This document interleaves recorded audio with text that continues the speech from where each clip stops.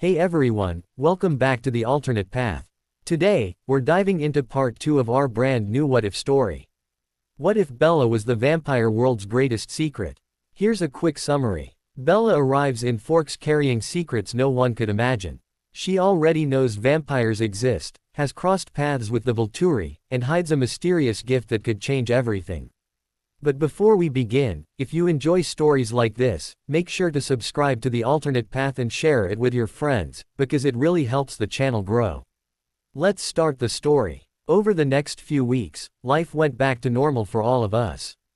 I woke up to Edward every morning, went to school and joked around with the Cullens, hung out with Edward at my house, or with the Cullens at their house, after school, ate dinner with Charlie, then went to bed where I fell asleep in Edward's arms.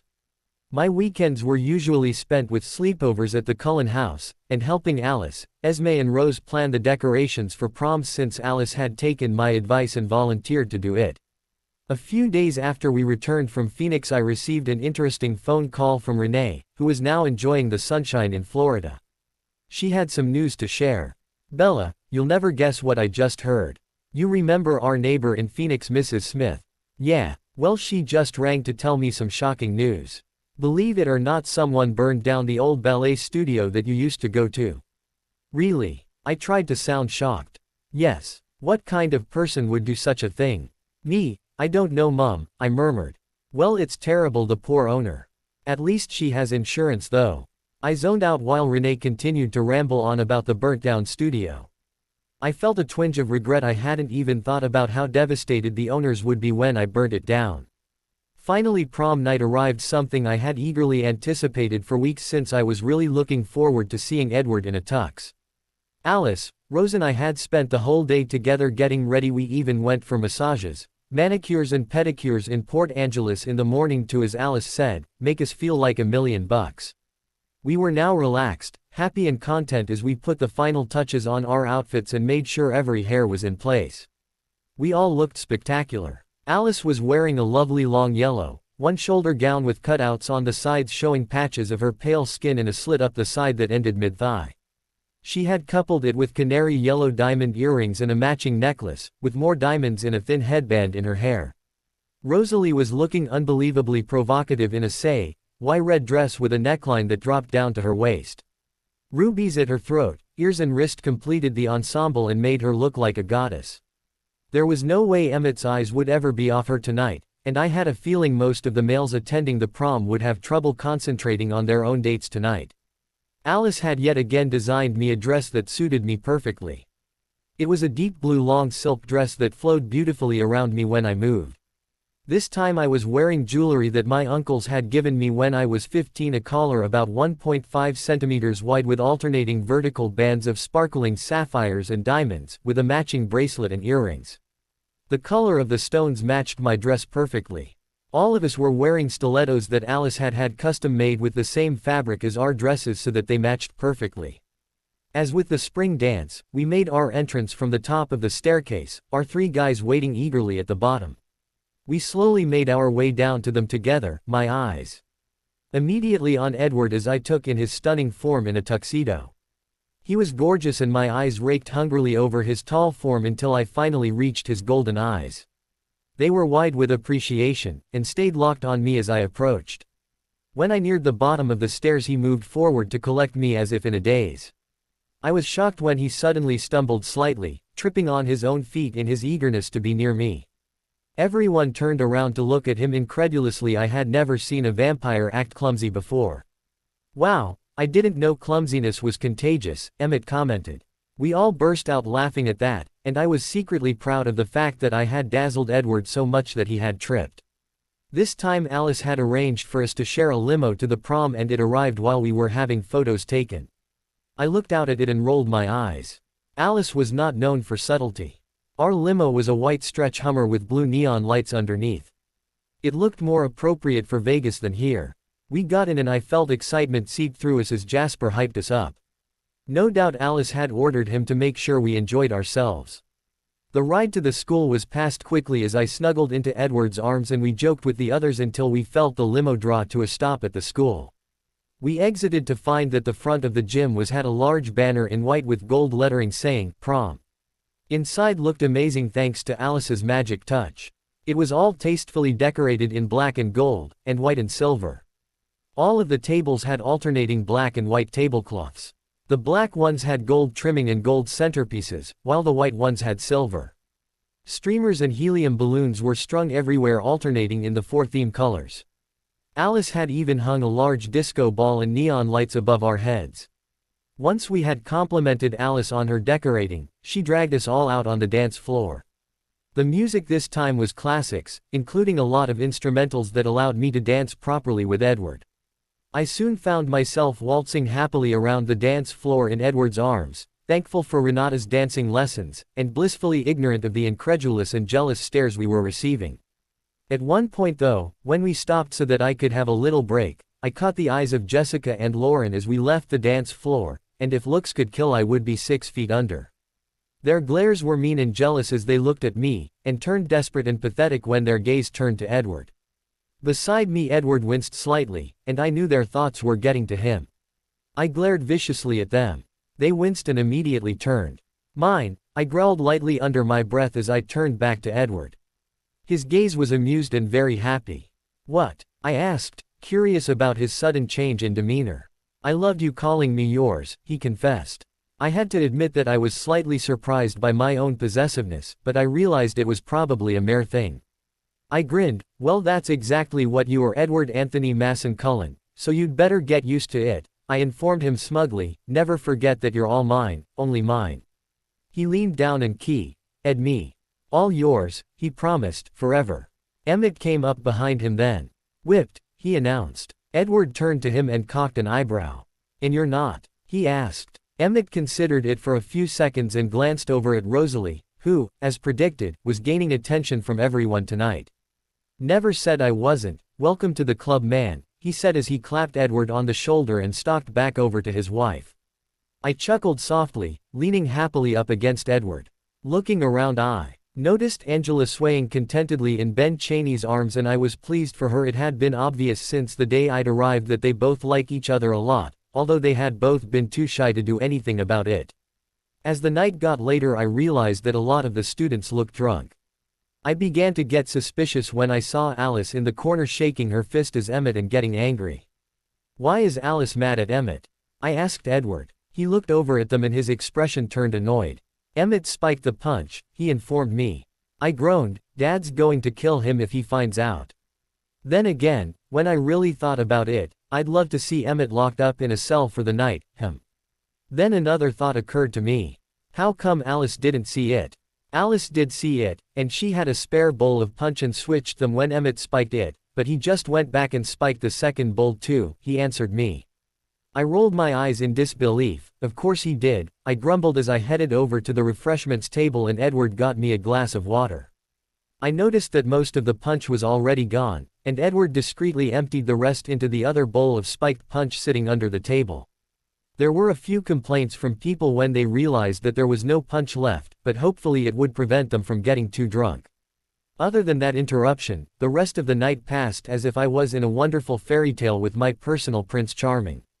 The night finally ended in my bed later that night as I was keyed senseless by my Prince Charming before falling into a peaceful and contented slumber safe in Edward's arms.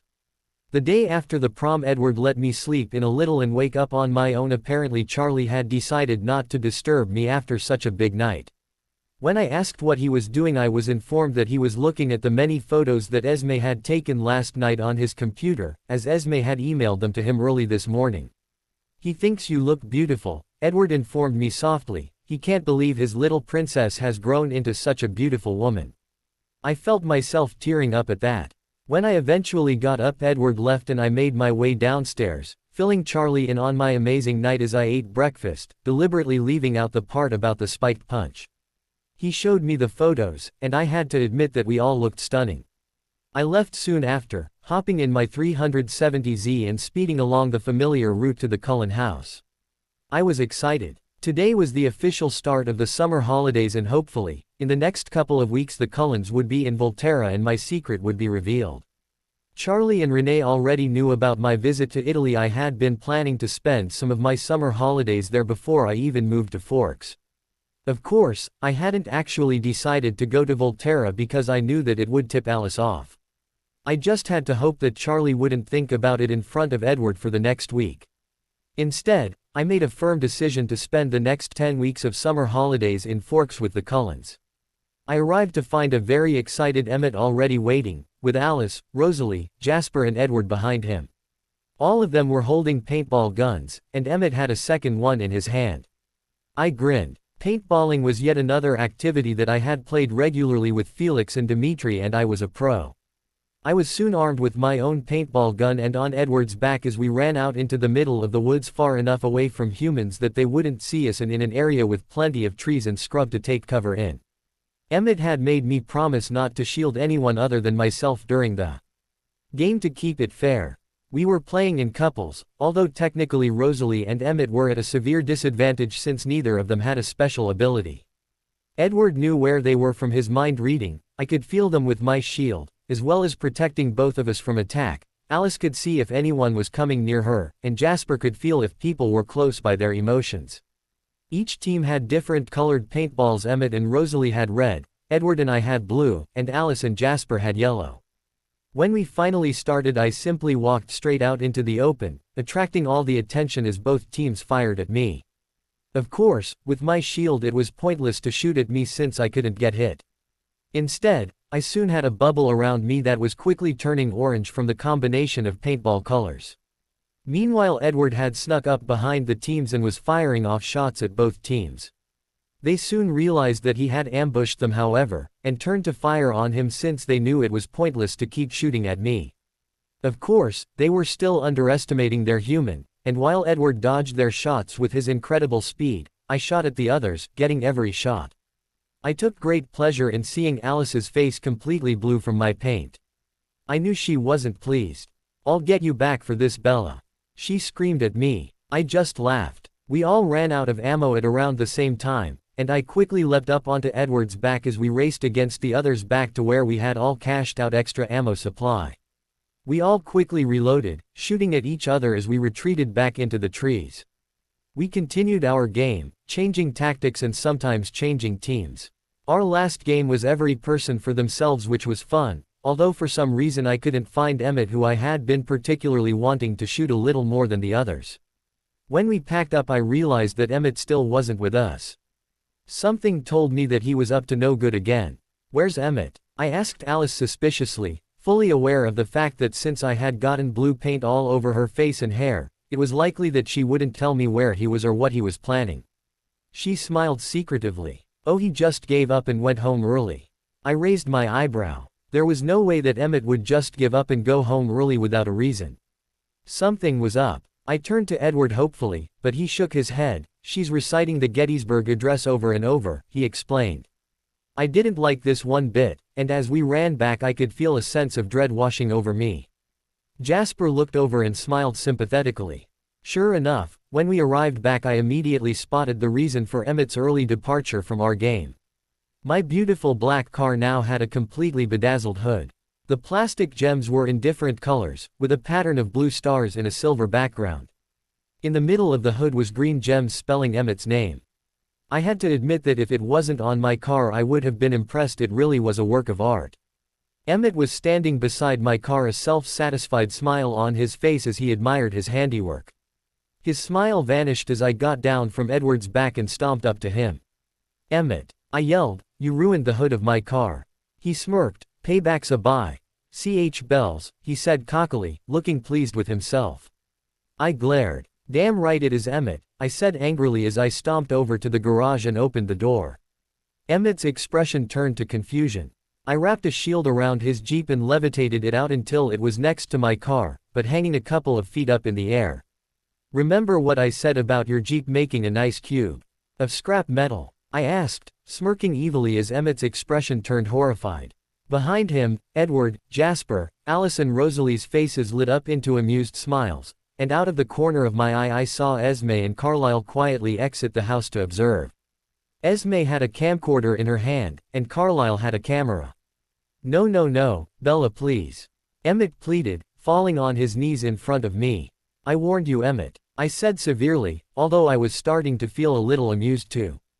The sight of this oversized man in front of me, on his knees begging for little old me to not destroy his beloved Jeep was ridiculously comical. I raised the Jeep another meter in the air. Emmett upped his begging. "Please Bella, I'll do anything. I'll take off all the gems and make your car as good as new. I won't tease Edward anymore about staying with you at night," he pleaded. I stopped to consider the offer. I had to admit that the idea of him not teasing Edward was incredibly tempting. I lowered the Jeep gently to the ground. "My car better be better than new in the next 2 hours," I informed Emmett, who stood up looking relieved, "and if Edward ever tells me you've been teasing him again about him spending the nights with me, your Jeep will be a heap of scrap metal, and you won't have any opportunities to beg for me to stop," I informed him. Emmett immediately ran into the garage and returned moments later with a bottle of some sort of solvent for removing the gems. I headed inside with the rest of the family, and after they cleaned up and got rid of the paint all over themselves, we headed to the lounge room. We sat on the sofa as Esme plugged in the camcorder and we watched as the video panned around, getting a good shot of my bedazzled hood and my threatening look as Emmett's Jeep hovered behind me. When Emmett started begging me, we all laughed at the comical sight. When it was finished, I asked Esme to email me a copy of the video, and Edward and I went upstairs to spend some time together. Luckily for Emmett, when I emerged from the house a few hours later to head home, I found my car in perfect condition, with not a sign that it had ever looked any different. I headed home satisfied. When I arrived, I immediately emailed Volturi with the video of me threatening Emmett, and then called them. As I had predicted, they found it hilarious, and couldn't wait to meet everyone. I was feeling pretty confident that when my Volturi family met my Cullen family, they were going to get along splendidly as long as the Cullens reacted well to my secret. When Edward woke me up the next morning, he informed me that the whole family minus Carlisle, who had to work, were going hunting for the day. As much as I didn't want him to leave, his eyes were pitch black. I urged him to go and started my day leisurely until I came up with a brilliant idea. I rushed out of the house grabbing a bottle of superglue on the way. I soon reached the Cullens and walked inside the empty house. Obviously Carlisle was still at work. I knew he had been working night shifts lately since he didn't need to sleep. I worked fast and prayed that Alice wouldn't see what I was doing and tell Emmett. I had just finished super gluing all of Emmett's game controllers into a tower when Carlisle arrived home. He looked mildly surprised to see me sitting guiltily in the middle of the lounge room, super glue in hand and a tower of game controllers in front of me. He took it all in and chuckled. "In my opinion, Emmett has definitely met his match with you, Bella." I grinned. "It's nice to have a prank war opponent." "Well, life has definitely gotten interesting since you arrived," he observed. Suddenly his gaze turned thoughtful. "I have a feeling that you may have that effect on all civilized vampires you meet," he observed softly, his eyes were serious. I stiffened. "What do you mean?" I asked cautiously. I had warned the Volturi against making a decision about what to tell them, since I knew that as soon as they received their invitation, Alice would be searching to see what they wanted. Therefore I doubted that Alice had figured out anything. Then again, I reasoned, Carlisle had lived with my family for decades, so it was more than plausible that he might have figured out my secret on his own. I just hoped he hadn't already shared his findings. It would be a lot easier to explain it to everyone if we were in Volterra. Carlisle sighed. "Which European country were you in when you first ran into vampires, Bella?" He knew, or at least strongly suspected. "Italy," I answered quietly. "I'm going to go out on a limb here and guess that you didn't just have a one-off run-in with those vampires, did you?" I shook my head. His eyes widened as he realized that his suspicions were confirmed. "You're the princess, aren't you?" he whispered with awe in his voice. I nodded again and looked warily up into his golden eyes, waiting for his reaction and hoping he wouldn't feel too betrayed, mad, or even worse, scared of me. I was shocked when he chuckled. "Well, that answers a lot of questions." I gaped at him. "You're not mad that I didn't tell you and your family?" I asked, relieved but bewildered. He shook his head. "I lived with the Volturi for a long time, Bella, and I know exactly what they're like. I realized that they would have asked you not to say anything after all. They have been breaking their own law just by letting you live for all of these years." I nodded in agreement. "If it's any consolation, any day now you'll be receiving an invitation to Volterra for your whole family. We were already planning on telling you," I informed him. He smiled. "Then I suppose you would prefer it if I was to keep quiet and not think about it until we go to Volterra?" he asked. "If you could," I answered. Uncle Arrow would be upset if he missed his opportunity for theatrics. We both laughed at that. Indeed, Princess, it seems that Arrow hasn't changed a bit. Then he cocked his head. Did you call him Uncle Arrow? I grinned. Yep, they're all like a family to me. He shook his head in wonderment. How did you figure it out? I asked. I thought I'd been doing a pretty good job of hiding my true identity. Oh, just little things here and there suddenly fit into place. The chess move that you used to beat Jasper is one of Key's favorites. You have little mannerisms that remind me of them and you are completely comfortable around us. Jasper was shocked for weeks, waiting for you to finally feel an ounce of fear around us, but it never happened. Also, your gift is extremely powerful, and I often wondered what Arrow would think if he encountered it. The things that pulled it all together though were when you mentioned that it wasn't your first time killing a vampire. I realized that you'd actually planned to trap James and get the information about him out of him, about Alice out of him. I could see it in your eyes. Only another tracker like Dimitri could have taught you enough about trackers to do that. What really finally cinched it was when I saw your lighter. He paused and I pulled it out, looking at it quizzically. My eyes opened wide as I realized that the engravings on it would be recognizable to someone who had spent time with the Volturi. He pointed to the engravings on one side. As I'm sure you are aware, that is the specialty symbol reserved for the highest members of the Volturi, he commented. I nodded. The engravings were something that all 12 other members of my vampire family had on various items of theirs. I was used to seeing it everywhere in Volterra, and barely noticed the symbol now. I flicked the lighter over and showed Carlyle the other side. It was an engraved eye with a V underneath it that stood for Isabella Volturi. On top of that was a crown, and surrounding it was a pattern of freesia and lavender. All of it fit into a circle about the size of a 10-cent piece. This is my personal symbol as the Volturi princess, I explained to Carlyle. He ran his fingers over it lightly. Very pretty, he commented, it suits you. I smiled. You know, the funny thing is that when I became the princess and I decided that I definitely didn't want to hunt humans when I am changed, I asked Arrow about alternative feeding methods. Arrow told me about you. I was very impressed by your compassion for humans and I decided that when I am changed I will also be a vegetarian vampire.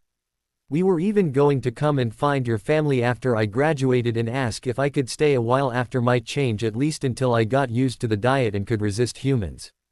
Arrow even wanted to set me up with Edward. Carlyle laughed at that. Arrow always was a little eccentric. I am pleased at how well this has turned out. You are perfect for Edward, Bella, and you are already a permanent part of our family. His eyes were sincere. I am proud to have you as a daughter. I hugged him tightly, unbelievably happy at his words and acceptance of me into his family. Thank you, Carlyle, I whispered. He hugged me back. You're welcome, he replied. I released him and sat back down on the sofa. When are you going to be changed?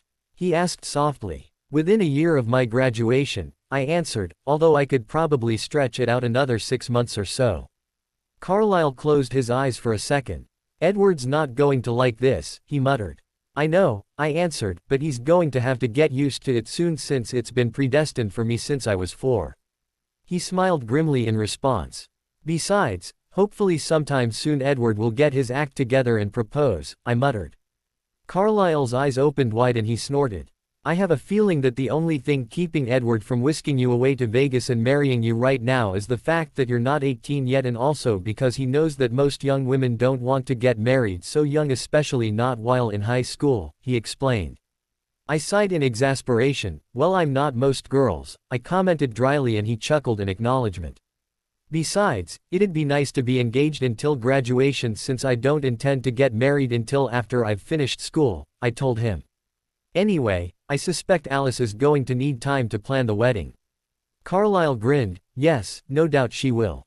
She's going to be so excited when Edward finally proposes. I laughed, knowing Alice, she's probably already ordered my wedding dress from a top designed in Europe already. I smiled at the thought of Alice bouncing in excitement at the prospect of planning a wedding. Now all I have to do is wait patiently for Edward to propose, I huffed at the thought. I'm seriously considering proposing to him myself if he doesn't hurry up, I groaned. Carlyle burst out laughing. I'm sure he'd be happy to say yes if you did, Bella, though he'd probably be a bit put out that you deprived him of the opportunity to do it himself. I shrugged. Well, he'd better hurry up then. I only have so much patience. Carlyle just shook his head in amusement. Anyway, I said, realizing that we'd gone a little off topic. I'm sure you have a lot of questions about my history with the Volturi that you'd like answered. I looked at him questioningly and he nodded. I pulled out my phone and called Volterra, putting it on speakerphone. Arrow answered. Hello Bella, how are you? I'm fine Uncle Arrow, but I have you on speakerphone and Carlyle is sitting right next to me. He just figured it all out. Arrow actually sounded thrilled. Hello Carlyle, it's good to talk to you again after so many years, he exclaimed. Other exclamations were heard in the background and soon we could hear all 12 vampires near the phone as they greeted Carlyle. Once they calmed down I explained everything and then with their help I told Carlyle my full history with my Volturi family. Carlyle was intrigued and interested, chuckling softly when things all fell into place, and laughing hard at some of the more embarrassing stories Felix and Dimitri chose to share about me in my earlier years. By the end I wished that it was possible to reach down the phone and strangle my two guards. We eventually ended the call with Arrow's formal invitation to Carlyle and his family to visit at the soonest convenient time. Carlyle assured them that they should be there in about 3 days. They needed to go to Alaska first to finish up some urgent paperwork etc. and then they would be on their way to Volterra immediately afterwards. I would of course, be meeting them there. I left soon after, hugging Carlyle and thanking him. I'll see you in Italy in a couple of days, I promised as I left, barely remembering to retrieve my superglue as I headed out the tower of game controllers all but forgotten. EPOV. We arrived home late that evening, our thirst fully sated. We all got a good laugh as we entered the house and noticed Bella's scent in the air and connected it to Emmett's controllers, all of which were now glued into a tower. Emmett was irritated beyond belief, and immediately started plotting ways to get back at Bella as he stood morosely staring at the tower. I had to admit Bella really knew how to get under Emmett's skin. I was eager to change and go see Bella, but I was stopped short when Carlyle asked us to assemble in the dining room for a discussion. I read some of his thoughts and stiffened. The others looked between Carlyle and I curiously as we settled into chairs at the dining table. We watched Carlyle anxiously. He cleared his throat. I received a phone call today from Volterra. At this information all of my family froze in shock and panic. Arrow has invited the whole family to visit them as soon as possible. I told him we'll be there in 3 days, since we need to go to Alaska first. We sat there in silence, absorbing the shocking news.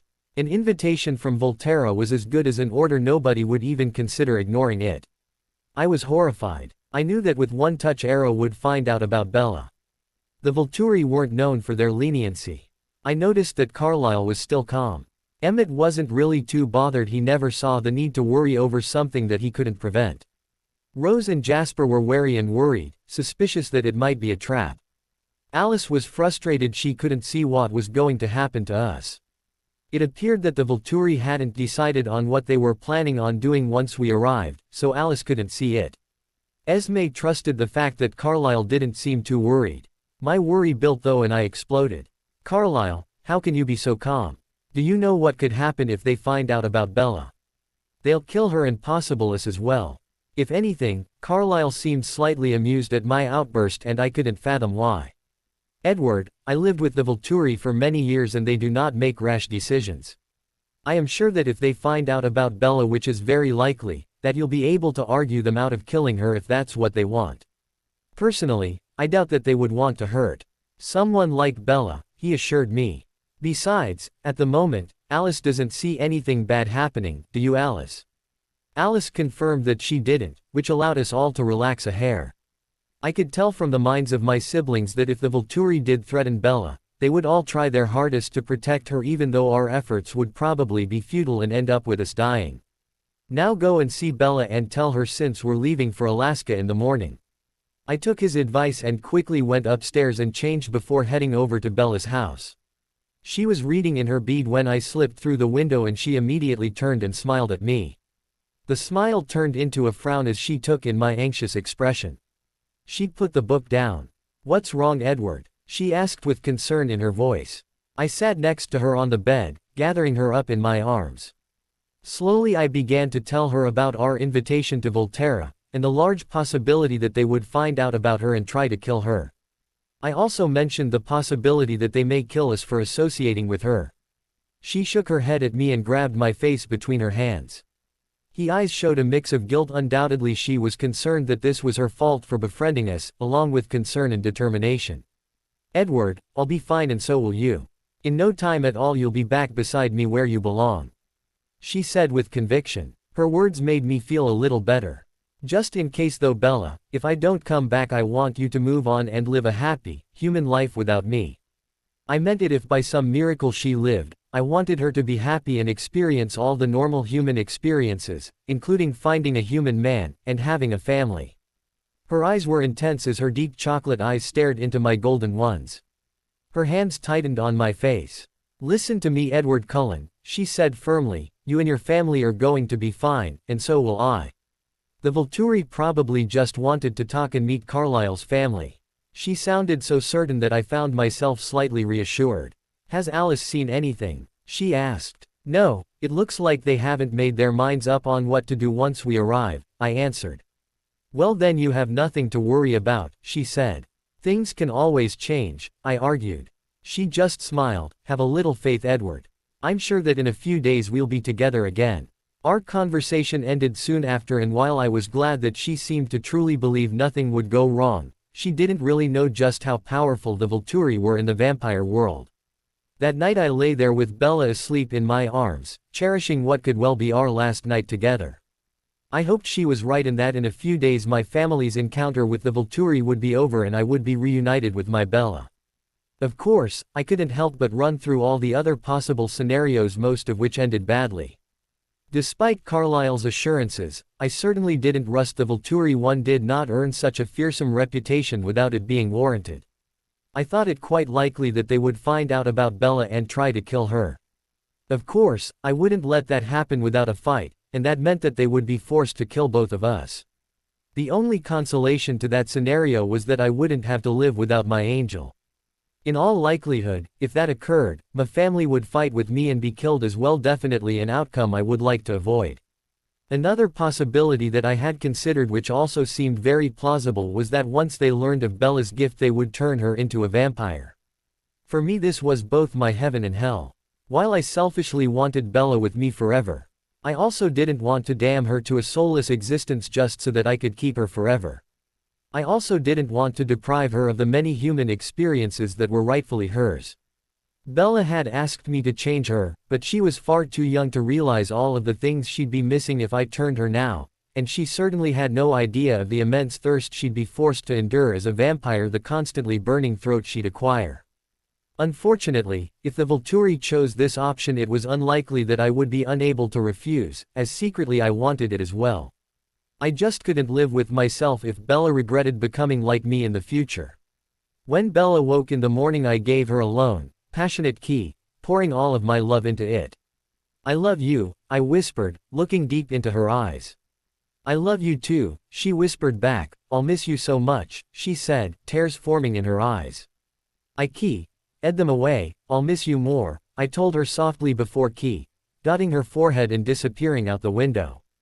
Neither of us said goodbye because we didn't want our separation to seem final. I headed home, and in a somber mood my family packed itself and our luggage into our cars and headed for the airport. Alice still hadn't seen any decisions about us in Volterra. I planned to change my will in Alaska. I would leave everything to Bella, just in case. Esme and Carlisle had some paperwork to complete. Then we would be heading straight to Volterra. After Edward left I wallowed in guilt for a bit. It had been so painful to let Edward think of worst-case scenarios and not tell him who I really was. He had seemed so afraid that my family was going to want to kill me and possibly him as well. I had been so close to admitting that I was the Volturi princess. Instead I had comforted and reassured him as best I could, taking comfort in the knowledge that I would soon be in Volterra with him. As soon as he had left I had started regularly alternating between a decision to go to the supermarket, and a decision to visit Angela, to stop Alice from seeing me going to Volterra. Eventually I got up and reminded Charlie that I would be leaving for Volterra that night. My private jet, courtesy of Santiago, would be waiting for me at the Port Angeles airport for me. He nodded, unsurprised. He was used to this after my regular visits from Volterra every year. I soon left. I had presents to get everyone while they were away and Alice was distracted by the upcoming events. Hopefully I might even manage to surprise her a little. I headed to the photo shop first and had a photo of the 6 of us, taken before the prom, enlarged and framed for my desk. I also had a photo of Edward and I together, dressed for prom, enlarged to a 70 cm by 50 cm size and framed. The photo showed Edward in his tux standing behind me in my prom dress with his arms wrapped around me as we stood in front of the camera. Our faces were inclined towards each other and we had matching expressions of love and adoration on our faces as we stared deep into each other's eyes. Once the photos were done, I headed to the Cullen house to put the photo in Edward's room. I was surprised to find that for once they'd actually locked the place up. But that didn't deter me. I just levitated myself up to Edward's third-floor window and opened it. The irony of the situation didn't escape my notice. After the many times Edward had snuck into my bedroom via the window, it was quite funny to be reciprocating. I just wished that he was here to see it. Once I was inside, I held up the framed photo in different places along the wall with my shield until I found the perfect spot. I hung it, standing back to admire it, a smile forming on my lips as the picture evoked happy memories of the prom. I was satisfied that when Edward got home he would love his surprise. I had gotten things for the others as well. Arriving within the next week was a brand new yellow Porsche for Alice, and a grey Ducati motorbike for Jasper. I was planning on giving Rose some jewelry, a customized gaming computer system for Emmett, that I had designed myself, and a priceless early painting from my private collection for Carlisle and Esme, an original Rembrandt. For Edward the First also had a second surprise.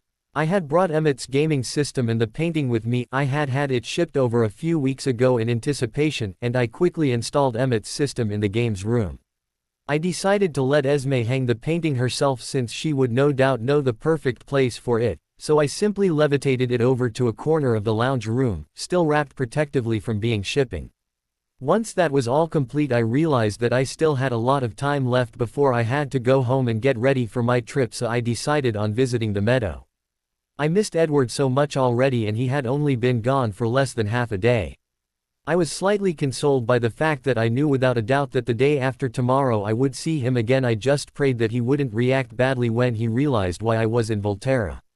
I drove to the end of the road closest to the meadow, and then headed through the forest in the direction Edward had taken last time after anchoring a shield around my car. It took me a few hours before I finally broke through the trees and stepped into the meadow. It was a stark contrast to the few minutes it had taken Edward to carry me here the first time. I lay down in the center, enjoying the peacefulness of it. I stayed in the meadow for a while, feeling closer to Edward there, before I realized that I needed to start heading back. I was barely halfway back when my senses picked up on a nearby threat. I stopped and searched out with my shield and felt a vampire in my presence, only about 50 meters away. I quickly noted that I recognized the vampire. It was Laurent. I turned slowly to face him, wary yet curious. I had thought that he was in Denali learning to become a vegetarian. I watched as he slowly advanced towards me. When he got closer, I noticed that his eyes were red, not even a hint of gold in them, and they were dark with hunger. I didn't like where this was going. "Hello, Laurent," I greeted him cautiously. "What brings you here? Are you visiting the Cullens?" He continued approaching me, his face unreadable. "Actually, Bella, I have left the Denali coven, and I'm here as a favor to Victoria." I froze. You see, she wants to get revenge for Edward killing her mate, and she believes that the fairest way to do that is to kill you, a mate for a mate. I am here to scout out the situation for her so that she can find a way to get you to torture and kill you. Of course, we hadn't anticipated that the Cullens would be away today. That is a stroke of luck. He smiled, seemingly pleased with the situation we were in. Clearly he thought he had the upper hand. He was in for a rude awakening. My eyes narrowed and I glared at him. Unfortunately, Laurent, Victoria is very much mistaken if she believes that Edward killed James. Edward didn't kill James, the first did. Laurent laughed in disbelief, and I began to get angry. You obviously haven't been around vampires for very long if you think that you'd actually stand a chance at killing one, he observed. You would never have been able to kill James. He was absolutely lethal. In fact, I'm even surprised that the Cullen family managed to do it. I cocked an eyebrow at him. I don't care what you believe, Laurent, but what I said is the truth. I did kill James. Single-handedly. But don't let that stop Victoria from coming for me. I promised James that if she came after me I would make sure that she shared James's fate. He looked at me with a mixture of disbelief and amusement. Your confidence in the face of imminent death is admirable, Bella, but pointless. I'm afraid that Victoria will not be getting her opportunity to torture you as she planned. Instead, she will be angry with me. You see, I am very hungry, and your scent is simply mouth-watering. He paused to take an appreciative sniff. I can really see why James wanted you. He continued to advance, but I wasn't worried. My shield was secure. Don't worry, Bella. I will make this quick. Trust me, this is a much better option than allowing Victoria to get hold of you. Her plans included a much slower death for you. He was now only a few feet away. I glared up at him. Laurent, I'm going to give you one last chance to get away from me. If you don't, I will kill you, I warned calmly. He looked incredulous. So brave, Bella, even so close to death, and yet so weak and fragile, so human, he observed. He leaned in towards my neck and I held perfectly still as his sharp teeth aimed for my jugular. They closed around my neck with an audible clack as my shield stopped him in his tracks. Laurent pulled back, stunned. I smirked and my eyes narrowed. On the contrary, I said, pushing out a shield and sending him reeling back a few paces. I am far more powerful than you. My voice was still calm and controlled despite my outrage that he had just tried to eat me. I advanced on Laurent, watching as his eyes glimmered with fear and confusion. He had felt himself get pushed back, but as my shield was invisible to him he had no idea why. If you hadn't tried to eat me I would have been content to let you go. I wouldn't even have minded you telling Victoria where I was, I explained, my annoyance coloring my tone. Then my voice turned fierce. But I will not tolerate vampires who try to eat me. Realization dawned in his eyes as I wrapped a shield around him and crushed him into pieces. I pulled out my lighter and allowed the pieces of Laurent's body to catch fire. I waited patiently as it smoldered away, making sure that the fire didn't get out of control and that everything was burnt. As I waited, I soon felt a number of large animals enter the range of my shield. They were about the size of bears, but they were the shape of wolves. They were heading towards me. It suddenly dawned on me that they must be wolf-shaped shifters from La Push, probably chasing Laurent's trail. I frowned. I didn't particularly want to reveal my gift to them, but they would inevitably be curious about why I was here next to the ashes of a burnt vampire. I turned and waited for them to be in view, unhappy when I felt them all change direction so that they were all coming from different directions to surround me. I identified the largest one though and stood facing the direction he was approaching from. Soon a large black wolf came into view in front of me. On either side of me a russet wolf and a chocolate one approached, while I felt a fourth and fifth behind me. I smiled welcomingly at the black wolf. Hello, I assume you are werewolves from La Push. Would you mind phasing back so that we can talk? I always figured that the best defense was a good offense, and my knowledge of them would undoubtedly make them stop for a little bit. Sure enough, they all stopped in their tracks and appeared shocked and confused. I turned to look at the last two wolves, a pair of gray ones, one pale and one dark. They all appeared to be communicating together, and soon the large black one and the russet one disappeared back into the forest. My eyes widened when they soon returned. Wearing cut-off jeans. It was Sam and Jacob. Wow, Jake, I guess that explains why you grew so much, I commented. It was true, in the last few months he had grown so much that he now looked over 20, instead of the 15-year-old he really was. He frowned, confusion obvious in his features, but remained silent. Sam spoke up, "What are you doing here, Bella, and how do you know what we are?" His voice was authoritative, but too demanding for my tastes. I rolled my eyes at him. Please Sam, you guys aren't the only shapeshifters in the world. In fact, there's a tribe in Africa that phase into lions. Their eyes widened at this. I was feeling quite pleased with being able to throw them off kilter. I've studied quite a lot about mythical creatures like vampires, werewolves and shapeshifters, I commented loftily. Then you know what the Cullens are? Jacob asked. How can you be around them when you know how dangerous they are? He demanded, ignoring the scalding look he was receiving from Sam. My stance changed. How dare Jacob insult my new family? I glared at him. Jacob, they are no more dangerous than you, probably less since young wolves are volatile. They both seemed to wince at that, and I took note of the fact that Jacob was currently trembling slightly. They do not eat people and they certainly aren't monsters. I will be friends with whoever I choose, I said frostily, they are the best friends I could ask for. Jake's trembling got more pronounced. You're calling those blood-beeping leeches your friends? He asked angrily. Yes, I answered defiantly, and you have no say in who I can and cannot have as a friend. Jacob Black. Edward is my mate. It's a similar process to you guys imprinting. I could see recognition light in Sam's eyes at that. He will be my partner forever and his family would never hurt me. Apparently mentioning that Edward was my mate was the last straw. Jacob's trembling turned to shaking and he exploded into a wolf, jumping towards me. I stood my ground and wrapped a shield around him, freezing him in the air meters from me. I was so annoyed that I wasn't even bothered that I had just revealed my shield to even more people. Jacob! Sam roared, outrage and fear in his voice. His eyes soon turned to me in astonishment as he realized that I was the reason Jacob was frozen in the air mid-leap. I now had my eyes angrily trained on Jake. Don't provoke me, Jacob, I warned him. I've already had to kill a vampire for trying to eat me this morning, I said, indicating the ask near my feet. I don't want to have to kill a werewolf for the same reason, especially when we've grown up knowing each other. But if you can't control yourself, you will force my hand. I make it a habit to kill mythical creatures who attack me. My warning was clear, and observing the other wolves, I noted with satisfaction that they had all taken my words to heart. Jake looked calmer, so I lowered him to the ground and released him. He sat there looking as remorseful as a wolf could. Did you really kill the vampire we were following? Sam asked in astonishment. I simply nodded. As you can see, I am perfectly capable of taking care of myself.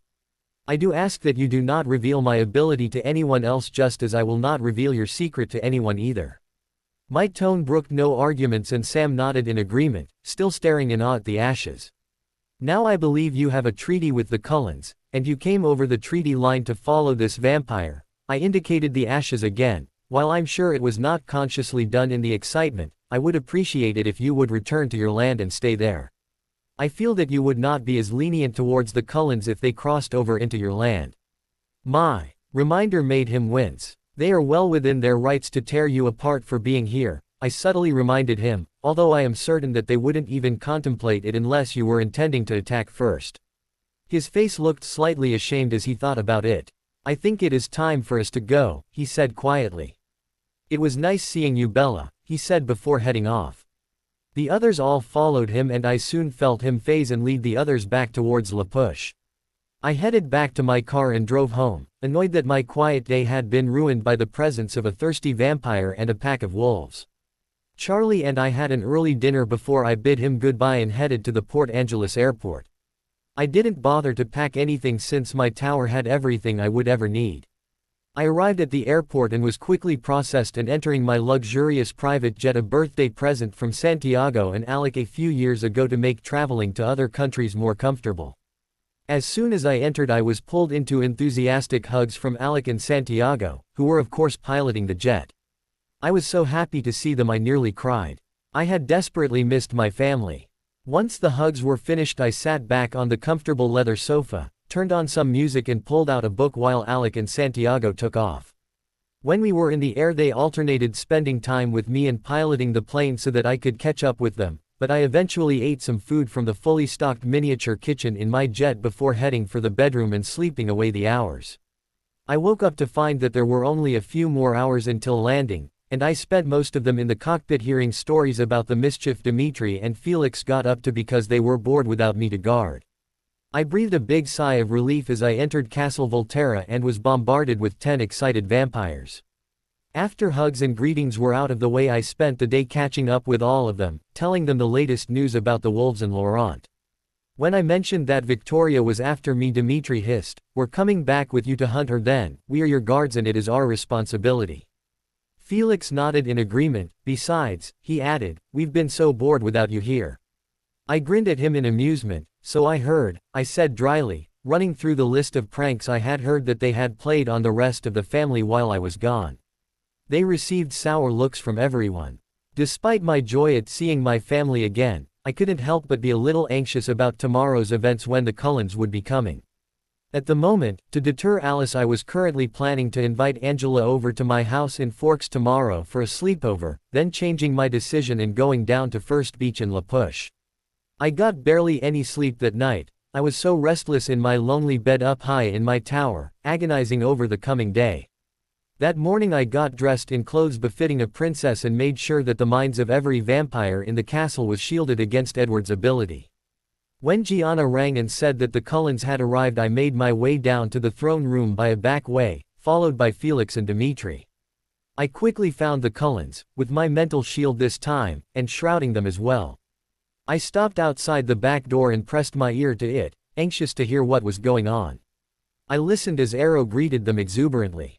"Welcome to Castle Volterra," he exclaimed. We entered Castle Volterra with a sense of trepidation. Most of my siblings' thoughts were anxious. Carlyle was still remarkably calm. Once we got inside, I realized with a start that I could not read the minds of anyone inside the castle. Not even a whisper could be heard.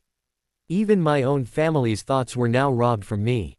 I stiffened and Carlyle looked at me in concern.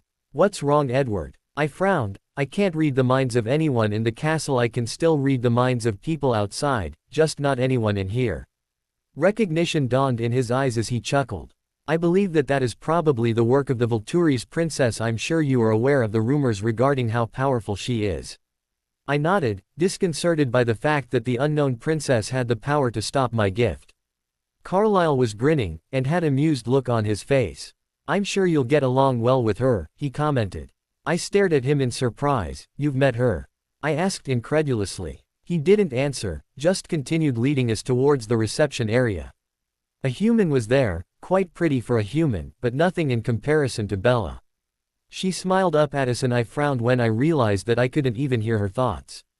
"Welcome to Volterra. If you go through the door to your right, Alec is waiting to escort you to the throne room." We followed Carlyle, who still remembered his way around, and soon found Alec, a pale teenage vampire with cherubic features. He greeted us, but kept quiet as he led us through the large castle. As we walked, I subtly observed my family. With the exception of Carlyle, they all seemed more worried now that they knew my gift wouldn't work here.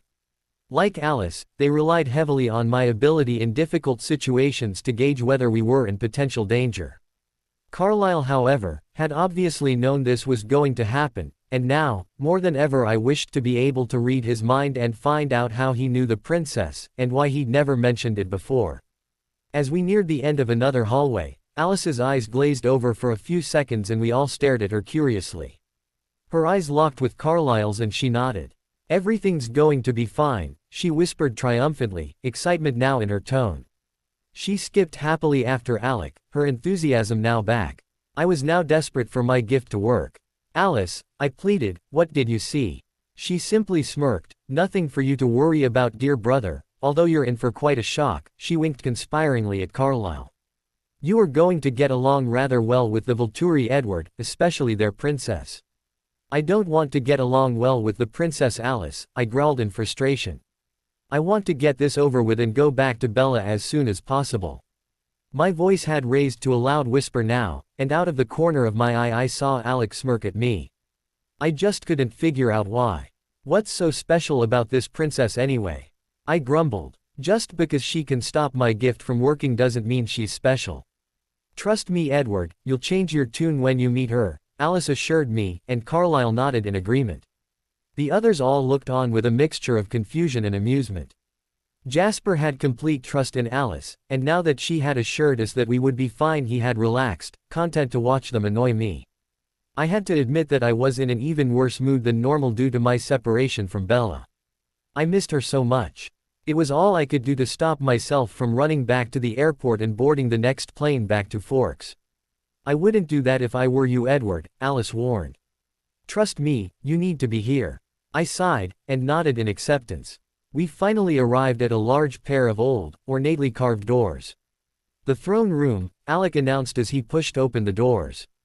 Inside were 9 vampires. 3 I recognized from Carlyle's painting as Arrow, Marcus and Keys. I scanned the females, wondering which one was the princess, but none of them seemed to fit the profile and I was at a disadvantage without my ability. Arrow greeted us exuberantly. "Welcome to Castle Volterra," he exclaimed. "It's good to see you again, Carlyle, and to finally meet your family." He confidently strode up, and after shaking Carlyle's hand, turned to look at the rest of us, his gaze lingering on me for the longest time. "Arrow, "It is good to see you again," Carlyle greeted him. He then proceeded to greet the other vampires and I learnt their names: Santiago, Renata, Sulpicia, Didim, Jane, Heidi. I suddenly realized that the princess wasn't yet in the room. Alice was still bouncing beside me in anticipation as Carlyle introduced us to Arrow. When he held out his hand to me I took it apprehensively. Carlyle had told us of Arrow's power, but Carlyle had already shaken Arrow's hand, so there wasn't much I could do. Hoping Alice was right, I tentatively clasped his hand in mine. He was silent for a second as the thoughts and memories of my entire life flashed before him. When he finally released my hand only seconds later he burst into raucous laughter. "Edward here thought we would want to harm his human mate Bella when we found out about her," he choked out. With the exception of Alice and Carlyle, who had amused expressions on their faces, the rest of my family looked on in bewilderment as the 10 Volturi vampires in the room laughed. When Arrow finally composed himself he looked at me apologetically. "Rest assured, Edward, we wouldn't dream of harming your dear Bella." I inwardly wondered if this was some sort of trick without my gift. I couldn't tell, but he did look sincere. I relaxed a little. "I must commend you on continually resisting the temptation of your singer. I see from your memories that it was incredibly difficult. Not many would have the level of self-control to achieve what you have, let alone the wish to do as you have and keep her so close to you," he observed thoughtfully. "Your love for her is the strongest I have ever seen in all the memories I have seen in the last 3 millennia." I nodded in acknowledgement. I knew my love for Bella was insurmountable. Once we were all introduced, Arrow in turn introduced us to the rest of the vampires in the room and named their gifts. Most of them eyed me speculatively, as if they knew some secret about me that I didn't know. I was wary. As the introductions were made I found myself wishing Bella was with me, but then berating myself since I didn't want to draw her further into the vampire world than she already was. I took a deep breath to chase those thoughts away, and was confused when I smelled a faint whiff of Bella's scent. I frowned. It was barely there and stale, like she'd been in this room years ago, an impossibility. I decided that I must be hallucinating because I missed her. My mind was conjuring up her scent. I shook my head to clear it of these thoughts and concentrated around me. Everyone seemed more relaxed since the Volturi clearly weren't planning to kill us, not yet at least. "Now, I'm sure you are all wondering why you are here, with the exception of Carlyle and Alice of course, who already know," Arrow began. We nodded. "Well, quite simply, we wish for you to meet our Volturi princess," he stated, and my eyes widened.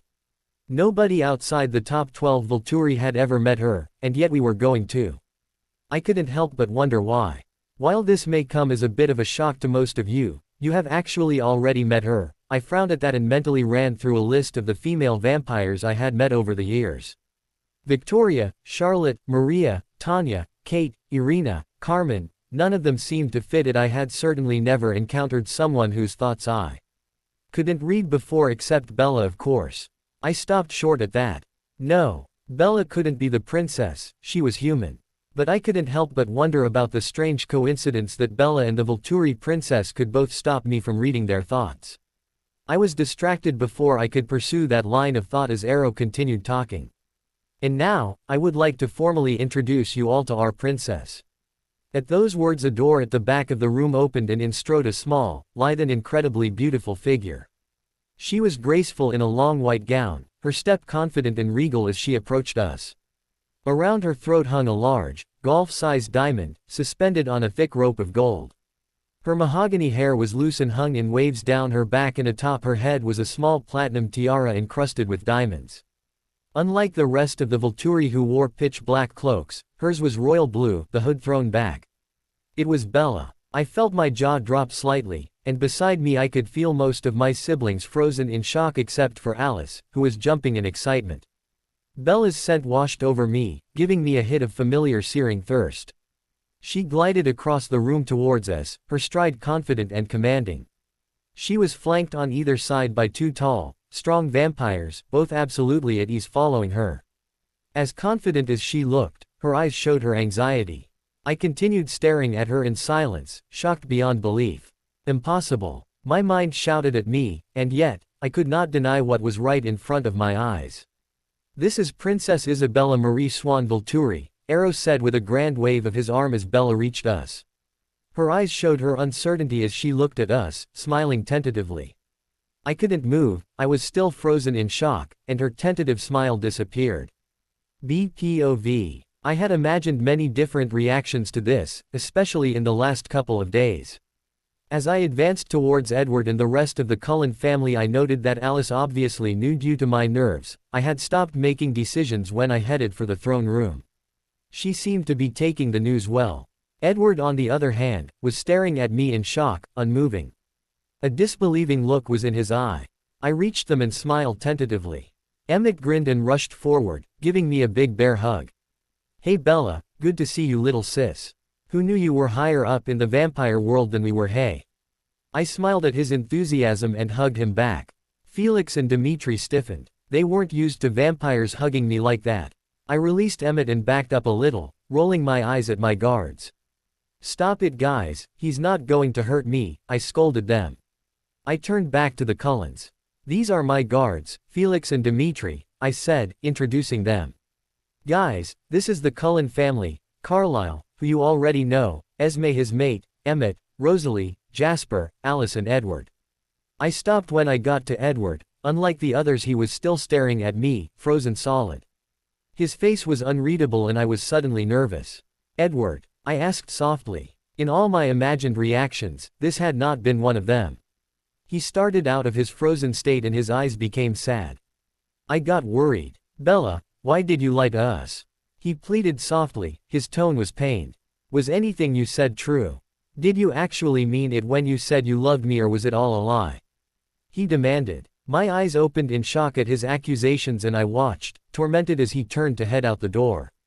My heart felt like he had ripped it out and was currently tearing it into small pieces. "Edward, wait," I called desperately. He turned reluctantly to face me. I thrust aside my mind shield. For the first time I let Edward into my mind.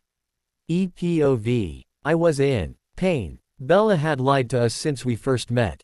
I had fallen in love with the princess of the Volturi. My mind was pondering reasons why she had done it. Was she sent to spy on us?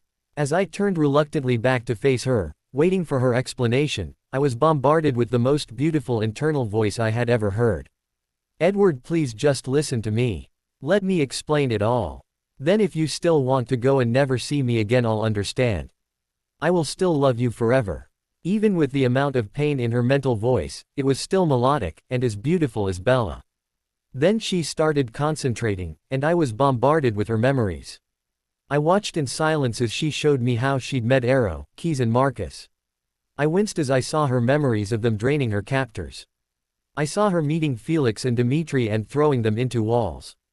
She showed me her memories, learning to drive with Santiago, learning musical instruments with Didim, shopping with Heidi, chess with Marcus and Keys, learning how to use her shields properly and fighting Felix and Dimitri. I finally learnt the full extent of her shields, including her mental one.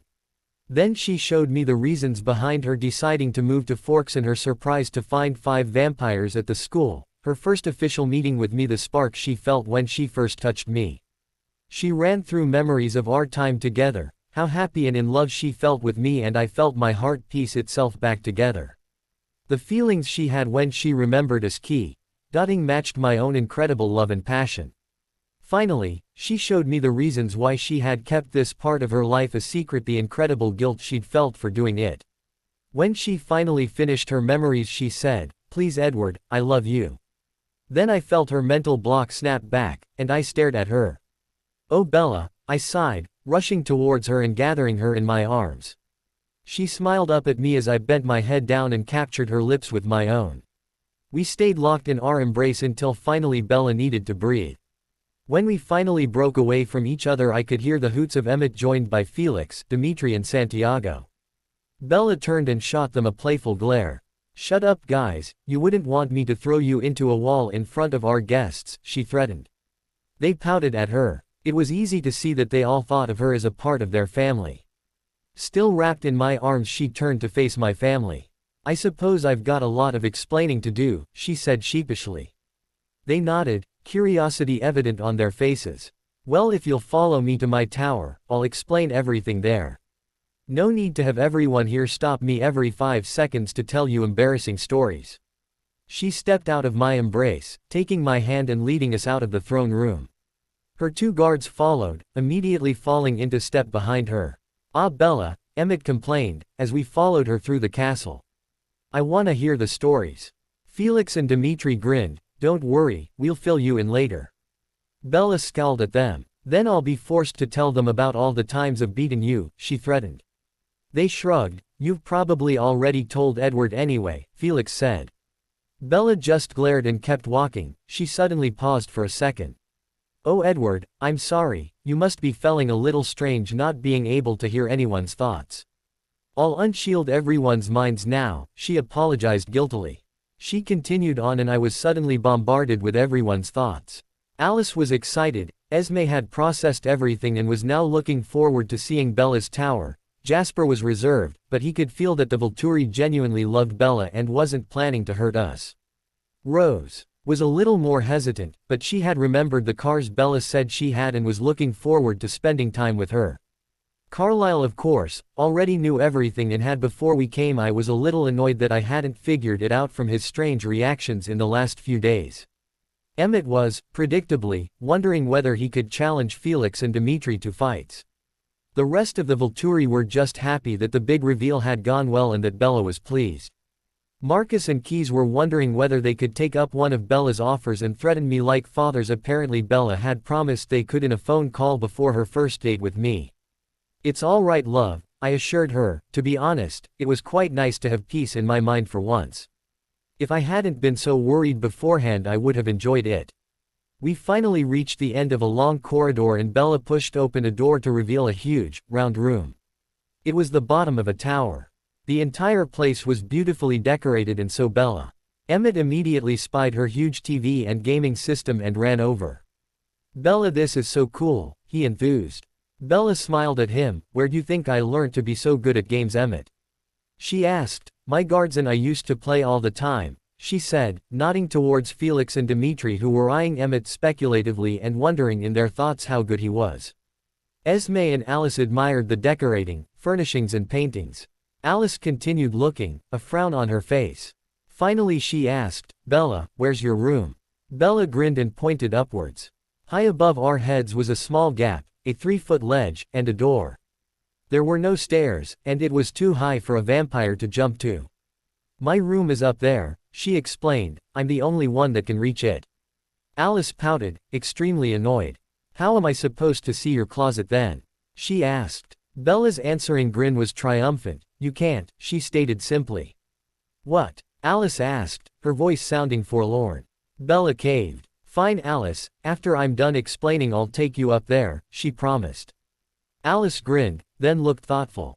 "How?" In answer Bella simply levitated herself and Alice off the ground and into the air, moving them up to her door. She then brought them back down to the ground. "Like that," she said, smugly. "Cool," Emmett commented, making himself comfortable on Bella's lounge. The rest of us settled as Bella started telling her story. I sat beside her, watching Felix and Dimitri's memories of Bella in the castle as she told my family. As I played with her hair, and saw her finally relaxed now that the truth was out, I realized that, like it or not, Bella was now mine forever. Her thoughts had told me as much. Whether I changed her or not, in around a year she would be a vampire.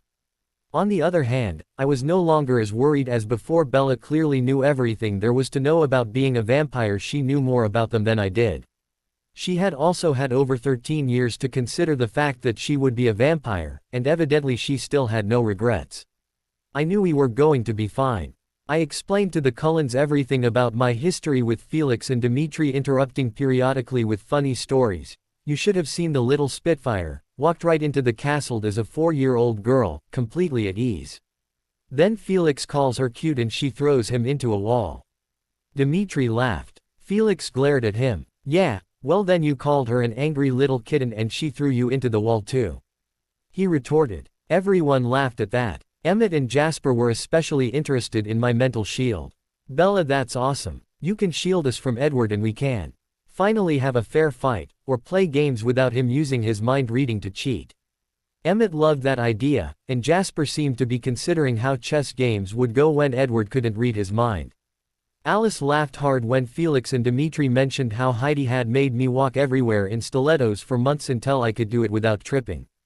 Everyone found the fact that they'd had to continually catch me hilarious. All in all, my two vampire families were bonding well. It took nearly the whole day before my story was completely finished, and by the time it came to an end, the rest of my vampire family had migrated into the room as well. The 19 vampires watched amused as I cooked myself some food for dinner, talking amongst themselves and getting to know the other family members. Once I had eaten, Alice and Heidi, who had of course bonded over their mutual love of shopping, made me take them up to my room. I took the rest of the Cullens as well, since they all seemed interested in seeing it. Esme and Carlisle adored the view of the city from my window. Alice was incredibly jealous of my closet, which was actually over twice the size of hers. Everyone seemed impressed as I rid myself of my cloak, tiara and necklace. Emmett of course had no problems making comments. He whistled in appreciation. "Damn Bella, this place is nice." I just smiled and nodded at him. "Fit for a princess, hey em." He grinned, "Absolutely." Eventually most of us went back down. I sent the Cullens down first, waiting until I was the only one left to come down. The Cullens minus Edward, who had seen it in my memories, and Alice, who had seen the outcome, were shocked when I fell backwards off the ledge. I fell straight down on my back, the ground rushing towards me. I heard Esme's terrified gasp, and Emmett's urgent cry of, "Bella." No. About 4 feet from the ground I caught myself in a shield and brought myself upright, grinning at their shocked and fearful faces. Edward and Alice chuckled along with my Volturi family, all of whom had seen me do that regularly. Esme rushed to me and hugged me. "Bella, please don't ever scare me like that again," she pleaded. I felt guilty at making her worry. "Sorry Esme, I didn't mean to scare you," I apologized. Of course, Emmett was the first of the Cullens to see the possibilities. "Bella, you have got to let me try that," he boomed, sounding like an excited kid at a carnival. Edward shook his head in amusement. "Nothing would ever change Emmett. Some other time, I promised." They soon settled with the other vampires, seeming to find others with their own interests amongst the bunch. Rose and Santiago had immediately struck up a conversation about cars. Jasper was challenged to games of chess by Keys and Marcus.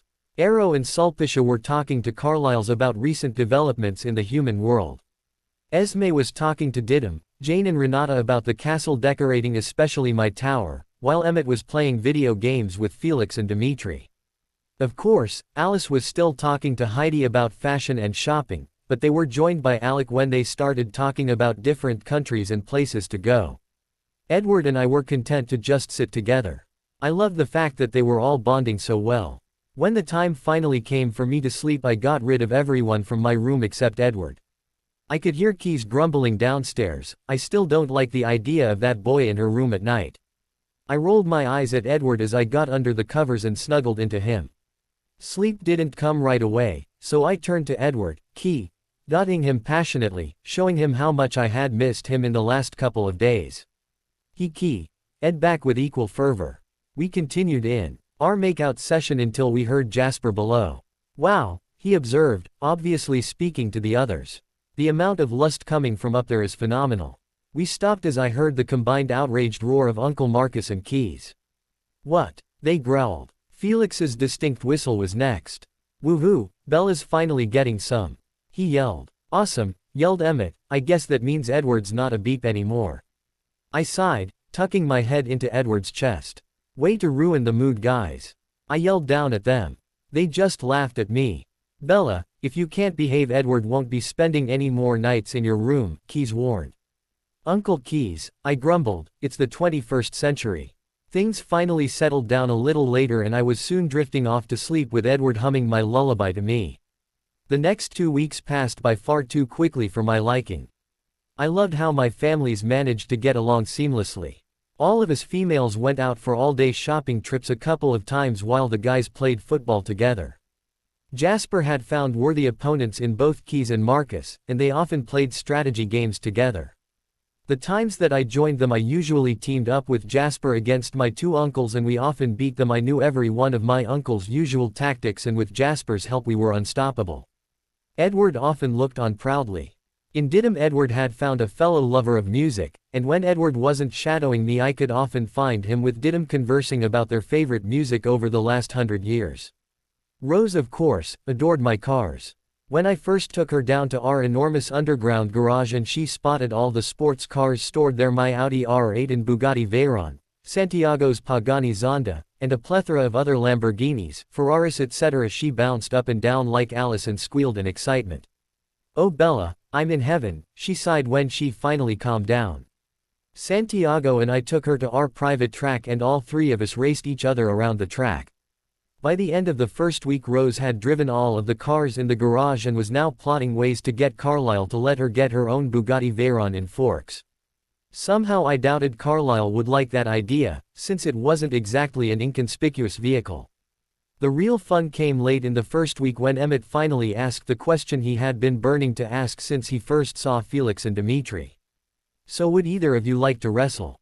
He looked at them both hopefully, excitement and anticipation sparkling in his eyes. They chuckled at his eagerness. "We'd love to," Felix said, his eyes glinting evilly, "but it's up to our princess of course." He turned to me expectantly. I sighed, annoyed that he felt the need to remind everyone of my status and how they answered to me. "Sure, go ahead," I said. "In fact, I think I'll come and watch if you're lucky, Emmett. Once you guys are done I'll take all three of you on at one." I winked at him and he looked at me in disbelief. "Ah, no offense Bella, but even with your shield, there's no way you can hold back all three of us." There was concern, tinted with arrogance in his voice. He really thought I had no chance. At that moment I was thankful that Emmett had never seen the full extent of my powers. It was obvious that he was convinced that I could only take on one vampire at a time. Edward looked on amused. He had seen through my memories other times when I had taken on the whole Volturi coven at once just to see whether I could. He certainly wasn't worried. In fact, I got the distinct impression that he was looking forward to me taking Emmett down a peg or two again. I simply smiled at Emmett. "We'll see Emmett, we'll see." Both families all came with us to the large practice room Felix and Dimitri had used over the years when they taught me to fight. It was just a huge empty room with a very high ceiling and about the size of a basketball stadium. They decided that Emmett and Dimitri would fight first, and Felix would fight the winner. "My money's on Felix," I remarked. Emmett turned to look at me. "Ah Bella, aren't you going to back your favorite brother?" he whined. I laughed. "Not when you're going to lose, Emmett. I only bet when I'm going to win," I stated confidently. Beside me Rose snorted softly. "Well, I have to bet on my husband, so how about 100,000 Bella?" I grinned. "Deal," I said, shaking her hand confidently. "I hate taking your money like this," I joked. She laughed. Dimitri looked at us in mock sadness. "What, nobody's going to bet on me?" he asked. Heidi rolled her eyes at him. "Fine. 100,000 on Dimitri," she declared, looking at Rose and I. "Three-way bet?" she asked. We both nodded. "Awesome." I looked over at the three vampires. "All right, I'm sure you know the rules. No biting, and no leaving the room." They all nodded in acceptance as Emmett and Dimitri squared up. "All right then, on three. 1, 2, 3. They immediately started circling each other, their eyes raking each other for a weakness. Simultaneously they launched themselves at each other, playful growls and snarls coming from them. We watched avidly as they wrestled together, muscles rippling as they used their strength to try and get the other to submit. Eventually, much to Dimitri's surprise, Emmett gained the upper hand and won. Heidi groaned. "Dimitri, you just lost me $100,000. He shrugged, looking a little annoyed that Emmett had actually managed to beat him. I laughed. "Geez Dimitri, you've let yourself go. Maybe I should hire Emmett as my guard instead," I teased. He growled at me, his eyes sparkling with amusement. He knew it was I'd never replace my guards, but it had been a common joke amongst us since Felix and Dimitri had first been assigned to me. After a short break, since neither of them needed to recover anyway, Emmett faced up against Felix. Once they started I began cheering, "Go Felix. Kick his ass." Rose immediately retaliated, "Come on Emmett. There'll be a nice reward in it for you tonight if you win," she purred seductively. Emmett immediately doubled his efforts. I glared at Rose. "Come on Felix. If you don't want your arm disappearing for a week you'd better win," I yelled. Immediately Felix focused harder, and with a strong, well-placed kick he brought Emmett down hard, immediately wrapping him up so that he couldn't move. Emmett looked dismayed as he admitted defeat, while Felix just looked relieved. I smiled smugly at Rose and Heidi. "I'll give you my bank details later." Jasper looked confused. Do you usually threaten your guards like that, Bella? He asked. Both Dimitri and Felix both had genuine fear when you threatened to take Felix's arm for a week. Both Felix and Dimitri grinned wryly.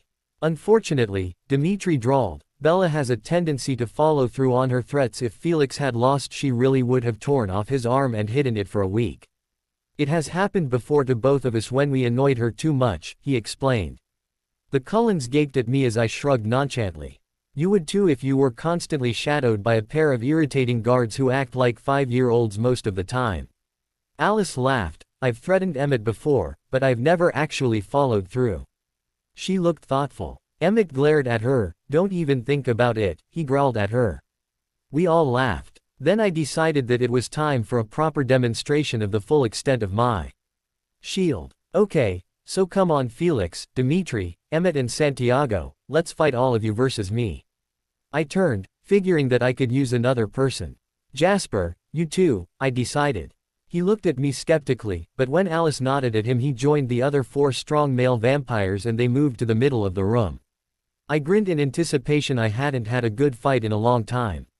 Esme looked worried for me, Carlisle looked thoughtful, and Edward and Alice looked excited. They knew what was coming. I stalked out towards the 5 vampires in the center, already shrouded in my shield. Come on, attack me, I taunted them. Emmett, of course, immediately launched himself at me in a direct attack, while the others had the sense to stay back and think of strategies. I waited until Emmett was closer before setting up a shield in front of him.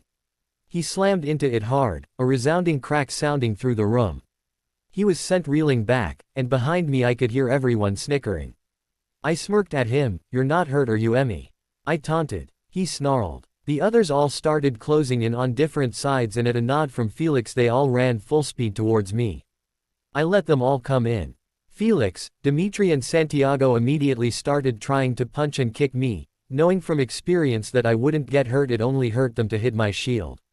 Jasper and Emmett hung back for a second until they saw that I was unharmed, and then they threw themselves into the fray. Jasper grabbed my leg, trying to trip me, but I spun and kicked him with my other leg, amplifying the kick with a shield to send him flying back. I continued fighting all of them with my martial arts moves until I felt that I had gotten enough of a workout for the day. Then I just wrapped them up in shields and levitated them away from me. Felix, Dimitri and Santiago immediately chanted, "You win." I let them go. I looked at Emmett and Jasper expectantly as they looked at me in confusion. Emmett smirked confidently at me. No offense Bella, but eventually you'll get tired and have to let us down, and when you do we'll win, so, we're not giving up, Emmett stated confidently. Jasper remained silent, but looked suspicious. Dimitri snorted, sorry to burst your bubble Emmett, but Bella isn't very patient. If you don't yield soon she'll squeeze you tight until she's nearly crushing you, and if that doesn't work she'll start taking your limbs off one by one. Emmett looked at me. Bella, you wouldn't really do that to me, would you? He pleaded. Try me, I smirked. Alice piped up then. She would, I've seen it, she confirmed. I yield, Emmett sighed. I let him go, then turned to Jasper. I didn't like the confident look in his eyes. Suddenly I felt a strong desire to sleep. Come on Bella, Jasper drawled persuasively, if you let me go you can sleep. I let my anger burn away the drowsiness as I glared at him indignantly.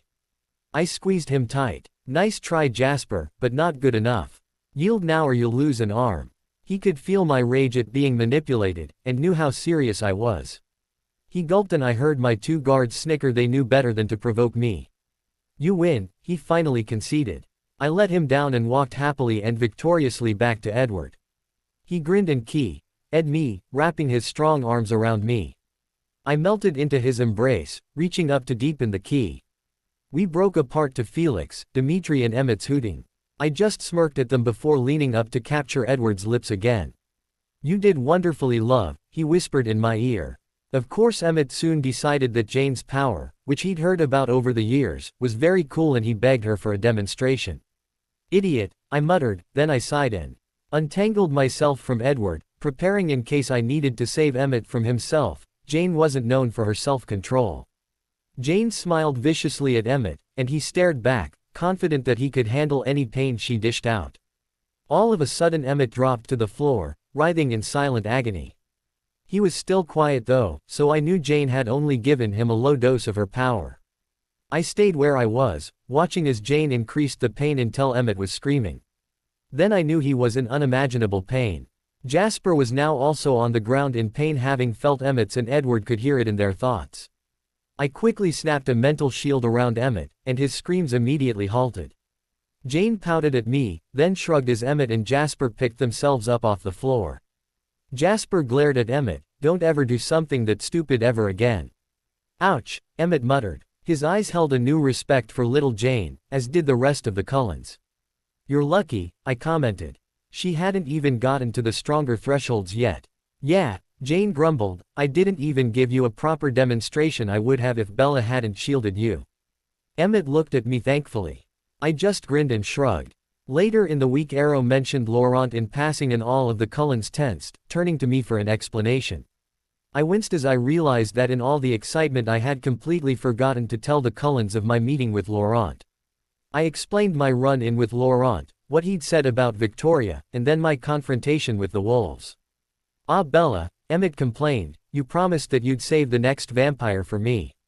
I rolled my eyes at him. "Sorry Em, if you'd been there I wouldn't have dreamed of getting Ion your way, although I doubt he would have tried anything if you had been there," I pointed out. Edward was more upset at Jacob. He was furious that Jacob had lost control and attacked me. If I had been the normal human Jacob had thought I would be 6 feet under right now. To be honest, I was a bit miffed myself. Rosalie and Jasper were indignant that the wolves had dared to cross the treaty line, while Esme and Carlisle were just happy that I was safe, although Carlisle was disappointed in Laurent. "If the Denali Coven ever comes for a visit you will have to watch out for Irina," he warned me. "She got very attached to him when he stayed in Alaska, and was very upset that he'd left." I nodded in acknowledgement. Of course, Felix and Dimitri soon explained that they would be coming to visit soon to track down Victoria and kill her. Edward, Emmett and Jasper immediately protested, saying that they'd be happy to take care of it themselves, while Rose, Alice and I glared at them. "No offense, but you have 3 mates that will worry about you," Felix pointed out. "Besides, as Bella's guards it is our duty and right to protect Bella by killing off any threats." My guards' stances were firm, and the guys soon realized that protesting would be useless. They dropped the subject. I loved my 2 weeks in Volterra with both of my vampire families. I had spent a lot of time eagerly showing Edward my favorite things to do and places to go. He loved the music room and the view from my bedroom window the most. I was understandably a little sad when the time came to head back to Forks, though I was looking forward to seeing Charlie again. Alice had packed for me, shoving all sorts of necessities into 10 suitcases for me. Rose had raided my shoes, since I never wore pairs of shoes more than a few times each, and I had plenty in my closet that I wouldn't wear again that Rose loved. I packed a few books that I had pilfered from Arrow's library of mythical creatures, and then it was time to say goodbye to my Volterra family. I hugged them all and promised to call them soon before we headed to the small private airstrip where my jet was kept. The Cullens had been impressed when they found out about my jet, and Emmett had immediately started pressuring Carlisle into buying their own jet. Carlisle wasn't budging though. And so, after an enjoyable 2 weeks with all of my favorite vampires, I found myself comfortably ensconced in Edward's arms as we looked out of the small aeroplane's windows at an aerial view of Volterra while Santiago and Alec flew us home. As we traveled back from Volterra, I lay happily with Bella in my arms. She had fallen asleep only a few hours after takeoff, and was currently snuggled up against me wrapped in a soft blanket. Every now and then she would sigh my name and my heart would burst with happiness. Our time in Volterra had left me extremely relieved. I knew now that there was no way the Volturi would ever hurt Bella. I had listened to their thoughts during the 2 weeks and was now certain that they had no ulterior motives with Bella. They all loved and adored Bella. She was the heart of their family, just like she was the heart of ours.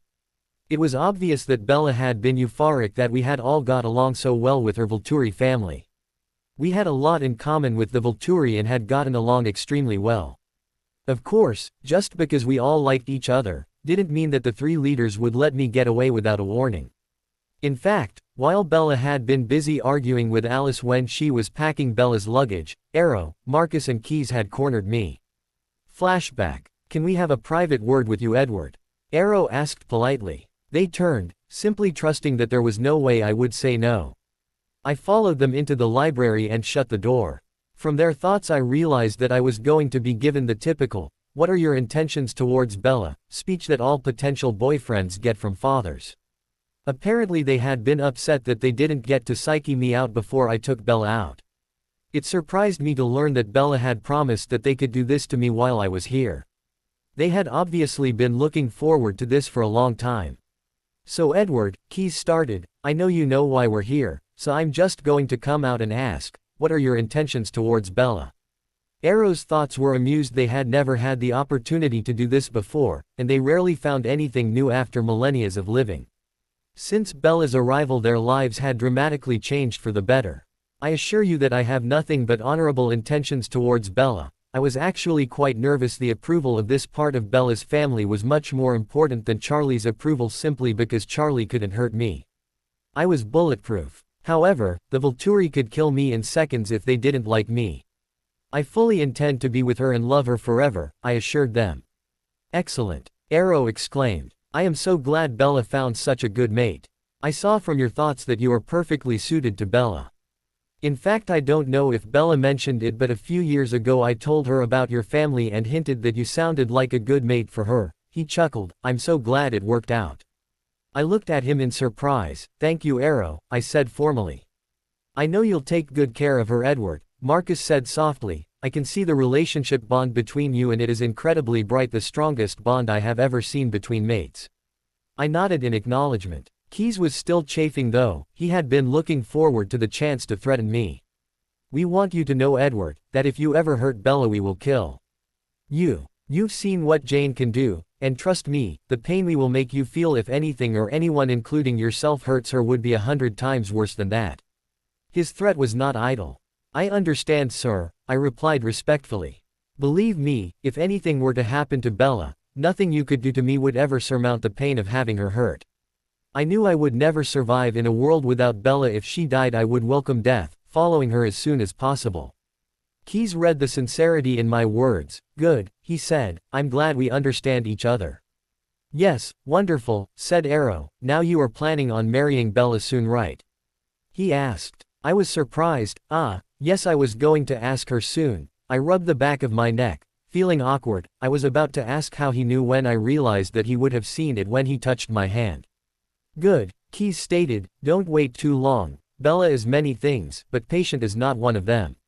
I nodded in agreement. Patience was definitely not one of Bella's strong points, but I wasn't sure if she wanted to get married so young. I did, but in this day and age most people would hate the idea of getting married so young. Then again, I reasoned, Bella defiantly wasn't like most people, thankfully. I figured that I wouldn't know until I tried. I hoped Bella wouldn't reject my proposal. We wrapped up the discussion soon after as I was anxious to get back to Bella. "We can see how happy you make Bella, and we wish you all the best. Bella will certainly keep you on your toes. She's full of surprises," Arrow commented. I laughed. I knew that. Bella was still constantly surprising me. She never did anything I expected, and since I couldn't read her mind unless she let me, I was constantly left wondering about the reasons behind most of her unpredictable actions. Arrow's last thoughts as I left the room caused me to turn around quickly. Boy, is he in for a surprise when Bella shows him the books she stole from my library, he thought, chuckling silently to himself. I looked at him curiously, but he shrugged. "She will tell you when the time is right." He purposely concentrated hard on a maths problem after that, refusing to give me any clues as to the books I had seen Bella discreetly pack away in one of her suitcases. Present time. I momentarily considered checking them out now while she was asleep, but I thought better of it. I trusted Bella would tell me when the time was right. Bella woke shortly before we arrived in Port Angeles. "I ed her forehead softly. "We're almost home, love," I told her. She didn't answer, just turned and snuggled further into me, pressing her warm lips up against my cold neck in a soft key that warmed me. When we touched down, Bella hugged Santiago and Alec goodbye and the rest of us shook their hands. It was mid-morning as I drove back to Forks with Bella. She was still groggy, so she had given her keys to Alice and Jasper and was in the passenger seat of the Volvo with me, while everyone else was in Carlisle's Mercedes. Charlie wasn't expecting Bella home until tomorrow afternoon, which gave me a wonderful opportunity to spend more time with her. We finally reached the end of our long driveway when I was stopped by the sight of an unfamiliar car and motorbike parked beside the house. I searched out, but couldn't hear the thoughts of anyone besides my family, who were following us. I got out, confused, and went over to the cars. Bella joined me. BPOV. I watched in amusement as Edward slowly looked over the bright yellow Porsche and silver Ducati sitting in the Cullens' driveway. Suddenly Alice came speeding up in my car, screeching to a stop before getting out and throwing herself at me. "Thank you, thank you, thank you," she chanted, hugging me and bouncing around excitedly. I grinned. "You're welcome, Alice. I hope you like the color." "I love it," she squealed. "I can't believe you got me a yellow Porsche and I didn't see it until we entered the driveway." I felt pretty proud of myself for managing to use the time Alice was distracted with the Volturi to get her present delivered. By this time the rest of the Cullens had arrived and were eyeing the two new vehicles appreciatively. I grinned at them. "Jasper, the motorbike is yours," I indicated it with a nod. He smiled, and we were all suddenly hit with a wave of gratitude and happiness which left us all grinning like fools. He hugged me, and I was happy that since my little demonstration of power he was no longer so afraid of hurting me. "Thank you, darlin'," he drawled. "Now come on guys, I have presents for the rest of you too," I promised, urging them inside. The guys all quickly unloaded the suitcases from the cars and took them at vampire speed up to the rooms before converging on us females in the lounge, where we were waiting impatiently. Once they were all settled I wrapped my shield around the large wrapped painting sitting in the corner and brought it forward until it was hovering in front of Carlisle and Esme. I gently placed it on the ground. "This is for you guys," I said softly. I snuggled back into Edward's arms as I watched Carlisle and Esme unwrap the huge painting.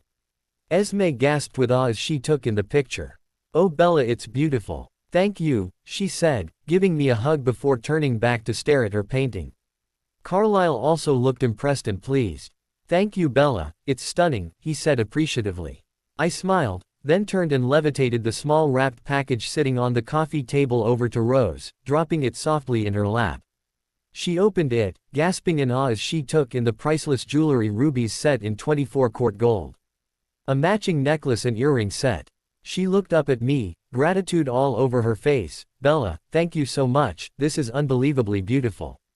I just grinned. I was glad everyone liked their gifts so far. It was Emmett's turn and as I led them towards the games room Emmett started getting excited. "Is it my turn yet Bella?" he exclaimed impatiently. I rolled my eyes. "Yes Emmett, here it is," I said, opening the door to the games room so that he could see his new gaming system. He let out a whoop. "Awesome," he yelled. He ran to me and picked me up, twirling me around at an insanely fast pace. "You're the best Bella," he said, tossing me joyously up in the air. Thankfully I had shielded myself before Emmett picked me up, knowing his tendency to accidentally squeeze too hard with his exuberance. Unsurprisingly, he threw me too hard and I ended up crashing through the ceiling and onto the second floor into Carlisle's study. I managed to catch myself before I went through the ceiling of that room as well and onto the third floor, and I levitated myself back through the hole into the ground. "Emmett, you idiot. Not so hard next time," I scolded him. Rosalie reached out and whacked the back of his head. "Fool," she muttered. Esme just sighed in acceptance from the stories I'd heard. This wasn't the first time Emmett had destroyed things in the house. "Emmett, you know where the repair materials are kept," she reminded him mildly. Emmett kept an appropriately abashed look on his face, though his eyes were still dancing with amusement. "Yes Mum," he sighed. "Thanks for the awesome present Bella," he said before turning and heading out to the garage. Carlisle did not look impressed with the recent renovations to the floor of his study. He sighed with exasperation. "Well," I said, breaking the silence, "Edward, your presents are in your room. I wanted to show them to you alone," I hinted. The others discreetly left the room. When they were gone I turned and leaned into him, reaching up on my tiptoes for a soft key. "Come on," I murmured, "let's go." I took his hand and led him up the stairs. He cocked an eyebrow at me. "Presents?" he asked. I nodded, then paused hesitantly outside his door and prayed that he'd like it. I opened the door and stood back, letting him enter first, then following him in and shutting the door quietly behind me. Edward silently took in the large framed photo of us that hung on his wall, and then turned to me. His eyes were full of warmth, happiness and love. "I love it," He said softly, "Thank you, love." I smiled up at him and at him sweetly. "You're welcome, I love you," I murmured. Then I backed up and reached for the small gift I had left on top of his bedside table. I began nervously. "This gift is probably more for me than you," I admitted, slightly embarrassed. I handed it to him. His eyes were alight with curiosity as he sat on the bed and unwrapped his second gift. I sat next to him and watched. He opened the box to find a leather cuff. Embedded in the leather was a platinum swan, and on one side, stamped into the leather, was the imprint of the Cullen crest. On the other was my personal symbol as Princess of the Volturi. He looked at me and smiled, immediately understanding. "Are you claiming me, Bella?" he asked, amusement and a bit of pride and smugness in his voice. I nodded. "I know it seems a little archaic in some ways, but I want every vampire who looks at you to know that you're mine and the Princess of Volterra does not share," I informed him. "Just wait until I get a wedding ring on him as well so that humans know he's mine as well," I thought to myself. He grinned and put it on. "I think it's great, love. I love how possessive you are of me," he informed me, pulling me closer and wrapping his arms around me. "Now why don't you tell me why you suddenly felt the need to give us all presents?" he inquired. I shrugged. "You guys have done so much for me, and I really wanted to give you at least something little in return," I explained. "Besides, you mentioned that you guys don't really celebrate birthdays anymore, but I know you're planning to have a party for me, so I thought I'd get you guys presents as well, since you don't want to celebrate your birthdays." He grinned at my logic. "That's very generous of you, love," he said. "Trust me, they all loved their gifts. You're defiantly excellent at picking out gifts." I smiled, very satisfied with my gift giving. It always made me happy when people loved the gifts I gave them, and I always made a point to pick out things that I thought they would love. We stayed up in his room for a while, happy to be spending some alone time together after being around so many others in Volterra. Eventually though, we reluctantly got up and helped each other unpack our suitcases. Alice of course came and helped me with mine since it was her fault that I had to bring back so much stuff. Thankfully though, with Alice and Edward working, the contents of my suitcases were all soon packed neatly away. I made sure that the suitcase I chose to leave unpacked to take back with me when I went home tomorrow was the one with the books I had pilfered from Arrow. We went downstairs and I had lunch before heading out with Rose and Alice to test drive Alice's new Porsche. Jasper of course rode beside us, trying out the limits of his Ducati. A euphoric smile graced his face as the wind whipped through his hair. Once we got far enough away from town that there was no chance of running into police. It would be really awkward if we ran into Charlie today when I was still supposed to be in Volterra. Jasper and Alice really let loose. They raced against each other, whipping in and out of the sparse traffic and egging each other on. I sat in the back, content, and enjoying the speed as Rose and I watched them in amusement. Eventually though, Alice called a stop and we turned around after she saw that Jasper would win. On the way back, Alice made sure Rose understood that she needed her to modify the car until it was much faster than Jasper's bike she hated losing. Rose just chuckled and agreed, happy that she had yet another car to work on. When we got back to the house, I immediately noticed that the painting I had given Esme and Carlisle now hung proudly on the wall in the living room. I smiled at that and went to find Edward. I found him watching Emmett, and helping him try out his new gaming system. I settled down with them, sometimes playing, other times content to watch the two brothers fight it out, arguing as any humans would. Suddenly though, while they were playing a shootout game, Edward froze, looking distracted. Emmett took the opportunity and killed him. "Yeah. I killed you," he yelled victoriously. Edward just frowned and looked worried. We could tell that his attention was no longer on the game. "What is it?" I asked curiously. "Alice had a vision," he said grimly. "The Denali Coven is in the area and has decided to visit. They'll be here in a couple of hours." Emmett's jubilant expression turned serious, an odd look on his usually cheerful face. Without another word, we all traipsed into the living area where Alice was informing the others. "Well," Carlisle sighed, "this could create some problems." "Previously, Alice had a vision," he said grimly. "The Denali Coven is in the area and has decided to visit. They'll be here in a couple of hours." Emmett's jubilant expression turned serious, an odd look on his usually cheerful face. Without another word, we all traipsed into the living area where Alice was informing the others. "Well," Carlisle sighed, "this could create some problems." I looked at them, confused. Why would it be a problem? Aren't they your friends? I asked. Emmett snickered and Edward aimed a soft growl at him. We are Bella, Emmett explained, a mischievous grin on his face, but Tanya's been trying to seduce Edward for decades. He's always rejected her of course, but she still hasn't stopped trying. I let out an involuntary snarl which caused everyone to laugh at me. I shrugged. Well, he's mine, and if she tries anything I'll just have to show her who's boss, I stated calmly. There was no way I was going to let another vampire try to steal my Edward. Emmett was now sporting a full-blown grin. This is going to be awesome. I can't wait to see what happens when Tanya gets all by. Dutchie and you take her down. I rolled my eyes. I'm not going to take her down for being bi. Dutchie Emmett. His face dropped, but I will hurt her if she tries anything with Edward, I assured him. Yes. Emmett whooped. Bye. Fight. We all rolled our eyes. Carlyle cleared his throat and we all quietened down and paid attention to him. Tanya aside, I'm sure I mentioned to you while we were in Volturi Bella that Irina was quite attached to Laurent. Realization dawned on me as I nodded. I had killed Laurent. If anyone had killed Edward the first would want revenge. Irina was not going to like me one bit. Beside me Edward tensed. I won't let her hurt you Bella. I scoffed. Please Edward, she can't hurt me. Edward sighed. I know, but I can't help my protective instincts love, you know that. I smiled softly at him. I know. Anyway, Uncle Arrow likes and trusts Elazar, and by extension his family, so it's okay for me to tell them who I am, although the likelihood of them actually believing I'm the Volturi princess at first isn't high, I said wryly. Carlyle frowned. You will have to stress that they can't tell anyone though. I nodded. Yes, but from what I understand they would be unlikely to tell anyone anyway. It's not like they run into vampires a lot.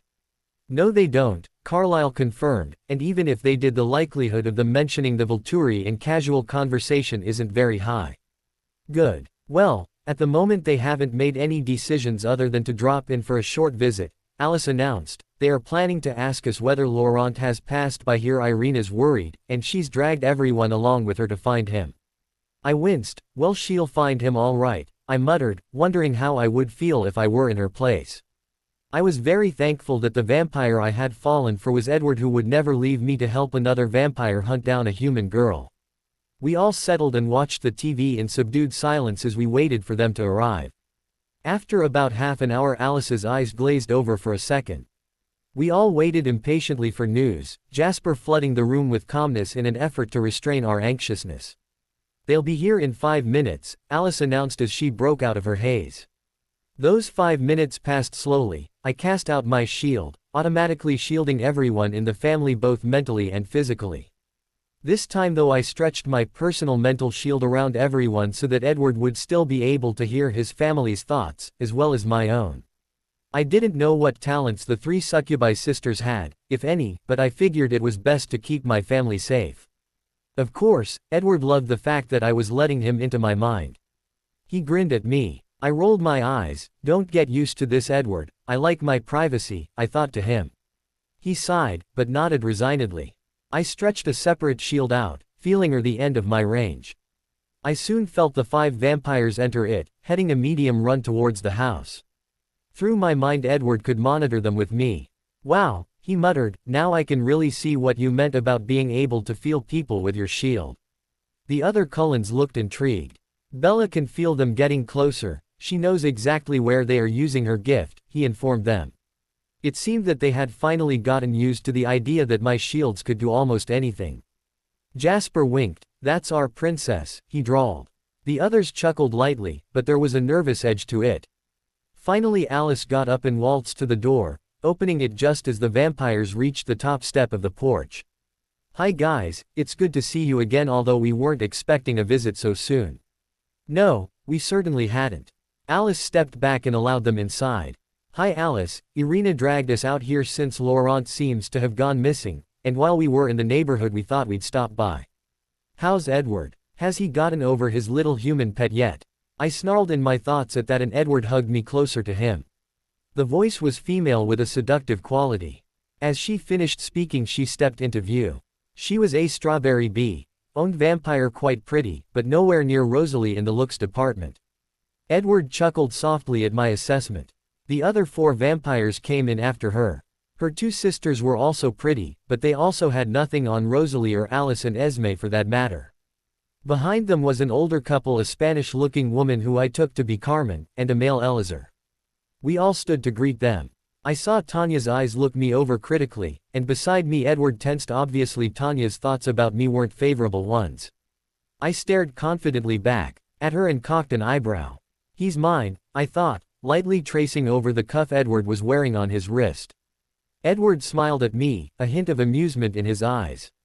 Hello again Elazar, Carmen, Kate, Irina and Tanya, it's good to see you again. Carlyle greeted them politely and Esme did the same. Emmett was looking back and forth from me to Tanya, a hopeful look on his face. Carlyle and Esme continued to exchange pleasantries with Elazar and Carmen while the 3 sisters eyed me speculatively. Tanya's face turned up in a sneer. You must be Bella, the human he's so enchanted by, although I can't see why. She looked me up and down with disgust before turning to Edward. Well Edward, when you get bored of this little distraction you know where to find me. Edward tensed and opened his mouth, but I placed a hand on his arm reassuringly. No Edward, obviously your polite attempts at turning her down have had no effect. It's my turn. He shut his mouth and relaxed slightly. I stepped forward, towards Tanya, holding her gaze with my own and letting her know that I was in no way afraid of her, nor was I a meek little creature that could be pushed around. Tanya's eyes flashed with surprise before turning cold again. I didn't need to be Jasper to feel jealousy and hostility rolling off her. Tanya, it's nice to finally meet you. I've heard so much about you, I said in a sickly sweet tone. Then my voice turned cold. I think it's about time that you got a few things straight in your head, succubi. Edward is mine. We are mates. Our souls are irrevocably intertwined and we love each other. Neither of us will leave the other, especially not for the likes of you. Out of the corner of my eye I could see a big grin spreading across Emmett's face as my words got more venomous. Incredulity was on the faces of the Denali coven, although Tanya's also held anger. She glared at me, but I just glared back. Remember your place, human, she sneered at me. I could kill you with a flick of my wrist. You should learn not to antagonize those stronger than you. The entire Cullen family, even Esme, were now glaring at Tanya due to her threat. I chuckled. I'm not scared of you, Tanya. In fact, it's almost laughable that you think threatening me would make me leave Edward. It's also incredibly stupid of you to think that if I wasn't here he would run to you. From what I hear he was rejecting you long before I showed up. Emmett looked positively jubilant. Alice, Jasper and Rosalie looked amused. She snarled at me, her eyes now blazing with fury. Her sisters looked concerned, but made no move to calm her down. I snarled back at her, secretly pleased that the chances were high that I would have an opportunity to hurt this annoying vampire. Sure enough, my snarl provoked her. Her eyes flashed with anger and she leapt towards me. I pushed out a shield, stretching it in a dome that covered us and reached out a few meters in front of us. Tanya slammed into it hard and was thrown back into her sisters. The blow knocked some of the fury out of her, and while her eyes still showed how mad she was, she didn't immediately try again. Instead, the 5 Denali vampires looked at me with shocked expressions, something I had been getting used to of late. Tanya, you would do much better if you stopped to find out what you are facing instead of getting mad and charging at me, I said, smirking at her. I am not a weak human, and you cannot hurt me, so get over your stupid and unwanted crush on Edward because he will never be yours. My voice was menacing at the end and everyone could hear the treat in my voice. Tanya tried to maintain a shred of dignity. This isn't over, she said in a soft, but determined voice.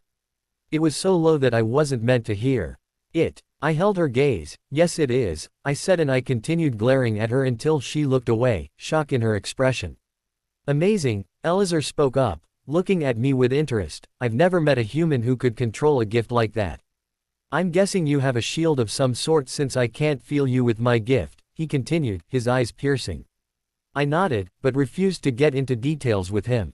Carlyle cut in tactfully. Everyone, I would like to formally introduce you to our newest family member, he said, stressing the word family so that they understood that I was a permanent fixture, not a temporary distraction. This is Bella Swan. Kate stepped forward first, confidence in her stride. Beside me Edward tensed, then smirked. Bella, it's nice to meet you. The Cullens have told us a lot about you, she said politely.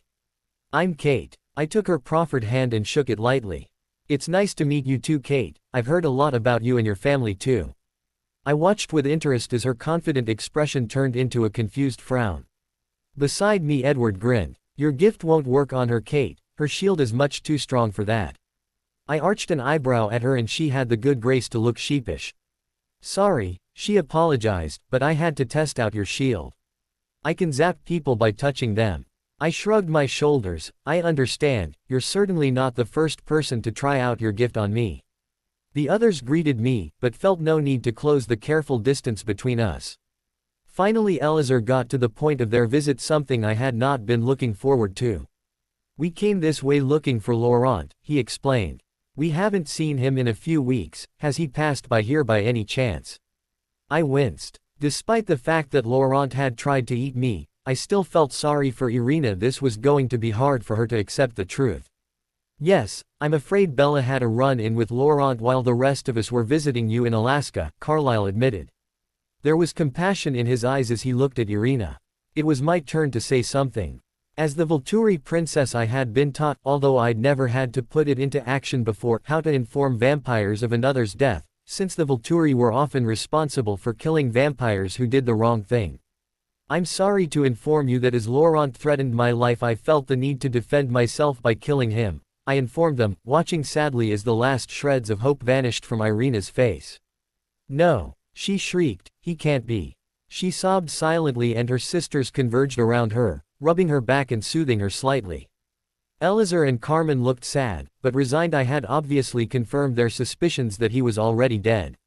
I remained silent, waiting for it to sink in. After a few moments Irina composed herself. She straightened up and turned to me, determination in her eyes. She wanted retribution. You're lying, she accused me. Laurent was doing just fine on our vegetarian diet. He just had to visit an old friend again and then he was coming back to me. You killed him for no good reason. He didn't drink human blood anymore. I'm afraid that you are wrong. Laurent met with his friend Victoria and was doing her a favor by finding out whether there was any way for Victoria to get to me and kill me. However, he was hungry, and he decided that I would make a nice snack. I warned him a couple of times that I would kill him if he tried to eat me, but he didn't listen. I even let him try to bite me before I killed him, I explained, although I knew in reality it was useless. He was her mate, and although she hadn't known him for long, she loved him and didn't want to hear about his faults. She glared at me. Judging by your shield, I may not be able to harm you. But I will go to the Volturi and tell them about you. Let's see how happy you are when they kill not only you, but your precious mate as well, she sneered at me. I swallowed my laugh, knowing it would only make her angrier, but Edward smirked. Emmett and Jasper chuckled, earning them glares from Esme and Carlyle, and curious glances from Elazar and Carlyle. Tanya and Kate stood with their sister, their stances telling me that they would back their sister 100%. Look, I said, if I hadn't killed Laurent when I did, the werewolves of La Push would have anyway since they showed up afterwards. There was no way you were getting him back alive. She growled at me, and threatening me with the Volturi really doesn't scare me.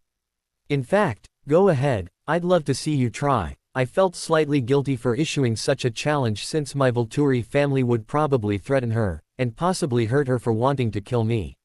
This time it was Tanya that growled. You'll regret this, human. When the Volturi show up to kill you, they are invincible. I'll have to request that they leave Edward alive. It would be such a waste for him to die along with you when he could be with me, she sneered. That really annoyed me. I snarled at her, and Edward's hand came up to my shoulder to help calm me. The platinum swan on his cuff glinted in the light and Elazar's eyes suddenly zeroed in on the seal stamped into it. What's the second seal on your cuff, Edward? He asked suspiciously. The first one is the Cullen crest, and the swan is obviously for Bella, but the other seal almost looks Voltairean in design, like something Felix would create. Edward looked at me, silently asking whether it was okay to tell them the truth. It's fine, Edward, go ahead, I reassured him. It's the personal symbol of the Volturi princess, he announced, holding out his wrist so that Elazar would see it better. All 5 Denali vampires' jaws dropped in shock. Even Irina momentarily forgot her fury as their eyes took in the seal. The Cullens looked on, somewhat smug looks adorning their faces. While in Volterra they had seen my personal crest a number of times. Have you met the elusive princess? Elazar asked, a shocked look on his face. Edward smiled. Indeed I have, in fact we all have, he said, motioning to myself and the rest of the Cullens. She is the one who gave me this cuff, he informed Elazar, a proud note in his voice. Elazar's eyebrows lifted slightly. If I didn't know better I'd think she was claiming you, he observed, confusion now in his features. She is, Edward admitted, smiling in amusement. Elazar frowned, but you said your mate is Bella. He stated. Exactly, I spoke up. I'm afraid when Carlyle introduced me only used the shortened version of my name. My full name is Bella Marie Swan Volturi, or, as I'm sure you've heard, the Volturi Princess. The 5 vampires froze. They remained completely still as Emmett's laughter burst forth. It was no surprise that Emmett found their reaction amusing. Surprisingly, Carmen was the first to recover. It is a pleasure to meet you, Princess, she said softly, although I must admit that it is quite a shock we were led to believe that the Volturi Princess was a vampire. I smiled. Yes, I'm afraid that was purposely done. We did not wish for people to believe the Volturi was weak for having a human in the family, and I will be a vampire soon enough. Then I turned to Tanya and her sisters. I'm afraid Laurent signed his death certificate when he threatened to eat me. If I hadn't killed him then my guards Felix and Dimitri would have tracked him down and disposed of him instead, and nothing would have been able to save Laurent. There would have been no place he could hide where Dimitri couldn't find him. They had no doubt heard about Dimitri's extraordinary tracking talent. It was well known in the vampire world, and often feared. My tone was severe and the warning in my voice was obvious. I hoped that they would get the message. If they even thought about hurting me, my guards would be after them. The 3 sisters glared at me, so I continued. But please, you are by all means welcome to go to the Volturi and tell them about your encounter with me. I'm sure my family would love to see you. The dark tone in my voice left no doubt of what would happen if they ever mentioned their encounter with me. There was silence for a moment before Elazar broke it. Well, it was lovely seeing you all again and meeting you, Bella, but I'm afraid we can't stay longer. I believe it would be best if we went back to Alaska. Thank you for informing us of Laurent's demise. With that said, he ushered everyone out the door. Once they were outside of mine and Edward's range, I retracted my shields and sighed, melting into Edward's comforting embrace. While I was annoyed at Irina for threatening me, I was also incredibly sorry for her loss. Emmett, of course, knew exactly how to brighten the mood. Damn Bella, he stated, it's times like these I wish I could eat a large bowl of popcorn without having to throw it up later. Having you around is the best entertainment ever. I wish I'd had the video camera recording when she lunged for you and bounced back into her sisters. His laughter was contagious, and we were soon all laughing as we relived that scene. The last few weeks of the holidays passed quickly. I spent the majority of my days with the Cullens, but I still enjoyed spending my evenings getting to know Charlie better. It was nice to catch up on all the time we had missed during my childhood when I only saw him for a couple of weeks a year. Alice and Jasper took a trip to Biloxi to find out what they could about Alice's past, so I spent most of my time with Edward, or bonding with Rose and Emmett over cars and video games. While I missed Alice and Jasper a lot, I had to admit that I was secretly enjoying the relaxation after coping with Alice's energetic attitude for so long. It was nice to just kick back and relax with Edward without having to worry about Alice barging in and grabbing me because she'd thought of something fun for us to do. As the start of school got closer, I was a little depressed to realize that Emmett, Jazz and Rose wouldn't be with us this year since they had all recently graduated again. Edward and Alice would be with me, which made things better, but I knew it was going to feel like half of us were missing. I stooped so low as to beg Emmett to reenroll and repeat senior year with me. Please Emmett, it's not going to be nearly as fun without you. Just reenroll, you know it's more fun than spending your time here playing games with Jasper, I begged. He chuckled at me. Sorry Bells, but I think it'd look a little suspicious if I re-enrolled since I had perfect grades when I graduated. I crossed my arms and pouted. Well, that's hard to believe seeing the way you act sometimes, I grumbled. Beside me Edward chuckled. You could enroll in kindergarten with the 4-year-olds, and apart from your size nobody would be any wiser. Emmett huffed at us. Besides Bella, just think, with all the free time I'll have I can plan out much more elaborate pranks to play on you. He grinned at me mischievously. I rolled my eyes, temporarily distracted from my original quest. Please Emmett, even if you had all the time in the world there's no way you'll ever manage to trick me. Carlyle, who had arrived home from the hospital just in time to hear our conversation. Sighed, "Eternity with the pair of you is going to be very long," he muttered. "What did I do to deserve two pranksters?" Emmett and I turned and gave him large, identical grins. "You're just a beeper for a pretty face, Carlyle," I answered. He simply sighed again and went to find Esme. "Seriously though, Emmett, what are you going to do with yourselves while the rest of us are at school?" I asked. He grinned. "Well, I was thinking of taking Rose to Africa for a few weeks, our 23rd honeymoon." I smiled. "That sounds great," I said, mentally starting to wonder where Edward and I would go for our honeymoon. "Which part?" I asked. That started us on a long conversation which Edward and Rose joined about our favorite African countries. Of course, Emmett was eager to hunt down a lion, something I scolded him for since they are endangered. He looked appropriately abashed and promised not to hurt it as long as he was allowed to fight it for a little bit. We all sighed and rolled our eyes at that. Emmett would never change. "Oh, and don't worry, Bella, we'll be back in plenty of time for your birthday party," Emmett assured me. I groaned. "Don't remind me." Alice was incredibly excited about my birthday and had taken it upon herself to plan me a party. At first she had wanted to go far overboard, and had planned to invite the whole school to it, but I had quickly shot down that plan and refused to let her do anything at all unless it was only the Cullen family and I. After muttering about how ungrateful I was and how all her efforts would be ruined, she eventually agreed. I was under no illusions, though I knew Alice would be planning on a grand party even if it was only going to be the 8 of us. Emmett chuckled and all of the Cullens seemed to brighten up at the mention of my birthday. It seemed that they were incredibly excited. According to Edward, they hadn't had a proper birthday for anyone in over 40 years. Judging by the looks on their faces, I was willing to bet that they had all gone overboard with presents for me too. That night, as I waited for Edward to arrive, I found myself thinking in more depth about the possibilities for Edward and I on our honeymoon. Since Edward hadn't even brought up marriage yet, I had no way of knowing whether he expected me to be changed before our honeymoon, or not, although I was absolutely certain that I would still be human for my wedding and honeymoon. I moved past those thoughts and dwelled on the possible locations for our honeymoon. I was wondering whether we could go somewhere warm and tropical, yet secluded enough that nobody would be around to disturb us or notice Edward's sparkling skin, when Alice called. "Don't worry, Bella, Edward's got the perfect location in mind, but it's a secret. You're going to love it." My spirits lifted at the thought, although I was a bit disgruntled about the secret part. "He knows I hate surprises," I grumbled. Then another thought hit me. "So that means he's thought about proposing then?" I asked hopefully. "Yep," Alice answered. My spirits lifted at the thought. "Any idea when?" "Nope, sorry, he hasn't set a date yet," she apologized.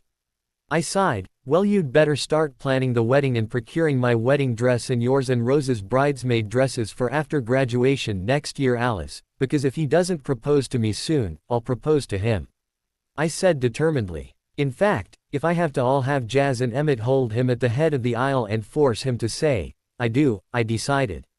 In the background I heard Jasper chuckle. "Go for it, darlin'," he said. Alice was so pleased at the opportunity to plan the wedding that we spent the rest of the time until Edward had to arrive deciding on a theme. Finally we decided on a 1918 theme, and then I had to go because Alice informed me that Edward was heading over. The days passed quite quickly and I received regular calls from Volterra and also from Alice, who rang every morning to direct me on my wardrobe choices. On the nights I went out on dates with Edward, we video conferenced while I modeled outfits for her until she picked the right one. Edward took me on a lot of dates, mainly at fancy restaurants in Seattle after visiting plays, museums, and galleries. I loved every second of it.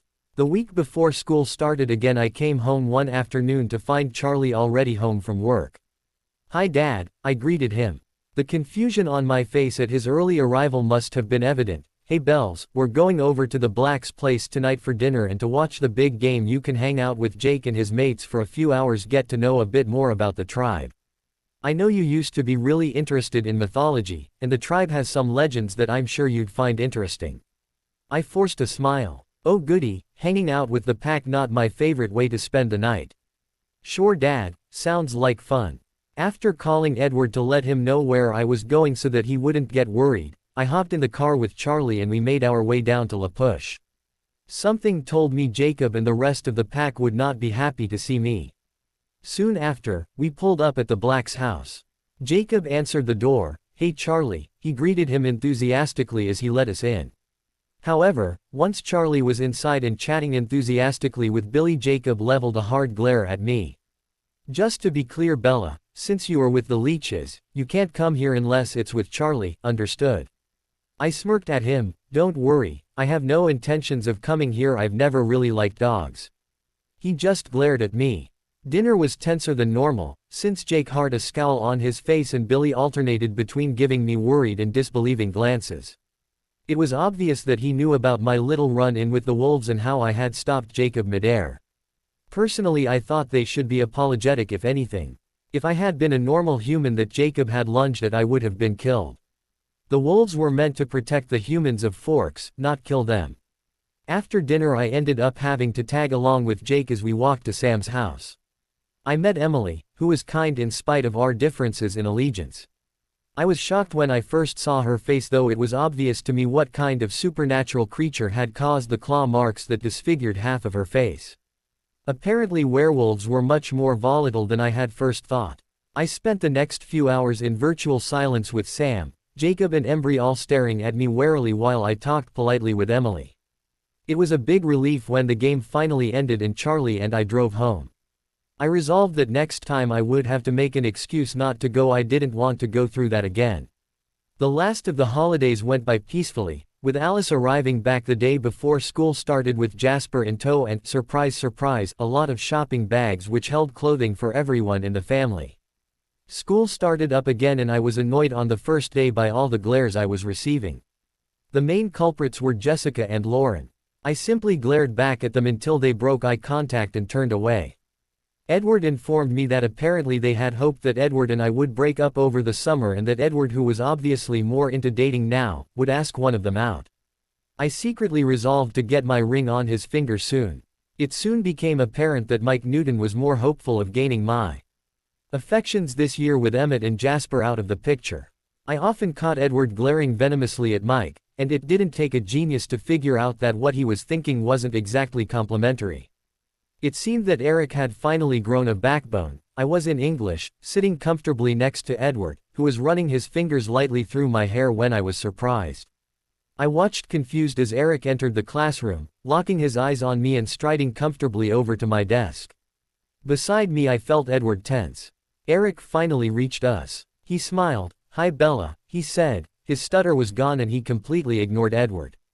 I felt a slight sense of dread. I didn't like where this was going. I smiled politely. "Hi Eric, how was your holidays?" "They were great Bella, I spent some time in Virginia with my cousins." I kept a polite smile on my face, wondering where he was going with this. "That's great Eric, Edward and I went to Italy." I hoped that this would deter him a bit, and sure enough his face fell slightly. I was just about to start congratulating myself when a look of determination crossed his features. "Bella, I was wondering whether you would like to go to dinner with me sometime this week." Edward's hands clenched into fists. I tried to be diplomatic as I let him down, all the while wondering why he would try to ask me out when it was obvious that Edward and I were very much a couple. Hopefully Edward would get up the courage to propose soon and a nice shiny ring on my finger would stop guys from trying anything with me. "Sorry Eric, but I'm with Edward, and I'm not interested in being with anyone else ever," I said firmly. His face fell slightly. "Well, that's okay. But if you ever change your mind I'll be here," he said before walking off to take his seat on the other side of the classroom. Edward relaxed slightly. "Well handled love," he whispered, brushing my hair back from my face. The rest of the day went by faster after that, and that night we bid a sad farewell to Emmett and Rose, who were heading to Africa. I was going to miss them. I secretly resolved to play a prank on Emmett when he got back just to show how much I missed him, of course. When they were gone Alice cornered me. "Now Bella, you need to help me plan your birthday party." I sighed, resigned to hear of nothing else for the next few weeks. As my 18th birthday grew closer Alice became more excited every day, bouncing her way through school and turning up in the middle of the night to run a new idea past me. Edward often had to scold her for waking me up, and was growing concerned that I wasn't getting enough sleep at night. Eventually, I gave up on trying to curb Alice's enthusiasm, and I agreed to forego my vetoes and let Alice do whatever she wanted for my party so that I could get a good night's sleep and Edward could stop worrying.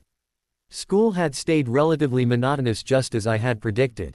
Without Emmett to laugh at, it was just boring, although Alice and Edward made school bearable. The work was ridiculously easy, something I was often grateful for since having Edward in all of my classes was a major distraction. Sometimes I spent the whole lesson ogling my personal Greek god and wondering at my good fortune.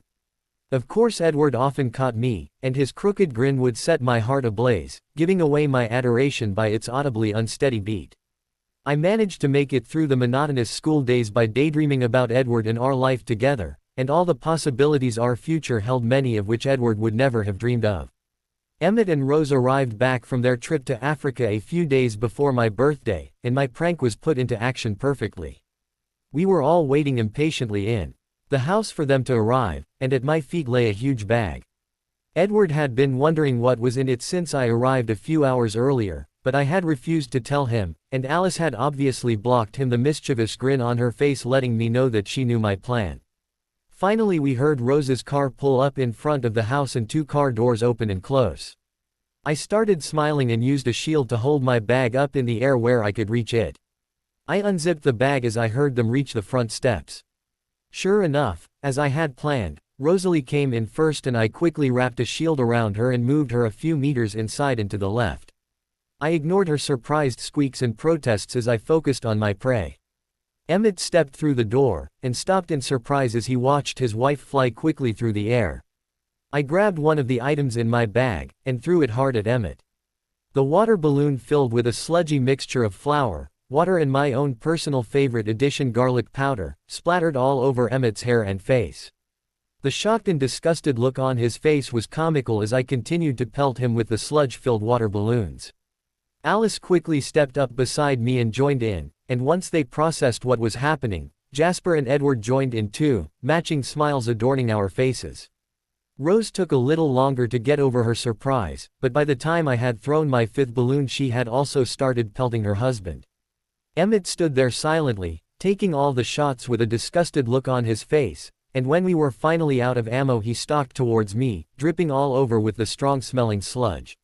I grinned at him, just had to make sure that vampires being allergic to garlic was a myth. I smirked.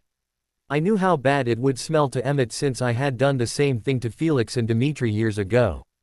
Apparently the horrible smell would take about a week to fully dissipate from Emmett. He gave me a menacing glare. "I will get you back for this squirt," he threatened. Unfortunately for him, he didn't look remotely scary as sludge dripped down his face and we all laughed as he stomped upstairs to take a shower. "Don't worry, Emmett. I called up the stairs, the smell will be out in about a week." I burst out laughing and everyone downstairs joined in as Emmett grumbled to himself. Alice snickered, "He's going to hate the smell of garlic for the next century now." I grinned in triumph and we all chuckled. He reappeared after a long, and very thorough, shower, with an amused smile on his face, and while I knew he was already planning retribution, I also knew that he could see the funny side of my little prank. He and Rose told us about their trip, and Emmett even gave me a thin braid of hair that he had plucked from the mane of a lion he had fought. He proudly assured me that he hadn't hurt or killed it. For the rest of the week I spent every spare second at the Cullens' house eagerly gleaning every detail of the places Emmett and Rose had traveled to out of the pair. Edward noticed my interest and sweetly promised to take me on our own trip in the future. The day of my 18th birthday quickly arrived. I happily woke up in Edward's arms and claimed my first birthday key, for the day before getting ready for school. At school everyone wished me a happy birthday, some more genuine than others, and Angela and Ben even gave me a lovely card. Alice had managed to go with my wishes, and had left her present for me at home for me to see when I came over that evening for my party, although I had strong suspicions that the only reason she hadn't brought my present to school was because it wouldn't fit. Alice wasn't the type to buy small presents. The day passed quickly and I found myself quite excited, knowing that I would soon see Alice's handiwork. Edward came back to my house for a few hours after school so that Alice could finish preparing everything. We killed some time by emailing my mom. I thanked her for the camera that she, Charlie and Phil all chipped in to buy me, and I rang my Volturi family to chat to them so that they could give me my customary birthday greetings. Once Charlie had arrived home with pizza and we had eaten dinner, he cheerfully waved Edward and I out the door and settled down to watch some sports. We arrived at the Cullen house to find it brightly lit up. All along the porch and the front steps were littered with beautiful flower arrangements, and the front door had a huge sign saying "Happy Birthday Bella" on it. Alice had clearly had the time of her life preparing for my party. Edward and I slowly approached the house, and as we reached the front door I could feel the waves of excitement, happiness and enthusiasm that Jasper was throwing around, probably excess from Alice and Emmett. We opened the door to find Emmett and Alice rushing towards me. Just before they reached me, Emmett managed to shove Alice away and he scooped me up into an exuberant hug. "Happy birthday, Bella," he said exuberantly, spinning me in a circle before placing me back on the ground. I laughed. "Thanks, Em." Alice quickly elbowed him out of the way, irritation at Emmett beating her clear in her expression. As she put her arms around me though, her scowl faded and was replaced by a beautiful smile. "So what do you think, Bella? Do you like the decorations? Did you see the cake Emmett got for you?" At the mention of cake I turned to look at the room. We were surrounded by flowers and balloons, and sitting on a side table was a monstrosity of a cake. It was a 3-tiered cake with blue icing. The top tier had 18 candles, and the bottom tier had the words, "Happy Birthday Bella," written across it. It was a large enough cake to feed 50 guests, and since I was the only one who ate I was overwhelmed, although it did look delicious. Not wanting to hurt Emmett's feelings, as I suspected that he had put a great deal of thought into my birthday cake, I turned and smiled at Alice and Emmett. "Thanks, guys, you're the best. That's the most awesome birthday cake I've ever had, and I love the balloons and flowers."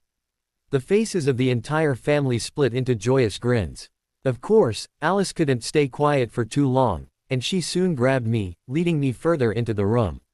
"We'll open your presents first, and you can have your cake after," she exclaimed happily. Emmett immediately picked up a large wrapped box which was waist-high on me and placed it down in front of me. "This one's from Rose and I." I smiled and tore into the wrapping. I opened the box eagerly, wondering what they had gotten me, but my smile soon turned to a frown as I saw that inside the box was another box. I took it out, and opened it. Sure enough, there was another box inside this one too. I sent a glare towards Emmett, who was grinning gleefully, and continued to open the boxes, all of which had been stacked one inside another. After 25 boxes I finally reached the last one and opened it, only to find that it was empty. I gritted my teeth in irritation as Emmett snickered. The others were all trying to hold in their laughter. "Thank you for the present, Emmett," I said politely. "It's certainly one of the most interesting ones I've ever gotten." I pasted a pleased expression on my face. "That did it," they all stated, roaring with laughter. I chuckled too, able to see the humor in this situation. When they finally calmed down, Rose explained that she and Emmett had gotten sound systems for my 2 cars. "I've already installed one in your Maserati, and I'll put the other one in your 370Z on the weekend," she assured me. I hugged them both tight. "Thanks guys, that's an awesome present." They looked pleased. Esme and Carlisle came next, and handed me a deceptively simple envelope. I opened it and pulled out some paper. I quickly scanned it, and when it registered that I was holding plane tickets to Phoenix, I squealed in a very Alice-like manner and threw my arms around them. "Thank you so much. I can't wait to visit my mum again and let her meet Edward." They smiled happily at me and returned my hugs. I turned to Edward, and smiled brightly at him, eagerly anticipating taking Edward to meet my vivacious mother. He smiled back, obviously happy that I was so excited. Alice and Jasper were next, Alice dancing up to me and holding out a plain white envelope. I looked at it and curiously raised an eyebrow at Alice. "I've gotta say, Alice, I'm surprised. I was sure you were going to get me a much larger gift than something that would fit in an envelope," I teased her. All 7 Cullens smirked at me, making me even more curious about what was in the envelope. I slid one finger the opening and lifted. My finger sliced against the paper and it stung, leaving a small paper cut on my finger. A drop of blood surfaced. And then it happened, the defense mechanism part of my shield instinctively activated itself.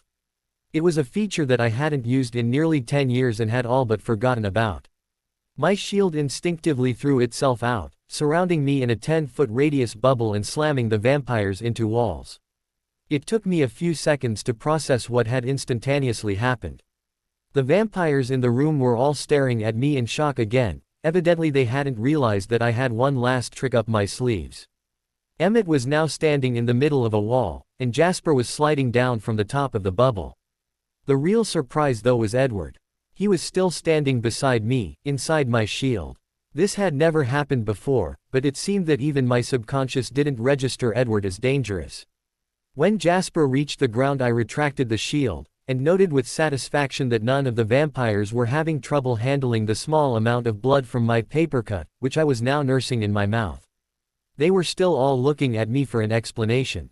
I sighed. I'm sorry, I forgot to mention that particular feature of my gift because it doesn't happen very often. The last time was nearly 10 years ago. They were still looking at me with confusion on their faces. My shield seems to have an inbuilt defense mechanism against vampires which automatically throws out a shield if there are vampires around when I draw blood. They all looked surprised, and Carlyle looked intrigued. When I cut myself or graze something, if vampires are near me I seem to throw an automatic shield around myself that pushes vampires away from me and keeps me safe. Unfortunately, it can also be a bit of a problem.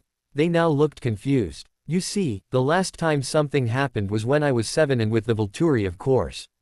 We were out for a hike when I brushed my arm up against a sharp branch and cut myself. It bled quite a bit and my shield ended up throwing Felix, Dimitri, Jane and Alec away from me. But then I fainted from the smell of the blood and nobody could get to me to stop the bleeding or wake me up. Apparently it took me 10 minutes to wake up and all they could do was watch anxiously from 10 feet away. They all frowned at this revelation and looked worried, but I quickly put them at ease. Of course, it seems that Edward has become an exception. I gestured to him, still standing behind me, and understanding and relief dawned in their eyes as they realized that my shield had not pushed him away. Emmett broke the serious mood for us with a chuckle. See Edward, you aren't scary at all. Even Bella's subconscious can distinguish between me, a big strong scary vampire, and you a scrawny little weakling. We all chuckled softly at that and Edward snarled playfully. Carlyle disappeared for a second, and then reappeared with a band-aid for me, which I quickly put on. Well, Esme observed, noting the broken walls, you are certainly very effective at demolishing walls. Your gift will be very handy for future renovations, and you've just given me a reason to redecorate this room. She smiled as her eyes critically assessed the demolition areas. Jasper snickered, looks like you're out of a job, Emmett. Emmett pouted, but Esme, I can destroy a house just as fast as Bella. I smirked, no you can't, Emmett. He glared at me playfully. We might have to test that theory sometime on the future Bells. I could see the spark of competition lit in his eyes and I grinned at him. The mood was sufficiently restored and I handed Edward the envelope to open, not wanting a repeat performance of my earlier injury. He opened it and pulled out a photo. He handed it to me and I flipped it over. It was a picture of a Ducati the same as Jasper's but dark blue in color. I raised my eyebrows at Alice. Really? I asked excitedly. She nodded. It's in the garage. Esme wouldn't let us bring it into the house. I beamed and hugged her. Thank you. I can't wait to try it. Emmett grinned. We can't wait either. The rest of us, he indicated everyone except Carlyle and Esme, all bought bikes too so that we could ride with you and Jasper. I grinned as I envisioned all the fun we could have together. Edward was the last to give me birthday gifts. He handed me a wrapped thin square present and slightly larger box. Neither of them were the right size nor shape to be an engagement ring. I stamped out my disappointment before Jasper could register it and smiled at him, waiting patiently for him to unwrap the smaller present for me. Inside was a clear CD case with a CD inside. The cover art on the disc was swirls of blue and white, with the words, Edward's Compositions, on it.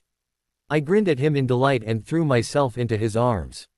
He caught me and I leaned in for a quick, but passionate key. Thank you, Edward, I love it, I murmured.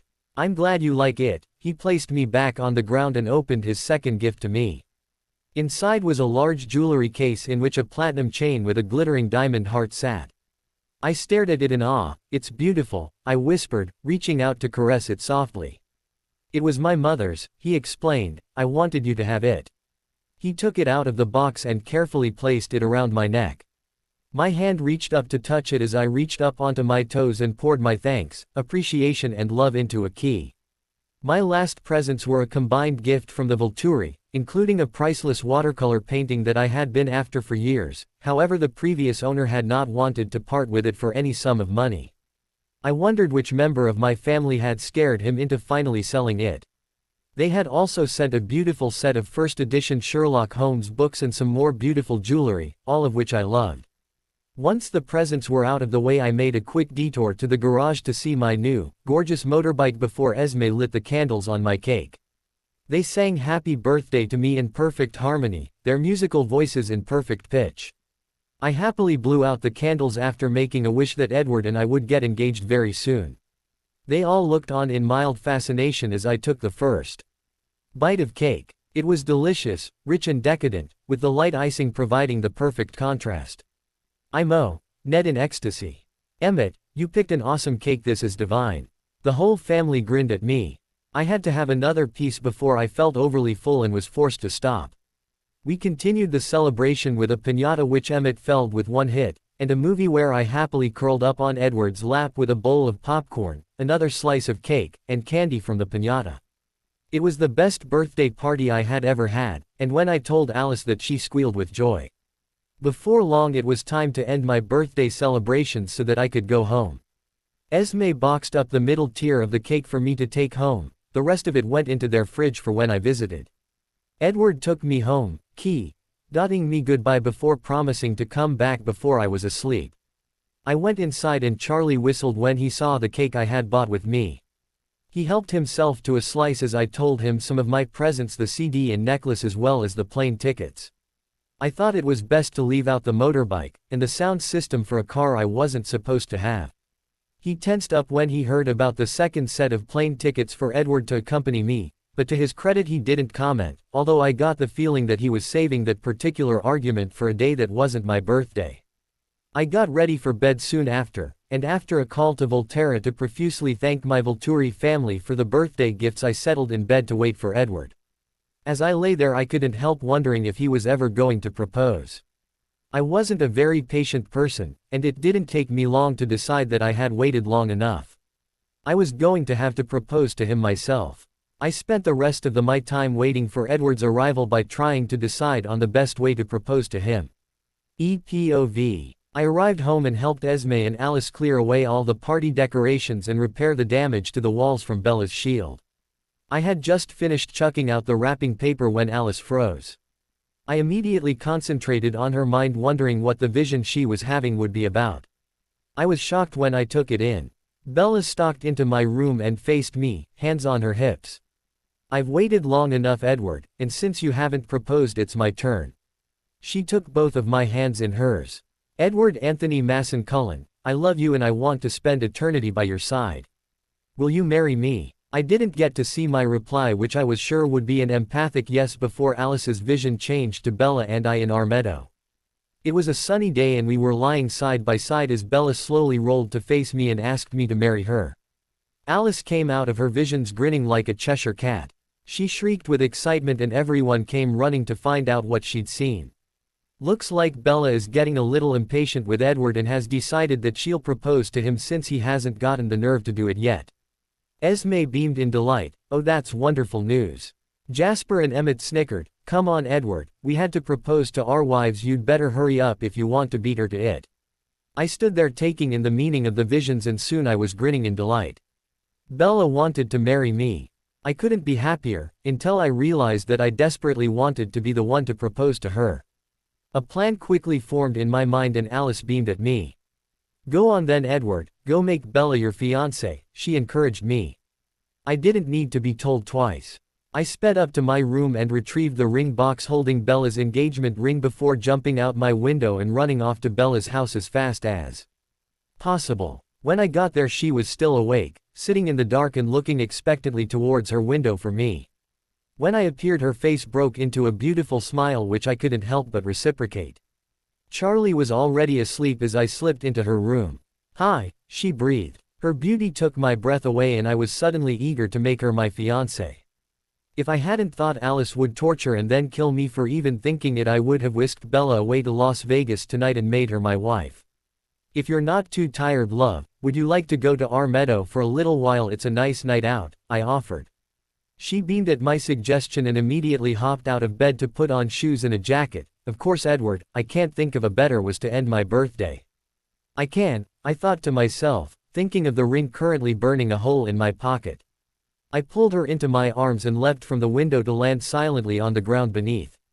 She then climbed onto my back, heaving a contented sigh as she settled with her head resting comfortably on my shoulder. I took off joyfully, eager to propose, especially as I had Alice's assurances and visions that all of my previous worries about her not wanting to marry me yet had been pointless. I was alternating between internally berating myself for not having proposed sooner, and reveling in the joy that soon Bella would be my fiancée. When we got to the meadow, Bella hopped down and looked at our surroundings in awe. It was a rare clear night in Forks, with only a few clouds scattered intermittently across the sky. The moonlight illuminated the meadow in an almost magical way. This was the perfect setting for my indented actions. I walked slowly towards Bella, who was still standing in the middle of the meadow absorbing our surroundings. She turned to watch me curiously as I neared her. I ran my hand nervously through my hair before slowly getting down on one knee and simultaneously withdrawing the ring box and opening it. Bella gasped and her eyes lit up with excitement as she smiled down at me. I smiled back and drew a quick, unnecessary breath of air. Bella, you are my life now, the very reason for my existence, and I promise to love you forever, every single day of forever. Will you marry me? Her smile got even bigger as happy tears trailed down her face. Yes, she shouted before exuberantly throwing herself into my arms. I smiled back exuberantly and at her, certain that I had never been this happy before in my entire 109 years of existing. BPOV. I woke up the next morning, a bright smile adorning my face as I realized that last night hadn't been a dream and I was in fact engaged to my own personal Adonis. Good morning, I said happily to my fiancé, who had his arms wrapped around me and was smiling down at me with his mesmerizing golden eyes. He smiled back. Good morning, my beautiful fiancé. After our customary good mornings, I got up and got ready for school while Edward left to get his car. I was thankful that Charlie had already left as I wanted to tell him about my engagement with Edward there. Edward arrived back with a bouncing Alice. Oh Bella, please, please, please let me plan your wedding, she begged, bringing her full pout and puppy dog eyes into play. I chuckled. Alice, we haven't even set a date yet, although I was thinking that maybe it would be best to wait until after graduation next year. I looked at Edward for confirmation. He nodded, although I could tell that he really wanted to marry me as soon as possible. However, I had a plan, and it involved a proper honeymoon, which we wouldn't be able to have until I had finished school. Oh, okay, that gives me at least 8 months to plan it, Alice beamed. I cocked an eyebrow at her. I don't recall saying you could plan it, Alice. What if Edward and I want to go to Vegas? I somehow managed to say it in a perfectly serious tone. What? Alice roared, absolutely not. That is unacceptable. You will be having a proper wedding and I will be planning it. She looked furious, although her expression softened as I burst out laughing and Edward joined in. Just kidding, Alice, of course you can plan my wedding, that's the maid of honor's job after all. Alice's smile could power a small city, really. Oh Bella, thank you. She bounced excitedly as we finally entered the car and headed to school. Edward drove one-handed, with the other rubbing gentle circles on my hand. I focused on his touch and drones out as Alice prattled on about wedding plans from the backseat. As we neared the school, I reluctantly slid my beautiful engagement ring off. Edward looked at me in confusion, hurt apparent on his face. Is there something wrong, love? Do you not like it? I can get you a different one if you want. I rolled my eyes at him. Of course I love it, Edward. I really did. The ring had been Edward's mother's, and was white gold with slanting rows of diamonds on its oval face. I just don't want to wear it today until I've told Charlie myself. You know how fast Forks gossip travels. If anyone sees me wearing it this morning, Charlie will know before I can tell him myself, I explained as I carefully treaded the ring onto my necklace. It lay against the diamond heart charm under my shirt. As we entered the school, nobody seemed any wiser, thankfully, although I was well aware that when I wore my ring tomorrow, Edward and I would be the subjects of much gossip and speculation. No doubt they would wonder if I was pregnant and Charlie was forcing Edward to marry me. I laughed at the thought. Edward bent down. What's so funny? He whispered in my ear. I removed my shield and showed him my thoughts. He chuckled softly. It never ceases to amaze me what human minds come up with. The rest of the day passed normally, and we were soon pulling up outside the Cullen house that afternoon, my engagement ring now securely back on my finger. As soon as I entered the house I was inundated with congratulatory hugs on my engagement. "Welcome to the family officially, little sis, you can't get rid of us now," Emmett joked. I just smiled at him. "We're glad Edward finally proposed, even if we had to tell him to man up and do it before you beat him to it," Jasper chuckled. I looked at him curiously. "What do you mean?" "Well, Edward's been thinking about proposing for a while now, but last night Alice had visions of you proposing to him, so Emmett and I told him he'd better hurry up if he didn't want to look like a wimp for the rest of eternity." The whole family was soon laughing at Edward, who I could tell was slightly embarrassed. "It's okay, Edward, at least you were actually planning to propose to me," I reassured him. While I was there I called Volterra with my news, putting them on speakerphone so that everyone could talk to them. "Uncle Arrow, I'm engaged," I yelled excitedly as soon as they answered. "Congratulations. That's wonderful news, Bella," he exclaimed. He was backed up by congratulatory comments from the rest of my Volturi family. "It's about time that boy made an honest woman out of you," Uncle Keys grumbled. I gasped, "Uncle Keys. It's not like that." I blushed a deep red and the Cullens snickered softly at my expression. "Don't think that just because I was born over a millennium ago that I don't know what young people are up to these days," he warned.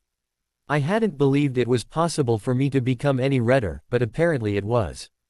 "Okay, well, we're going to go now. Goodbye everyone, goodbye." "Uncle Keys," I said sweetly before quickly ending the call and burying my head into Edward's chest. Emmett and Jasper were outright laughing at me now, and I was soon forced to join them as Jasper pushed his feelings onto everyone else. Before long Edward and I left. I cooked up a nice dinner for Charlie, hoping that the smell of his favorite meal would soften the blow I was about to give him. Edward and I positioned ourselves next to each other on the couch as we heard Charlie's police cruiser pull up outside. I was nervous. I hadn't been nervous about telling my Volterra family as I knew that having already met Edward they would be happy for me. But knowing Charlie's own experience with Renee, I was unsure of how he would react to the news that his teenage daughter was engaged. We heard the front door open and the sounds of Charlie hanging up his jacket and gun. "Bella," he called. "We're in the lounge, Dad," I answered, thankful that I had been able to keep the nervousness out of my voice. "Oh, hi Edward," Charlie greeted him gruffly as he came into the room. He seemed to notice the tense atmosphere and he studied us suspiciously. "What's wrong?" "Nothing's wrong, Dad," I tried to reassure him but my voice cracked. He raised an eyebrow at me. "Edward proposed and I accepted, Dad. I'm engaged," I rushed out in one quick breath before leaning into Edward and waiting anxiously for a reaction. Charlie's face remained blank and I got steadily more nervous. Casting a worried glance at Edward, the first saw the tiniest of smirks forming at the corners of his mouth. Finally Charlie burst out in laughter. "Oh Bells, you should have seen your face," he crowed. I looked at him confused. "I saw this coming a mile away," he explained, "and Edward here asked for my blessing months ago."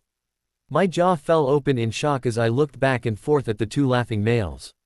"It wasn't very nice of you two to let me get all worked up over nothing," I grumbled petulantly.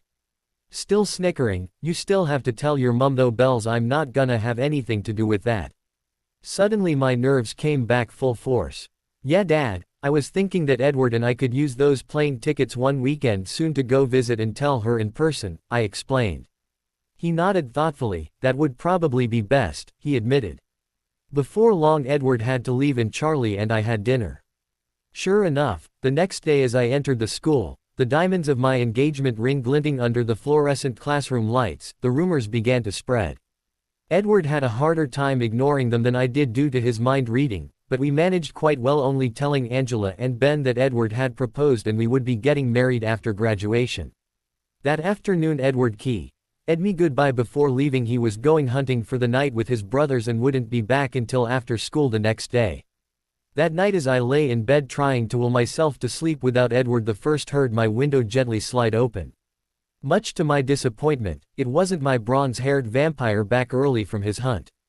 Instead it was a golden-haired one. I sat up in bed, pleasantly surprised by her visit. "Hi Rose, what brings you by at this time of the night?" She smiled hesitantly. "Hi Bella, I wanted to talk to you when Edward wasn't around. He wouldn't like what I want to discuss with you." I propped myself comfortably up against the pillows on my headboard and motioned for her to take a seat.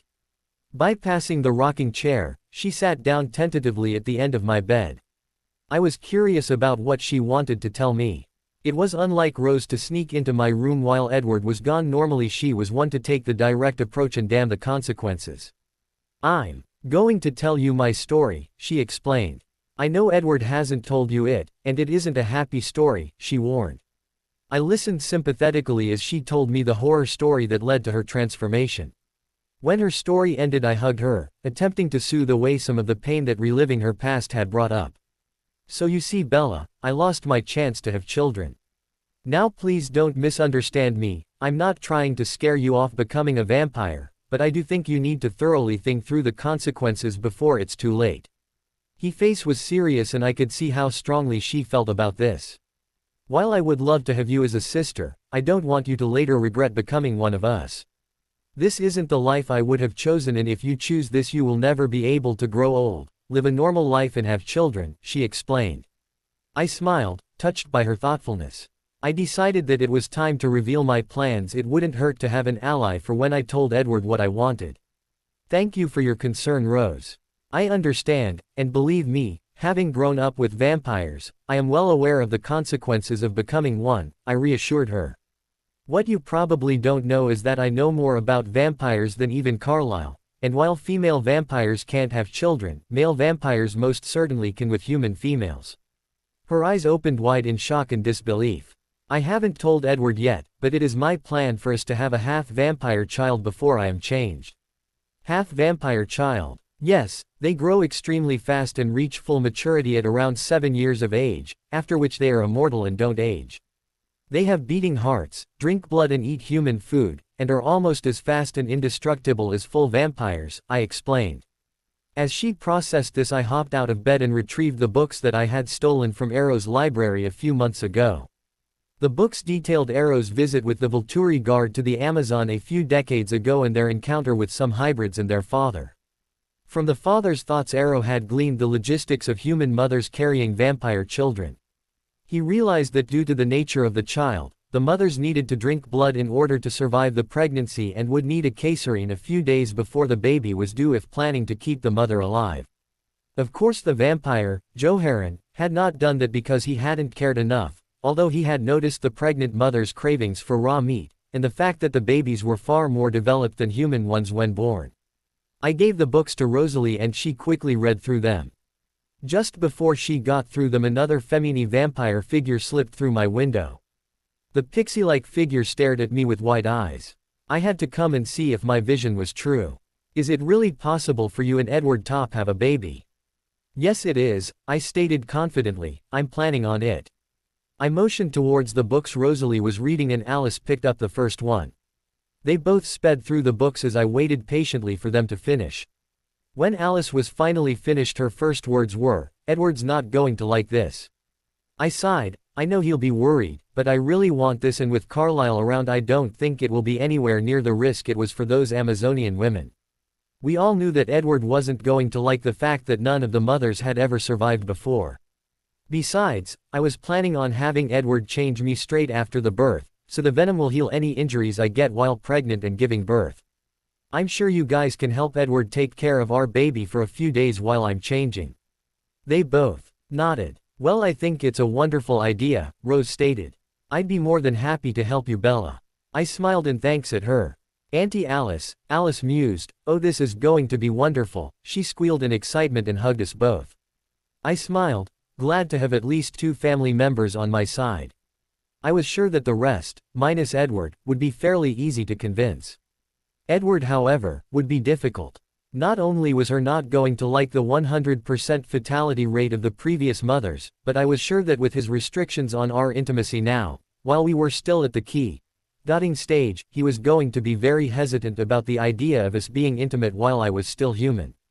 "Guys, please make sure Edward doesn't find out yet. I want to tell him myself in the next couple of weeks so that we can prepare for it after the wedding," I explained. They both promised to keep it out of their minds while Edward was near. They left soon after since I needed to get some sleep before school tomorrow. I remembered to put the books back in their hiding place under a loose floorboard before crawling back into bed and falling soundly asleep.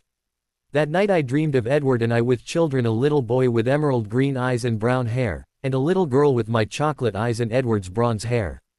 I picked up Alice for school, already missing Edward's presence. We chatted on the way though, and her bubbly personality pulled me out of my slight sadness. When I asked her about the best time for Edward and I to go and see Renee and tell her about our engagement, she cheerfully told me that she'd already booked Edward and I flights to New York for this weekend, since they would be there preparing for Phil's game next weekend and it would be overcast from Friday until mid-next week. She had also upgraded their room to a small luxury suite, and Edward and I had the presidential suite at their hotel. I hugged her when we got to school. "Thank you so much, Alice. You're going to be awesome at organizing our wedding." She grinned. "I know, it's going to be talked about in Forks for over a decade afterwards." She tapped her nose knowingly. I groaned. "Oh, and since I know you're going to ask, Renee is going to love Edward once she sees how much of a gentleman he is and how much he loves you." I sighed with relief, once again grateful for Alice's ability. It would stop me worrying needlessly for the next few days. "In fact, I see you all having a great time in New York. You and Renee will have a great time shopping, and Edward will get to go to one of Phil's baseball practices." I grinned. That sounded wonderful. All too soon the start bell rang and we reluctantly parted ways and headed towards our classes. The classes were exceptionally boring without Edward there, and the mornings dragged on at an incredibly slow rate. I amused myself by using my extra good hearing to listen in on the whispered rumors going around. I doubted that they would be slowing down anytime soon. It seemed there were many people that believed I was only marrying Edward for his money, or his looks. It irritated me to no end that they didn't believe there was more behind his appearance and wealth. He was so much more behind it. Then again, I mused, it wasn't like I wanted them to know just how wonderful he really was, or I'd constantly have to shroud him in a 6-foot bubble just to keep the girls off of him. Finally lunch arrived, and I rushed to the cafeteria to see Alice, grateful for anything that would break up the monotony of my day so far. Unfortunately, as I entered, I found myself cornered by none other than Mike Newton. I gritted my teeth in frustration. Apparently, since Edward wasn't with me today, he thought I was fair game, despite the shining engagement ring on my finger. I looked desperately over at Alice, but she just smiled back with an amused look on her face. Annoying pixie. It seemed that Mike was far more stupid than he looked, which was saying something. "So Bella, word is that you're engaged to Cullen." I raised an eyebrow and held up my left hand. The diamonds shone brilliantly under the fluorescent light.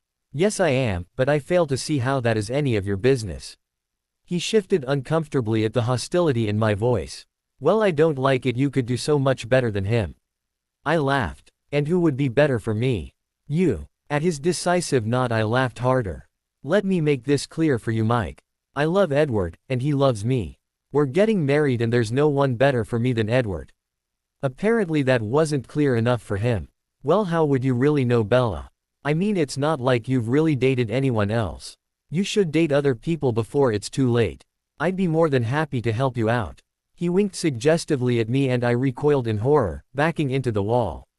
My patience had reached his limit, and I was outraged at his suggestion. I reached into my pocket and pulled out my phone. I quickly skimmed through my contact list until I found who I was looking for. I dialed and it was picked up immediately. "Hey Bells, I know you're missing Edward and all, but we're heading home now and I promise he's still in the same condition he left in, still desperately in love with you." Emmett's cheerful teasing voice came through. "Hi Emmett, as happy as I am to hear that Edward is fine, I'm actually calling because Mike is bothering me and won't take a hint. Would you believe that he's trying to convince me that I need to date other people before I marry Edward, and I quote, 'It's too late.' Apparently I need to make sure that Edward is the right one." In the background I could hear Edward's indignant growl. Emmett laughed evilly. "Put the phone on speaker, lil sis." I pulled it away from my ear and tapped the speaker button. "Okay Emmett, go ahead." Beside me Mike paled as he realized who I'd called. "Hi Mike." Emmett's normally cheerful voice was hard. Mike gulped. "Hi Emmett. I hear you've been trying to dissuade Bella from marrying my brother." He stuttered. "Now listen closely Mike. Our family loves Bella, and she's like a little sister to me. Now she loves Edward, and he absolutely adores her, and they're gonna get married. Now when that happens, she'll officially be my little sister, something I am really looking forward to. You don't want to swindle me out of a little sister, do you, Mikey? His voice had turned menacing, and one look at Mike's pale face and quivering figure confirmed that Emmett was scaring the daylights out of him. No, Emmett. Good, now stay away from Bella or I'll have to pay you a little visit, and we wouldn't want that now, would we? No, he squeaked out before turning and walking quickly away with all the air of a chastised dog. Deciding that I hadn't had quite enough vengeance yet, I subtly put up a tiny invisible shield in front of his foot for just a second while he was rushing away from me, past tables of people. He tripped, falling face first into someone's lasagna. If it was possible, his face actually looked to be a darker shade of red than the crimson sauce covering it. The whole table burst into laughter at the sight as he ran, horrified, out of the cafeteria. Over in the corner, still at our table, Alice was shaking with laughter. I was also chuckling as I took my phone off speaker and told Emmett in great detail what had just befallen Mike. He roared with laughter, and in the background I could hear his brothers joining in. Well, thanks for the help. Hopefully he'll have finally gotten the idea that I'm not interested in anyone but Edward, I sighed as I headed towards Alice. No problem, lil sis, it was my pleasure. Oh, and your fiancé wants to talk to you. I felt a little thrill at the word. Okay, bye, Emmett. I sat down next to Alice and my heart jumped as I heard Edward's velvet voice. Hello, love, we're almost back in Forks now. Did you have a good night? Yes, although it would have been better if you were there, I pouted. I knew it was selfish to want Edward to stay with me, even though sometimes he was effectively starving himself to stay with me as much as possible, but despite my moments of guilt over it, I always wanted him with me. He had become an addiction that I wasn't willing to give up, and when he wasn't with me I almost had withdrawal symptoms. He chuckled, "Stop pouting, Bella, I'll be waiting for you when you get back from school." I smiled at that. Okay, oh by the way, we're going to New York this weekend to see Mum, Alice already booked it. New York, so I get to take you to see the Statue of Liberty. He sounded thrilled. Yes, although you'll probably have to put up with my flighty mother tagging along. I'm sure it'll be fine, love. Besides, I haven't been to New York since Alice dragged the whole family there in the 60s, although the girls go there every couple of years for fashion shows and shopping. That sounded fun, and I made a mental note that we would go shopping again soon. We had had so much fun on our last weekend-long shopping trip in Canada, and I briefly wondered whether we should go back to West Edmonton Mall with the guys this time. I was sure we'd have a great time. Alice looked up at me and grinned. I took that as confirmation that it was a great idea.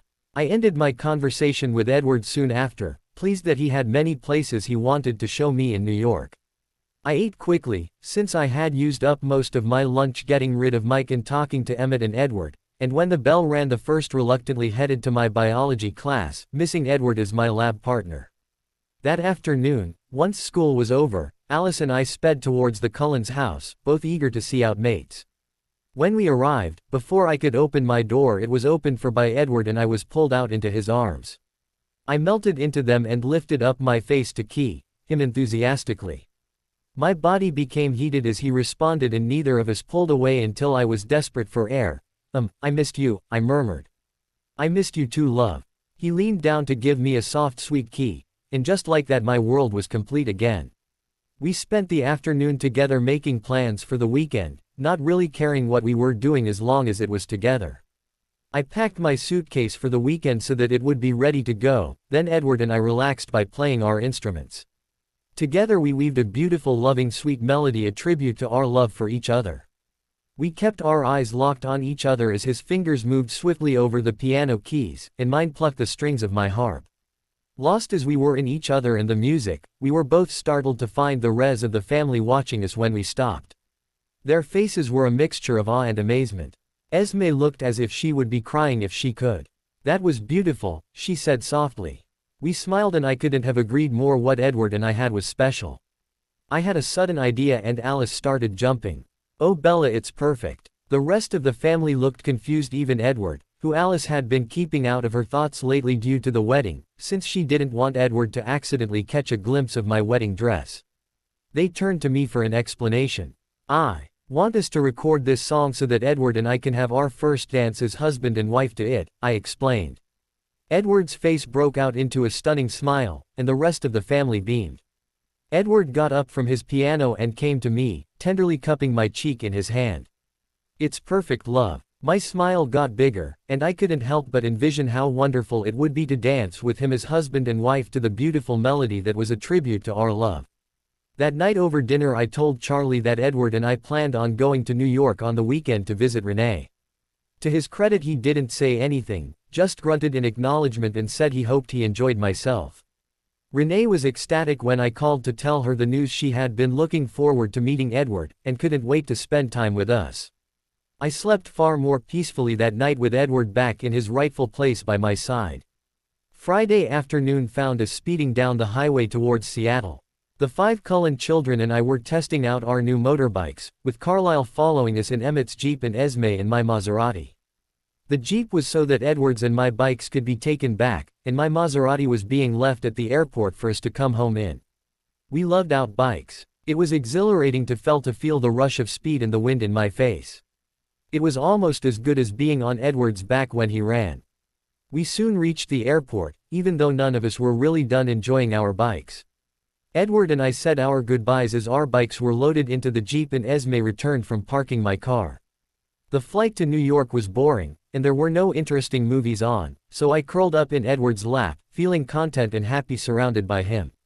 I smirked when jealous air hostesses glared at me every time they walked past, proud that Edward was mine. I soon succumbed to sleep, successfully quelling my worries over our trip. I was anxious about Edward meeting my mom. Due to Alice's assurances I wasn't worried about her liking Edward, however, I was certain she would take great pleasure in telling him many of my embarrassing childhood stories. I was just glad that Emmett wasn't with us. If he had been, no doubt I had get enough material to tease me for the next couple of centuries. When Edward woke me up just before the plane landed I realized that he looked enthusiastic. Wonderful. I was also worried because I was planning on telling Edward of my wish for us to have a child together after we were married, and I had no idea of how I was going to broach that subject, let alone convince him to agree to it. I was also unsure of what his initial reaction would be. Alice hadn't been able to see it since there were too many decisions to be made. Both Alice and Rose were hoping that Edward could be convinced quickly so that Alice would be able to see our children. So was I. I couldn't wait to find out whether we would be having a son or a daughter. I had already thought of some possible names, depending on what the say of our baby was. I just hoped Edward would say yes. We got off the plane and quickly grabbed our luggage, eager to get to the hotel and see my mother. We caught a taxi, which turned out to be incredibly easy with Edward around, since as soon as he hailed for one, all the female and gay male taxi drivers sped towards him. It didn't take a mind reader to work out that they were hoping to flirt with him on the drive, and Edward's muted groan as we slid into the cab of a gay guy wearing a flamboyant pink and yellow scarf confirmed it. I chuckled softly as we sped through the city. From about a few miles away from the hotel Edward bent down and whispered in my ear, "She can't wait to see you again," and she'd. Wondering if I look as good in real life as I did in our prom pictures. I vibrated with excitement. When we arrived I rushed into the lobby ahead of Edward. "Mom," I yelled as I hurried towards her and hugged her tight. "Bella. Oh, I missed you, baby." She hugged me back, then stepped away slightly to survey me properly. "You look really happy, Bella." I grinned. "I am, Mom. In fact, we have news." I hesitated and looked at Edward for comfort. He stepped up beside me and held my left hand, keying it and beaming proudly. I asked Bella to marry me and she said yes. His smile was so bright that I couldn't help but smile with him. Renee's face was one of shock, but it quickly morphed into a smile as she surveyed the ring and our happy faces. "Congratulations, honey, you look so happy with him, happier than I've ever seen you. I am so happy that you've already found your soulmates in each other. I know you are both mature-minded people, so you won't make my mistakes, Bella." I couldn't help but hug her again. "Thanks, Mom," I whispered. "Congratulations, you too," Phil piped up. We both thanked him. "I hope you guys have a long and happy life together." I gave him a hug as well. Edward shook his hand after hugging my mum softly. After talking a little more, Edward and I booked in and arranged to meet them at the hotel restaurant for dinner later. Edward was taking us all out to dinner to celebrate our engagement, as well as my reunion with Mum. The presidential suite was wonderful and I immediately pulled off my shoes and ran to the master bed. I leapt onto it and sunk into the soft, heavenly mattress. I groaned in enjoyment, and Edward chuckled as he lay down quietly beside me.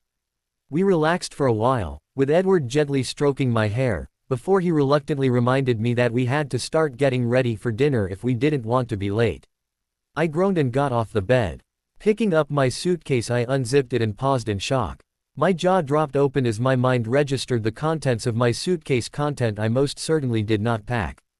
All of my clothes had been removed and in their place was something black. I pulled it out as Edward looked on curiously. It was a black spandex catsuit. Also in the suitcase were knee-high black leather boots, and a headband with small cat ears in it. I unpinned the note attached to the catsuit and read it aloud. Edward's favorite animals are large cats, have fun. There was nothing else in the suitcase except my jewelry and toiletries, not even any underwear. Thankfully I had put my vampire-human hybrid books in my carry-on luggage, so I still had them with me.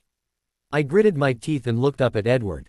"Emmett," I growled. Edward's eyes were wide as he watched me holding up the black material and boots. I was surprised as I read the lust in his eyes. Well, I figured, now is probably a good time to test how resistant to my baby-making plan he'll be. I smirked. Well, at least I've got something to wear for our honeymoon. His eyes opened wide and he gulped. Bella, as much as I want to, I was thrilled at that revelation. If you're still human, I don't know if that will be possible. I sighed. It looked like it would be harder than I thought to convince Edward that we should have a baby if I couldn't even convince him to try creating one first. I trust you, Edward, you won't hurt me. Besides, with my shields you can't. I suddenly realized we were running late for dinner. Let's not get into that now. At the moment I'm more worried about the fact that I have nothing to wear. I picked up my phone and called Alice. Alice, how could you let this happen? I whined into the phone when she answered. I'm so sorry, Bella. He must have made sure to only make last-minute decisions. I only saw you opening your suitcase and finding it like that when you were already halfway to New York. She apologized. Then her tone brightened. But I sent you a cocktail dress for tonight's dinner, although you'll have to go shopping tomorrow. It was the best I could do for you at such short notice. Oh, and I'll help you get Emmett back. I relaxed now that I knew I would have something to wear for the night. Thank you, Alice. Tell Emmett he's going to regret this. I gritted my teeth in frustration as I closed the phone. I turned to Edward, but before I could say anything there was a knock at the door. Edward went to answer it while I sat down on the bed and sighed, trying to rid myself of my frustration. He came back carrying a box which he held out to me. I opened it expectantly and pulled out the dress Alice had couriered to us from a boutique. Full of relief, I quickly gave Edward a peck on the lips and rushed into the bathroom to get ready. Despite the time limit, I couldn't help but take my time in the luxurious shower, stopping to enjoy the hot water cascading down my back. Once I was done, I came back out of the bathroom wrapped in a fluffy towel and feeling much calmer. I had the pleasure of seeing Edward's eyes widen as he slowly perused my body appreciatively from my toes upwards until he met my amused gaze. He quickly schooled his expression into a nonchalant look. Bathroom's all yours, I grinned at him. He raced in while I got dressed. The dress was a knee-length emerald green wrap dress. Since I didn't have any shoes, other than the sneakers I had worn on the plane, I pulled out the black boots Emmett had sent and thanked my lucky stars that he had made sure they were my size. Edward walked out of the bathroom just as I had my dress hiked up, and one leg up on the bed as I put the boots on. This time he didn't control his expression, choosing instead to stare hungrily at me. Inwardly I cheered, hoping this meant that maybe it would be easier to convince Edward to conceive our child after all. I winked at him as I zipped up the second boot and put my foot back on the floor, smoothing my dress back down. Like what you see. He strode towards me and wrapped his arms around me. Undoubtedly, love. You are the most beautiful thing I have ever seen. I melted at the combination of his words, his irresistible velvet voice, and the feeling of his strong arms around me. Good to know, I murmured huskily. It was excellent, in fact. Maybe I would be able to seduce him into getting me pregnant if he wouldn't accede to my requests. I felt momentarily guilty about considering tricking him, but I pushed that thought away for now. Everything would be so much easier for both of us if Edward agreed to allow us to try for a baby once I'd told him it was possible. I just had to work up the nerve to do it. What are you thinking, love? Edward had noticed how quiet I had become as I mused over how to tell Edward. I quickly realized though that now wasn't the time to do it. Oh, nothing important, come on, we'd better go or we'll be late, I said as I reluctantly extracted myself from his arms. I don't want to endure Renee's knowing glances. If we're late she'll think the reason we were late is because we were busy having say. I explained as I looked in the mirror and made sure I looked okay. My hair hung in smooth waves down my back. At my throat was my diamond heart from Edward. My wrist had my platinum and diamond cuff, and my engagement ring shone on my finger. I smiled as I lifted it up to my face and admired it again. I had found myself doing that a lot lately. Edward came up behind me and kissed my neck. I love you, he murmured before pulling away and dragging me out of the penthouse. I grinned and followed him, my hand encased in his. Luckily we made it to the restaurant just before them and waited a couple of minutes until we saw an enthusiastic Renee running up to us with Phil trailing along behind. Oh honey, I love your dress, she gushed, giving me another hug. Thanks Mum, Alice bought it for me. This sparked a discussion as we were being seated about our plans for the next day. Thanks to Alice I already knew that we were going shopping while Edward joined Phil at baseball practice, and I quickly suggested it. Edward then suggested that we should do a night tour of the Statue of Liberty afterwards, to which Renee gushed in agreement. I could tell that he'd already won her over. Renee raised an enquiring eyebrow when Edward and I ordered one dish between us so that it would look like Edward was eating. We've discovered that it's better this way, otherwise we end up eating more off each other's plates than our own anyway, I lied.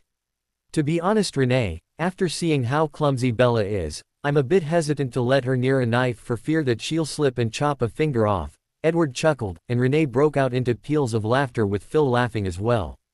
I glared at them as my telltale blush adorned my cheeks. I lifted my shield and thought at Edward, you'd better shut up now or you'll be eating your own meals while we're here. He quietened immediately and sent me an apologetic look. Unfortunately, Renee decided that since Edward was going to marry me, he needed to know all of my embarrassing childhood stories, and my cheeks stayed red the entire night as Edward listened to Renee with a rapt expression. I was just glad Emmett wasn't here, since he would have gotten enough material from her tales to tease me for the next 5 centuries. There was one time on my birthday, when Bella was 5, when she tried to bake me a birthday cake. I was in my studio painting, and Bella managed to sneak out and into the kitchen. She followed the recipe to perfection, but then she left it in the oven for too long and the cake came out like a dry rock. They all chuckled as I glared at them. Then she decided that she needed to fix the cake, so she got my face moisturizer and slathered it onto the cake because it said softens and hydrates on it and she thought it would make the cake turn back into a moist mud cake. By now they were laughing harder. So then I walked out and was touched by how thoughtful she'd been. So of course I tried a piece and I had to spit it out immediately, it was so horrible. Bella looked so upset, but she threw up when she tried to eat her piece. They all laughed hard at my expense and I stoically looked at the table and at my food. That wasn't all though. Renee also brought up a few childhood stories from Forks that I could barely remember. When Bella was 3 and we still lived in Forks, I took her to the playground. She was having a great time and there were a few other kids around the same age there too. Anyway, she walked up to a little boy playing in the sandpit with his trucks and politely asked him if she could play. He said no and informed her harshly that girls can't play with trucks, only boys can. I rushed over, thinking that she'd start crying because he was being mean to her, but Bella glared at him and decked him so hard that he fell back into the sandpit. She then informed him that she didn't want to play with him anyway and stalked off to the swings. I had to apologize to his mother. We saw him a few days later at the park again and he had a black eye. Come to think of it, you guys might know him if his family still lives in the area. His name was Mike Newton. Edward burst into raucous laughter, his shaking frame sending shuddered thought the entire table. He was catching quite a few stares from the other patrons, but it looked like he couldn't control his outburst. He deserved it, I muttered mutinously. I had vague memories of hitting a boy in a sandpit, but I'd had no idea before now that it was Mike Newton. Edward finally calmed down. I have no doubt he did love, he assured me, his eyes sparkling with amusement. I can't wait to tell Emmett, he'll really get a kick out of that story. I groaned and rested my head on his shoulder. Emmett was going to love hearing about me punching Mike. Dinner finally ended much to my relief. I wasn't sure how much longer I could go on hearing Renee tell embarrassing stories about me. When we got back to our suite I realized that I had another problem. Thanks to Emmett I had no pajamas, although I thankfully had found a spare change of underwear in my toiletries bag, my emergency set. I ruminated over my options for a second before realizing that Edward had a fully packed suitcase of clothes. He watched me skeptically as I skipped over to his suitcase and rifled through it. I pulled out one of his t-shirts and a pair of boxers and went into the bathroom to change. Edward's clothes were incredibly comfortable, and I could smell his lilac honey sun scent on them, making me feel enveloped in him. I happily walked out to find Edward in pajama pants and a t-shirt. He looked delicious and I licked my lips unconsciously as I appreciated the view that his tight t-shirt gave me of his ripped abs underneath. I realized by his stiff stance that he found the sight of me in his clothes uncomfortable. I just hoped that it was in a good way, since I was counting on it for the potential conception of our child. The next morning I woke as usual to Edward peppering my face with soft kisses. I rolled into him and we indulged in a short make-out session before Edward pulled away. I pulled a disgruntled face, and Edward gave me a grin. As much as I would love to continue, love, your mother is about to knock on the door. I leapt out of bed and ran to my suitcase to change. I stopped short when I saw the lonely black piece of spandex, and groaned, cursing Emmett mentally just as a knock came at the door. Bella, are you up yet? My mother's voice drifted in from outside the suite. I reluctantly went and opened the door. She smirked as she registered the fact that I was wearing Edward's shirt. Oh, I'm sorry honey, I hope I didn't interrupt anything. I just wanted to let you know that Phil and I are heading down to breakfast and Phil and Edward need to leave in an hour and a half to go to practice. I inwardly winced at her knowing gaze. Sure Mum, we'll be down soon, I promised before shutting the door. I groaned and walked back into the bedroom to find an amused Edward still sitting on the bed. She thought we were having say, didn't she? I asked. He chuckled and nodded. I groaned and pulled him up off the bed. I ed him softly and then reluctantly pulled away. Well, you heard her, we have to join them for breakfast. Once again I raided Edward's suitcase for something to wear temporarily until I could buy more clothes. I ended up in one of Edward's blue dress shirts with the sleeves rolled up to my elbows and a belt cinched at my waist. Due to the differences in our height, the shirt stopped a couple of inches above my knees and was doable as a shirt dress. I was also back in the black boots again. Before we left, Edward surprised me by pulling me in for a passionate Ned into his mouth as he set my body on fire with his kisses. He pulled away when it was getting necessary for me to take another breath and we were both panting heavily even though air was unnecessary for Edward. Love, you have no idea what seeing you in my clothes does to me. He murmured, cupping my cheek. Well, if that's the reaction I get, I just might get rid of my wardrobe and always wear your clothes. I smiled exultantly, loving the way he had reacted, and was seriously rethinking the need to go out and buy more clothes today. After all, Edward obviously had plenty to spare. He chuckled, I'm afraid not, love, I don't think my control is strong enough to handle it. I huffed. We joined Renee and Phil for a quick breakfast before the guys headed off to the baseball stadium, and we headed for the malls. I loaded myself up with clothes for the weekend, as well as clothes for Alice, Rose and Esme. I also bought Renee a few things, and we had fun on our girls' day. I enjoyed everything except her knowing glances at La Perla as I loaded up with a ton of lingerie since I had no spare underwear left. It was when we got out of La Perla that the questions started. So honey, how good is Edward in bed? Is he satisfying you? Are you being safe? The questions just kept coming and I groaned. Mom, please, I begged. I knew that there was no way she would believe that we weren't doing anything after this morning. Yes, we are being safe and that's all you need to know. I'm not discussing anything else with you. After all, abstinence was the best contraceptive method. We continued shopping and I studiously ignored her other questions. We finally got back to the hotel after lunch and I rushed into the suite to escape her and get to Edward. Inside, Edward picked me up and kissed me, telling me without words that he had missed me. Did you have a good time? I asked. He smirked. I had a great time. In fact, I even got to play a little. You should have seen their faces when I hit the ball into the stands and got a home run. His face was smug. I rolled my eyes at his cocky expression. Edward, you know you shouldn't show off. We can't all be prefect vampires, you know. He grinned, but then his expression turned sad.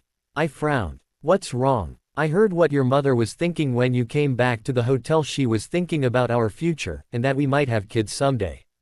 I'm not perfect, Bella, I can't give you that. His expression was pained. I cupped his cheek softly. I realized that now was the time to tell him. If we could have kids together, would you want them? I asked. Of course, Bella, there is nothing I would like more than to be able to have children with you, he breathed, but it's impossible for vampires to have children, Bella. So there's no point in thinking about it unless you wanted to leave me and live normal human life with a human man. I wouldn't begrudge you that. He looked so sad and earnest, and if it was possible my love for him grew a little more. Oh no, Edward, if I can't have children with you then I don't want any. I assured him. He relaxed slightly. It was time to tell him the truth. Edward, I began hesitantly, what would you say if I told you we could have a child together, a vampire-human hybrid? His eyes opened wide and he gaped at me.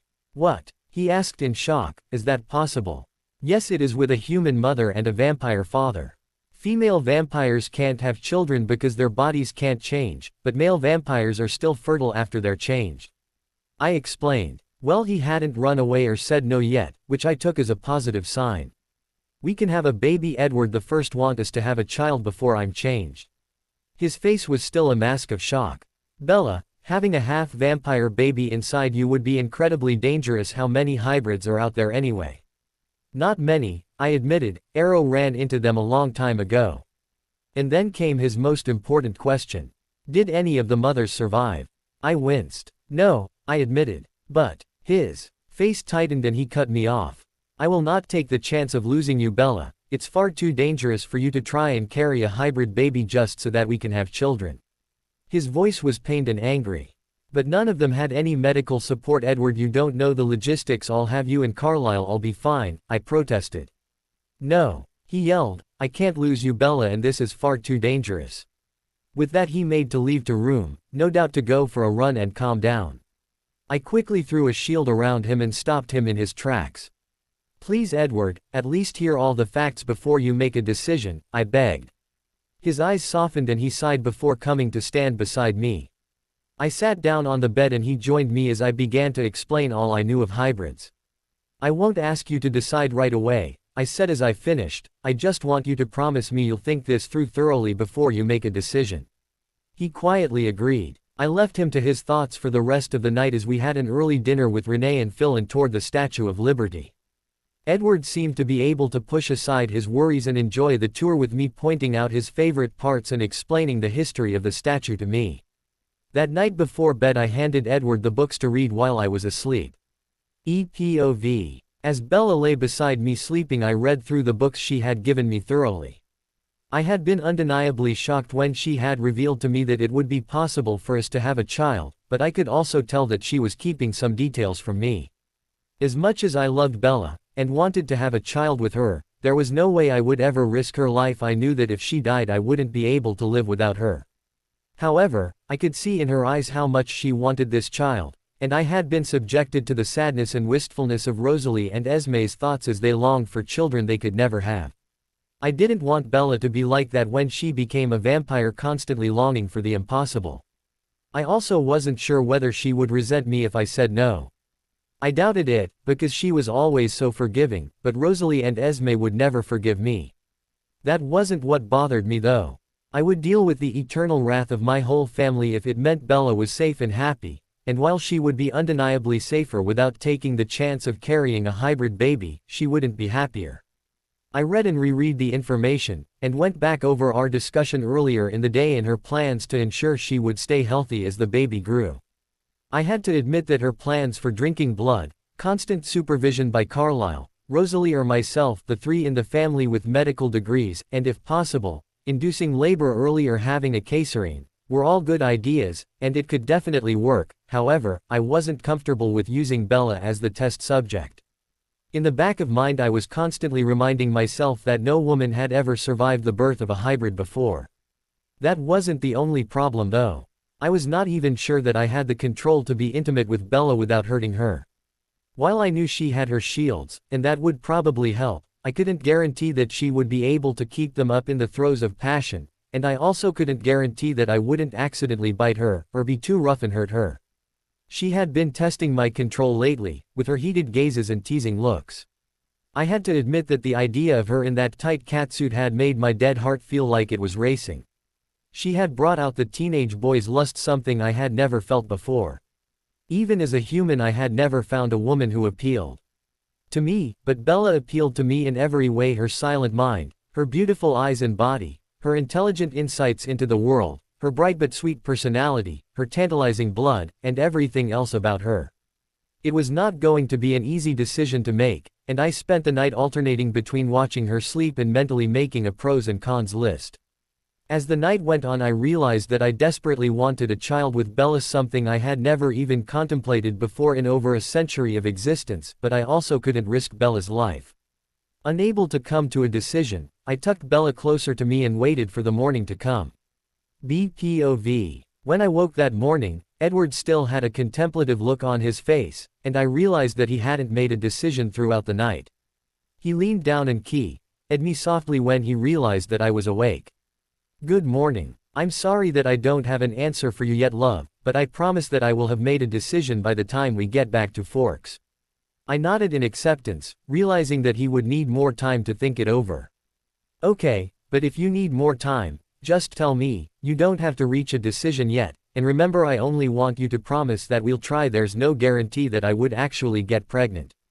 Besides, graduation is still quite a few months off and I don't want us to have a child until after the wedding." He smiled softly. "Okay, love, I am taking into account everything you said, but I will have an answer before we get back to Forks. I don't want the opinions of our family to impact a decision that should be ours." I grinned at him. "Thank you." Then I rolled over and straddled him. "Is there anything I can do to help convince you?" I purred, leaning down and dotting him while my hands trailed down his hard, muscled chest to the hem of his shirt. My heart started beating excitedly as I felt the contours of his ripped stomach. I began lifting the shirt, but was stopped by a vice-like grip on my wrists. Edward's lips parted from mine and he groaned. "Not now, Bella." I sighed and removed my hands, rolling back so that I was beside him again. "I should have just held you down with my shields and had my way with you, then surprised you when I got pregnant," I muttered, annoyed that my attempt at seduction had been thwarted. He raised an eyebrow. "Kinky." I grinned. "Well, we can save that idea for the honeymoon too." Seeing his frown at how serious I was, I carried on, "And I want us to have a proper honeymoon regardless, Edward," I said firmly. "If you decide that we shouldn't have kids, then I will go on birth control beforehand, but we will have a proper honeymoon." I was determined. He saw how serious I was and sighed. "Bella, I don't know if I can do that without hurting you." His eyes were worried. "Well, I was actually thinking about that. And while I trust that you won't hurt me, and I have my shields as a backup, I was thinking that maybe we should practice." Edward looked interested but wary. "What would practice entail?" "Well, I thought we could work our way through the bases until the wedding, start small and work our way up. I think it would be best to go slow so that you can build up your control," I explained. "That way you won't be so worried on our honeymoon." He nodded thoughtfully. "Perhaps, but it will be very slow, Bella, and I need to be the one setting the pace," he warned. I nodded enthusiastically, ecstatic that he had agreed to that part and hoping that meant I was a step closer to getting him to agree to us having a child. Before I could convince him to start practicing now, a chance glance at the clock made me realize that we needed to get up for breakfast. Our day was filled as we took in some of New York's sights, including Central Park, a museum, and the zoo. Both of us enjoyed everything, and were entertained watching Renee's almost childlike enthusiasm for everything. I successfully managed to put my anxiety over the fact that Edward was still making a very important decision about our future to the back of my mind so that I could properly enjoy one of the last outings I would get to go on with my mother. The next day I spent the morning walking with Renee.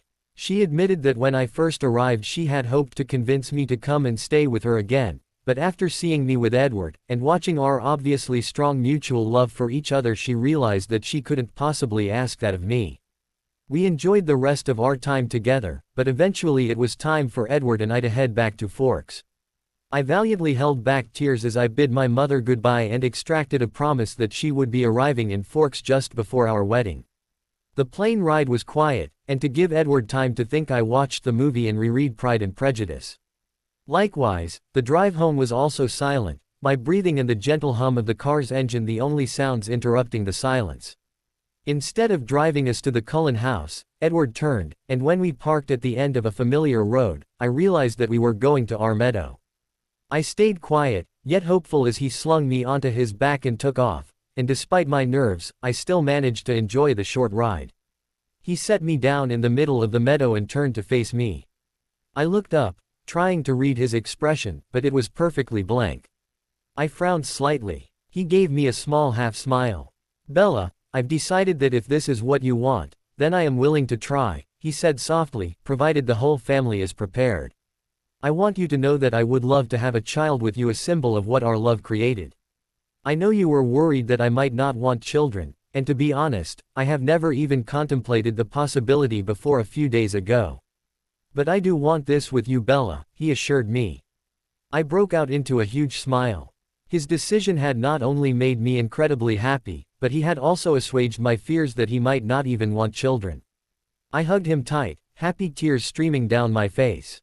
"Thank you, Edward, I love you so much." He smiled down at me, looking every inch an angel, and slowly bent his head down to brush my lips with his. I responded eagerly, and the fire his lips ignited in me was all-encompassing. We eventually parted, thanks to my current need for oxygen, but I was thrilled at the thought of the practice we could get in before the wedding. Not really wishing for company at that moment, we lay in the meadow, basking in happiness, and started running through possible names for our children. "Well, for a boy, we could call him Edward," I suggested. Edward scrunched his nose up. "I don't think so, love. Remember that he's going to eventually look older than us, and how are we going to explain why we're both called Edward? Besides, it's not that great having the same name as your father." I pouted. "Well, how about Masson then? I think that would be a great name for a boy." He grinned. "I like it, unusual, but it works." I smiled up at him. "We could also call him Charles," he suggested. I smiled. "Maybe, or Carlisle could be a possible middle name." Edward nodded in agreement. "What about girls? Have you thought of any possible names?" "Yep. In fact, for a middle name I was thinking of either Renesmee, for Renee and Esme, or Rosemary for Alice and Rose." He frowned in confusion. "How does Rosemary represent Rose and Alice?" "Well, we aren't having our daughter named Rice or Acili, so I used Alice's first name, Mary, instead," I explained. "Oh," he nodded thoughtfully. "I also thought of some other possible names, Elizabeth for your mother," he smiled fondly at me, and caressed me cheek, "or Charlize for Carlisle and Charlie, or even Gemma for Emmett and Jasper." He smiled. "I think they are all good names, love. We'll just have to figure out which ones to use and in what order." I nodded. "Well, we'll have plenty of time, seeing that our baby isn't conceived yet." I was about to say more when an ecstatic Alice burst into the meadow. "Bella, as soon as Edward made his decision, I saw your babies," she squealed. Her eyes were sparkling and her whole body was vibrating with excitement. I leapt up. "You did? That's wonderful. What does our baby look like?" I demanded. Then her words properly registered. "Did you say babies? As in plural?" I asked. She nodded excitedly. "Yes, you two are going to be the proud parents of twin girls." My jaw dropped open for a second before I beamed. I looked up at Edward and tipped my head up, joining him in an exultant key. The key was short, however, since Alice quickly pulled out color drawings that were so good they looked like photographs. "Here they are, guys, aren't they adorable? Oh, I can't wait to go shopping for them." Edward and I ripped the pages out of her hand, quickly flipping through them. The first was two newborns. In Edward's and my arms I was still human, although I looked incredibly pale. We were each holding a wrapped baby, only their serene faces showing. Both had Edward's angular features, but with slightly more rounded faces, and small amounts of brown hair. In the next I had been changed, my blood-red eyes giving away my newborn status.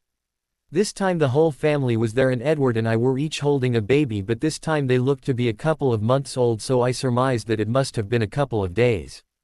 Their hair was longer, and was a rich mahogany brown with streaks of bronze through it. But it was their eyes that amazed me. They were the most unique shade of hazel I had ever seen, a rich emerald green with flecks of chocolate brown through them. "They're so beautiful," I whispered, stroking my fingers over the pages. "Little angels," Edward agreed softly, his tone incredibly tender. We continued through the rest of the sketches, snapshots of them as they grew older. There was one of them with Emmett, looking to be about 12, and they were hunting a bear, and another with Jasper play fighting with both of them. There were many of them with Esme, Rosalie and Alice, as well as lots of Edward and I with the twins. "Thank you, Alice," I said, tears in my eyes. "I can't wait for our little girls to be born." Edward agreed softly. He seemed much more relaxed now that he'd seen that I would survive the birth of our children. Eventually we headed back. Only Rosalie knew at the moment, but she hadn't seen the pictures yet, because Alice felt that we should see them first. The others only knew that something important had happened and that Edward and I would have an announcement when we arrived home. It was time to tell the Cullens. Alice ran home while Edward and I went back to the car and drove to the Cullens. I was nervous, but fairly sure that the whole family would be pleased with our announcement, if a little shocked. Edward and I couldn't stop smiling though at the thought of our baby girls. We didn't even try and contain our matching smiles as we entered the house. The whole family had already gathered downstairs, and appeared to be waiting for us. Esme rushed up to hug us. "Welcome home," she said softly as she smiled welcomingly at us. "Thank you, Esme," we hugged her back. Then Jasper jumped in. "Will someone please tell me what has both of you so incredibly ecstatic?" Alice happier than a trip to the mall, and Rosalie more hopeful than I've ever felt before. Emmett, Carlisle and Esme turned to look at him curiously before observing the rest of us suspiciously. Edward and I beamed and I looked up at him, silently urging him to be the one to tell them. He put his arm around my waist and squeezed as he looked at them. "Bella and I have decided that after graduation we will have some children," he announced proudly. Jasper and Emmett froze and looked at us incredulously. Esme and Carlisle looked confused, yet hopeful, and I had no doubt their minds were running over just how that would be possible. Rosalie jumped up off the couch and hugged us. "I'm so happy for you both. I'm going to be an auntie." "Wait a second," Carlisle interrupted. "How exactly are you planning to conceive?" His eyes were alight with curiosity. "Well, believe it or not, Carlisle, it is possible for a human female to conceive half-vampire children with a vampire male," I explained. Carlisle's expression changed immediately to intrigue at the possibility. But before he could open his mouth to ask more questions, Esme hugged us again. She looked like she would be crying if she could. "I can't believe I'm going to be a grandma," her tone was odd. "This is wonderful." We sat down with them after that and explained just how it was going to work, with Edward stressing how dangerous it was going to be for me. Thankfully though, after Alice's visions he was at least a little less worried, since we now knew that the most likely outcome would be me surviving and giving birth to the twins before being turned. When we casually mentioned that Alice had had a vision of us having twins, the entire family burst with happiness. I gave them the books as well, which they all took turns speed reading, and when we explained our plans, Emmett was the first to volunteer his services. "Woohoo, I'll catch you some Grizzlies bells, trust me, they taste way better than deer." The others also all promised to hunt more often and build up a bank of blood for me to drink while I was pregnant and for the twins when they were born. Carlisle was also enthusiastic to help, and fascinated by the medical aspects of it. The others were also more than eager, and I realized that by the time our wedding came around we were all going to be very impatient for the babies to arrive. Esme, Alice and Rosalie were already planning tons of baby shopping expeditions, since the babies would grow fast and we would need lots of clothes for them. Emmett was already wondering whether he could get any child-friendly video games for the twins to play, and Jasper had claimed the right to teach his baby nieces how to read. I knew my family would be wonderful at helping Edward and I raise our daughters.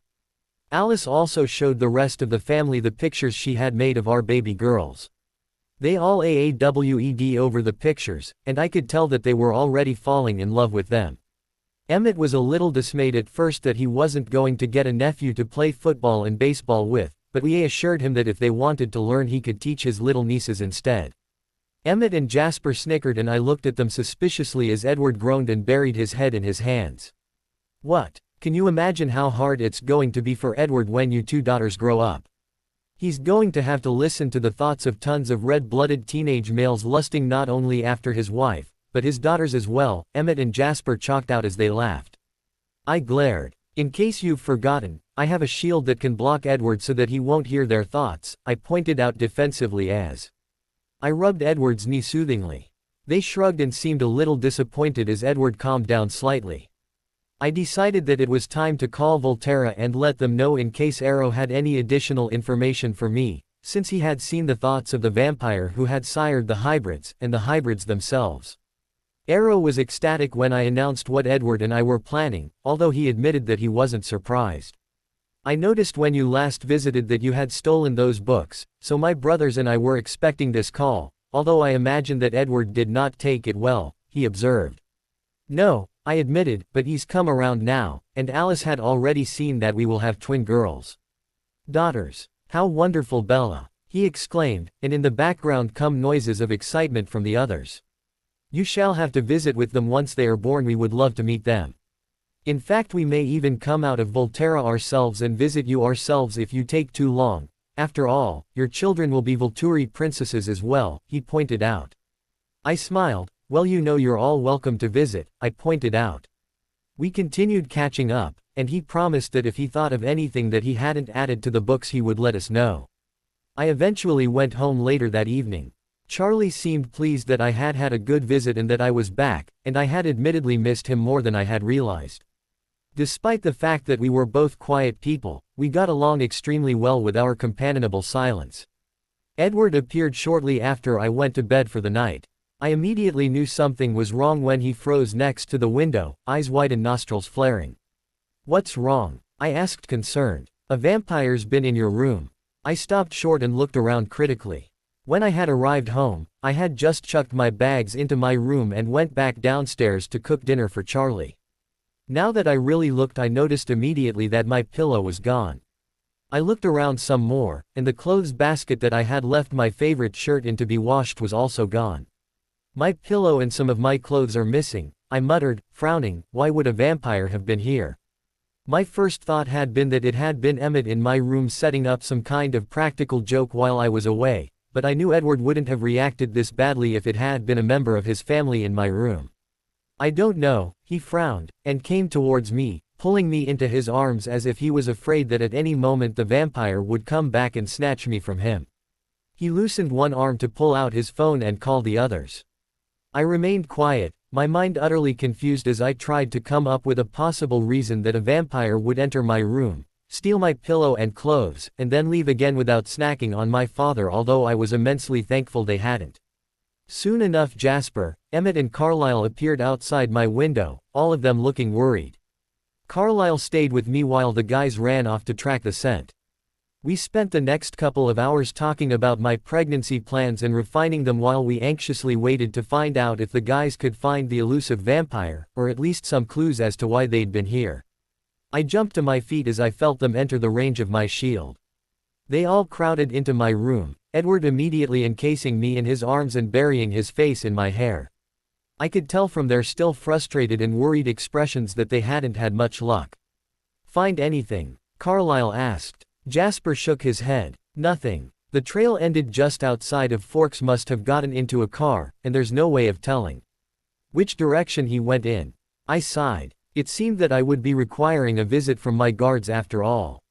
I disengaged myself from Edward and picked up my phone from my bedside table before sitting down on the bed. Edward joined me as I speed-dialed Volterra. They were surprised to hear from me so soon. Bella. Twice in one day. Do you have more good news for us? Perhaps an early pregnancy? Arrow asked hopefully. For a 3,000-year-old vampire he could be incredibly impatient. Sorry Arrow, but I'm not calling with any good news. When I got home tonight we found that a strange vampire had been in my room and they've stolen my pillow and some of my clothes. Immediately Dimitri was at the phone. Things with your scent. He sounded worried, and Edward immediately stiffened beside me. Yes, why? The only reason a vampire would have to steal your scent would be so that they can send other vampires to you, he explained. Edward then told him how far they'd been able to track the vampire and explained that it was no one he, or any of the others, recognized. Well Bella, Felix and I will be there in a few days. Have Edward find something in your room with this vampire's scent on it and put it in a sealed bag for me. We'll find out who wants to steal from our princess. Dimitri rarely got annoyed, but he took his job as my guard seriously and he wasn't about to let anything hurt me. When I hung up, Edward walked around the room before picking up one of my scarves and putting it in a bag. I frowned. Apparently the vampire had stopped to snoop through all of my things if he had touched my scarves. I shuddered at the thought. Creepy. I turned towards my bed, but I really didn't feel like sleeping on a bed that had had a strange vampire all over it, and I was down one pillow. I huffed in frustration. Luckily though, my own personal psychic sister pooped through the window with her impeccable timing. She was bearing new sheets, a comforter and new pillows. I sighed in relief. Alice, you're a lifesaver. She winked at me, I know. She left with the guys, and after Edward and I made the bed with my new linens, I lay down, trying to calm my mind so that I could sleep. Edward's grip on me was tighter that night, and I could tell that he wouldn't be letting me go anywhere without him until this strange vampire was found. School was incredibly boring now, since Edward and I already knew everything and were both waiting impatiently for graduation so that we could get married and start our family. We had finally begun to go further with our practicing, and so far we had both received only intense pleasure. Edward had never hurt me. True to their word, 2 days after finding out that a strange vampire had been in my room, we got back to the Cullens after school to find Dimitri and Felix ensconced on the couch versing Emmett at crisis. They jumped up and hugged me as I walked in the door, before immediately settling their posture into their stern guardian poses. Dimitri got right down to business. While he could be almost as fun-loving as Emmett when he relaxed, but he was first and foremost my guard, and he was every inch my solemn protector.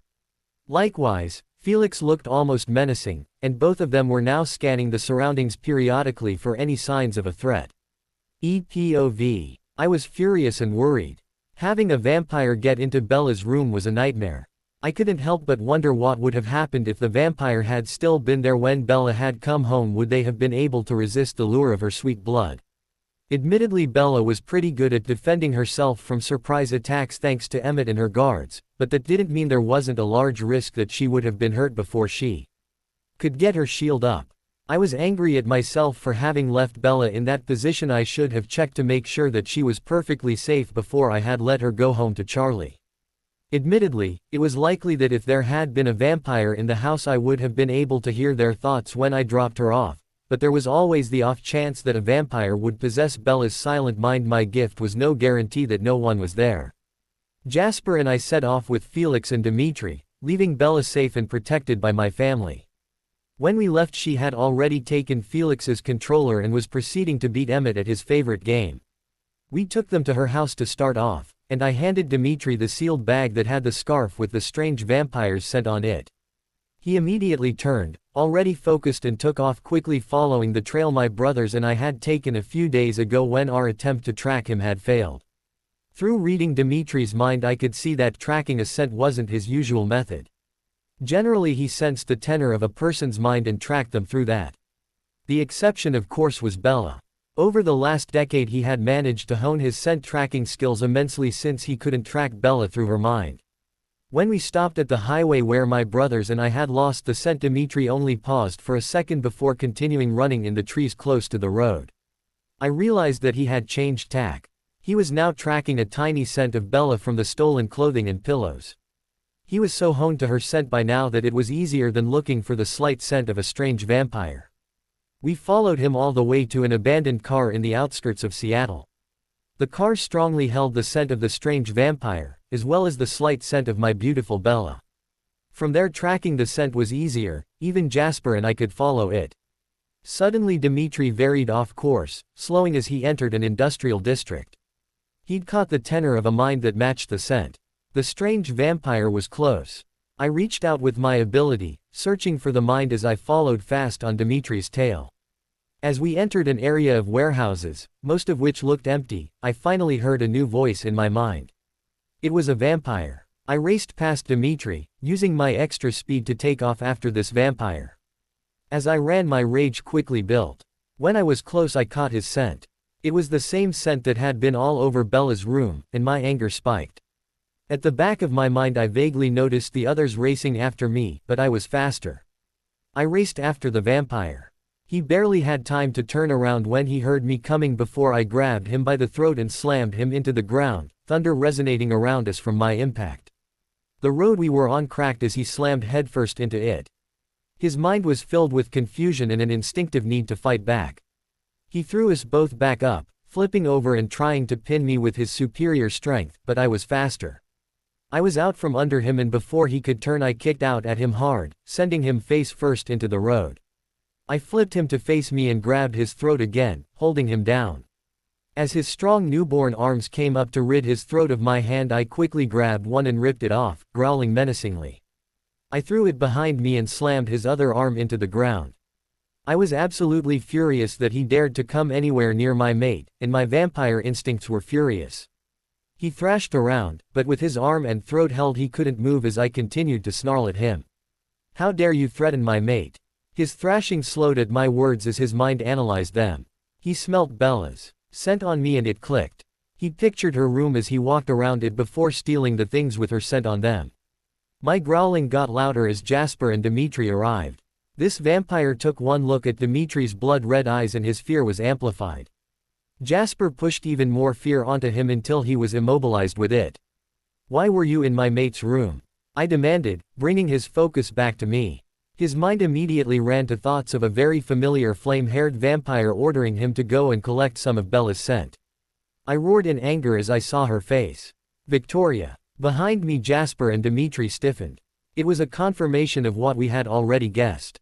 Where is she? I demanded. This vampire, who I had now identified as Riley, was terrified and confused. He had no idea that I could read his mind, and Victoria had told him that the golden eyes were weak. That was why he had been much more frightened by Dimitri. However, after my vicious attack he was petrified of all of us. I don't know, he pleaded. Victoria only comes once a day for a report on how her army is doing and then leaves. She never tells me anything, and the others have never seen her. From his mind I could see that Victoria had manipulated him. He believed and trusted her absolutely, and without Jasper's talent he would never have confessed even this much. His mind though showed the information he was withholding. Victoria had told him some of the plan. In a few days' time Riley was to lead the army towards the Olympic peaks and give them Bella's possessions. He was to tell them that there would be weak gold-eyed vampires guarding her, and whoever got to her first could have her. I growled as I saw their conversation play out in his thoughts. I picked him up and threw him away. He landed with a crash down the street, digging a hole into the road. A tiny part of my mind was thankful that this area was abandoned, and I couldn't hear the thoughts of anyone except Riley, Felix, Jasper and Dimitri. Tell Victoria we will be waiting, and we'll tear her and her army apart, I snarled. She'll kill you and your precious mate, he sneered, before glaring at me, picking up his arm and running off into the darkness. I was pleased that his thoughts were only of getting to Victoria and warning her of his run-in with us. I turned to the others. Let's go. I turned and ran, eager to get back to Bella. I had a sudden urge to have her in my arms and make absolutely certain she was safe. As we ran back I told the others what I had seen in his mind. They were furious about the threat on Bella and the family. Jasper's mind immediately tuned to battle strategies. My fury did not abate until we were back in the house again and Bella was in my arms, as I hugged her to me. She hugged me back. Hey, it's all right, I'm right here and nobody could ever take me away from you, she whispered. I calmed quickly as I breathed in her scent. Once a torment, her scent was now a reassurance that she was alive. We quickly told them all we knew, and then Alice told us of the vision she had had just before we came back. Victoria had finally decided. Her army would be coming on the weekend. Alice could already see us fighting in the large clearing we normally used for baseball. Felix, Dimitri and Emmett were eager for the fight. Bella was too. Her eyes were sparkling with anticipation and I sighed, resigned to the fact that, as much as I wanted to protect her, I couldn't deny her fun. The next few days dragged on during school as we all made our plans for the weekend. Alice had already arranged with Charlie for me to spend the whole weekend including Friday night with her and Rosalie, and Charlie was going fishing with Billy in La Push, which relieved me, as at least there would be some werewolves to protect him if any of the vampires got away. Jasper and Felix trained the others on how to fight newborns, not that we had too many worries about being harmed, since I would be shielding them all. Dimitri and Felix were my constant shadows, and Edward seemed quite pleased with my extra protection. I was a little annoyed, since it meant that Edward and I had no privacy. They stayed in the forest, close enough that they could hear me at all times. It was very annoying at night as it put a stop to mine and Edward's practice for the wedding night. Lying beside Edward every night pressed up against the body that I had now fully mapped out using sight, smell and taste without being able to do anything was exceptionally frustrating. Edward had it worse though. On the first night I woke up in the middle of the night to find a pained Edward beside me. I had been rubbing up against him and moaning in my sleep, and there was nothing he could do about it. The next few nights weren't any better for Edward, and I knew it was pointless to ask Dimitri and Felix to give us some alone time with a group of newborns heading for us. So we beeped it up, and I was left impatiently waiting for the weekend so that I could destroy the newborns and Edward and I could get back to practicing for the honeymoon. One of the things that intruded on our anticipation for the weekend was a visit from Jacob during the week. The mangy mutt had the audacity to visit us after school one afternoon. Edward and I were in the kitchen making dinner, and Felix was out in the woods, within hearing distance. Edward had his arms around me as I leaned into him while stirring the spaghetti sauce on the stove. I knew something was wrong when he tensed suddenly. "What's wrong?" I turned in his arms to get a look at him. His face was hard. "One of the dogs is on his way here." Sure enough, there was soon a quick no on the door. Before I could go and open it, the presumptuous dog let himself in. I glared at him, from the living room, still in Edward's arms. "Were you never taught any manners? You're meant to wait until you're invited in before you come inside, Jacob," I said in a harsh voice. My week of frustration and tenseness while waiting for the fight meant that Jacob acting like he owned the joint riled me up much more than usual. He shrugged, but his calm posture was betrayed by his eyes, which were bright and eager as he sized up Edward behind me. I rolled my eyes. Somehow, he still couldn't quite fathom that out of Edward and I was the one most likely to hurt him. Out of the corner of my eye I saw Edward smirk at something Jacob though before he leant down and gently at the side of my throat. I couldn't stop the shiver of desire that ran through me, and as he moved back I could feel the smugness in him at drawing such a reaction from me. Jacob glared at us. "Careful, leech. One tiny nick with your teeth and it will be war, and we'd love to rip you and your family apart." I glared right back at Jacob, annoyed beyond measure at his interfering. "Why are you here, Jacob?" I demanded. "I'm here to remind you of the terms of the treaty. If any of your bloodbeepers bites not kills a human, then the treaty is void. So as soon as they change you, we can kill them." His eyes lit up in anticipation. I was angry. I pushed out a shield and held Jacob up against the wall, advancing on him and levitating myself up until my eyes were level with his. I felt a perverse sense of pleasure when I saw the fear now glimmering in his previously confident eyes. "Listen up, you arrogant dog," I hissed at him. "I am well aware of the treaty, and you have no right to waltz into my house and order me around. You are alive because I have allowed you to. Live. I could easily have killed you for lunging at me during our first encounter in the woods. Do not try my patience because I may not be so lenient in the future." He seemed to be finally getting the message. "As for changing me, that can be done without biting me." That stopped both Jacob and Edward in their tracks and they looked at me in surprise. "I suppose it never occurred to you, Jacob, that the venom can be directly injected by syringe, did it?" He glared venomously at us, but was still held up against the wall and slightly fearful, so he stayed silent. I let him go. "Now run along back to your pack like a good dog and let them know." He turned and made his way outside, keeping a distrustful eye on us. Once Edward relaxed I knew Jacob was out of range. I leant back into his reassuring embrace and sighed. His pack is a bunch of immature puppies. If they came after us I could take them all out in the blink of an eye. Not that I would, since Billy Black is Charlie's best friend, but I could. Edward chuckled. "Indeed, love. Now why don't you tell me more about changing you with injections? The Volturi has been using it for years to change people, much safer than biting and risking the loss of control, don't you think?" "Yes, I quite favor the idea myself. No doubt Carlyle will be interested." I went back to making dinner while I explained the logistics of using syringes of venom to change me. The bonus in this method being that, if large amounts of venom were injected directly into my heart, the change would only take 2 days instead of 3, a much happier prospect, which Edward was inordinately pleased with. Unfortunately, our encounter with Jacob was the only interesting event during the week, and as the weekend neared I was bursting with anticipation. As far as Charlie knew, while he would be spending the weekend with Billy and La Push, I would be sleeping over with Alice and Rosalie while Edward and his brothers were off camping.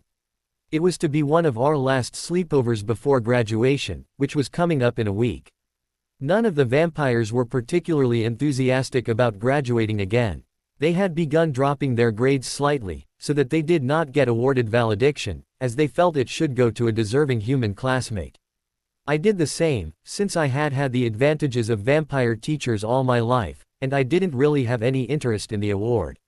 Luckily, according to Edward, who had kept a watch on the minds of the teachers, Angela and Ben were neck and neck for it. The only other break in the week was when Rose and I got our car and driver magazines. I rushed into the Cullen mansion after school, Edward trailing behind as I waved my magazine. "Rose, have you seen the new Bugatti Veyron Supersport?" I called enthusiastically. "Yes, and did you see that BMW is going to make an M6? She was beside me in an instant, and oblivious to everyone else we made our way to the lounge chatting enthusiastically. "I can't wait until the Supersport Bugatti is released. I have to have one. Growing up with speeding vampires had left me with a need for speed that was only appeased by owning the fastest cars in the world. Well, then you'll have to let me drive it. Personally, I'm really looking forward to the M6, although we'll have to wait a few years for it to come out." We continued our debate on the pros and cons of some concept cars for hours. After a while even Edward got bored and left in search of his brothers. When it was time for me to go home to Charlie, Edward had to drag me out as I continued to debate with Rosalie on whether we needed to buy a 2011 Corvette Stingray convertible when it came out. I very unwillingly got into the car for Edward to drive us home, still not done talking about cars. However, Edward made it up to me by pulling off into a dirt track so we could spend some time properly making out in the backseat of his Volvo before going home. Dimitri and Felix were waiting, annoyance clear on their faces as we registered just how late we were when we finally arrived. Charlie bought the excuse that Alice had kept me late with wedding details, and after scarfing a few slices of pizza I was soon snuggled into bed with my personal Greek god. The weekend arrived after a long and tedious week of school. I waved to Charlie after dinner on Friday night and sped eagerly off to the Cullen house. Edward, Felix, Dimitri and Alice left for the evening to hunt, while the others had gone during the day while we were at school. They all wanted to be as strong as possible for the fight, despite the fact that it would be no problem for us to win. Dimitri and Felix had decided that animal blood was better than no blood, so they were tagging along. Carlisle and Esme would be sitting out the fight, for they were too tender-hearted to actually participate if it was not necessary for the survival of their family, and I couldn't blame them. In fact, they weren't even going to be at the clearing. They would be waiting close to the edge of Forks, in case some of the vampires were to veer off and head towards town before making it to the clearing. They would stop any vampires that were after anyone in town, although I felt relieved that Charlie was going to be in La Push. The rest of us were eager for the fight, and I spent much of Friday night restless with anticipation, while fending off most of Alice's over-the-top wedding ideas, and approving others. When I woke on Saturday morning Edward was back, and I opened my eyes to look directly into his butterscotch ones. I sighed happily. I always felt better with Edward close by. All thoughts of the upcoming fight were lost as I looked into his stunning face and reached up for my morning key. He indulged me for longer than usual and, despite the fact that we could hear the rest of the family moving restlessly around downstairs, we spent the better part of the morning making out, unwilling to go further with 8 vampires listening. Eventually though, around noon time, Alice bounded into the room, with no thought given at all to knocking. "Bella, how do you feel about this wedding cake?" She thrust a photo at me of a cake that was 5 feet tall. It was shaped 2 swans, with their necks arched towards each other to make the shape of a heart, and wreaths of flowers around their necks. My eyes went wide and I groaned. "Alice, this is far too big. I'm not planning on inviting the whole town." She pouted at me and I relented. "But if you can get them to make a smaller version, maybe 1 foot tall instead, then I think it would be lovely," I admitted. It was a beautiful cake after all, and I thought the swans were perfect, but as usual Alice's enthusiasm had led to some over-the-top ideas. She beamed at me and zipped back out of the room. I fell back down onto Edward's chest and heaved a sigh. "It's time to get up, isn't it?" "Yes, I'll make you breakfast while you shower," he promised. I nodded and reluctantly extracted myself from his arms. I leant down and at him before heading into the bathroom. After a yummy breakfast, where I marveled over how good a cook Edward was, we headed out to the garage, where Edward began packing camping gear. Emmett and Rosalie had already left for the clearing, where we were all planning to spend the night and wait for the vampires who were set to arrive early in the morning. I was the only one that actually needed camping gear, of course. Alice came out with a wedding file and joined me watching Edward select from the range of brand new camping equipment stored in the garage. Pack for cold weather, she advised him. There's going to be a blizzard tonight. I shivered at the thought, and Edward looked for warmer gear while I made decisions for our wedding with occasional inputs from Edward.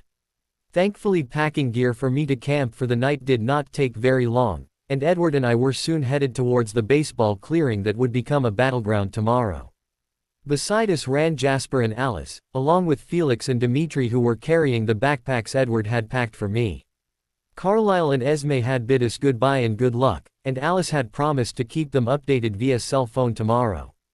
When we arrived, we found an enthusiastic Emmett stacking spare branches of wood next to an enormous bonfire in the middle of the clearing. It was already 10 feet wide, yellow flames crackling amidst the branches Emmett had piled onto it. He grinned at us as we came to a stop beside him. "What do you think?" I thought, with the cold weather and all, that this would keep Bella warm. I was touched by his thoughtfulness and I hopped off Edward's back and hugged him. "Thank you, Emmett." He smiled down at me. "No problem, Bells." While Edward and Jasper set about putting up me tent and various other things they had brought with them for my comfort, I took the bags of donor blood that Carlisle had acquired and, following Alice's directions, I laid a trail of blood and my scent to draw the newborns into the clearing tomorrow. Alice assured me that my scent coupled with the smell of blood would send the newborns crazy and led them straight to us. When I got back, I found a cozy tent set up near the bonfire with an inflatable mattress and a thermal sleeping bag inside, along with a couple of thick parkas. All in all, it looked rather comfortable. That night, true to Alice's word, the weather worsened until it was freezing cold and snowing outside my tent. Inside the tent, Edward and I shared the mattress, with him outside my cozy warm sleeping bag. Thankfully though, due to Emmett's thoughtfulness, I was toasty warm, as the heat from the bonfire seeped through the tent and warmed me and Edward. In fact, Edward was almost warm to touch, an aspect I would have shamelessly taken advantage of had there not been 6 vampires outside the tent chatting quietly and making sure that the bonfire was fed regularly. Between my frustration at having Edward so close and warm without being able to do anything, and my feelings of anticipation for tomorrow, I was having trouble calming down enough to sleep. Finally Edward murmured, "A little help, Jasper," and my eyes immediately started to droop as a feeling of intense calm and sleepiness washed over me. Instead of fighting it, I allowed myself to succumb and drifted quickly off into a deep slumber. I awoke the next morning to Edward's excited golden eyes, and when we exited the tent we found that the weather had abated. I ate quickly as Edward packed away everything. Around me all the vampires paced impatiently, except Alice, who sat calmly beside me. "Another hour until they get here, and their current number stands at 22, she informed us. I finished up quickly then, and joined in the impatient waiting.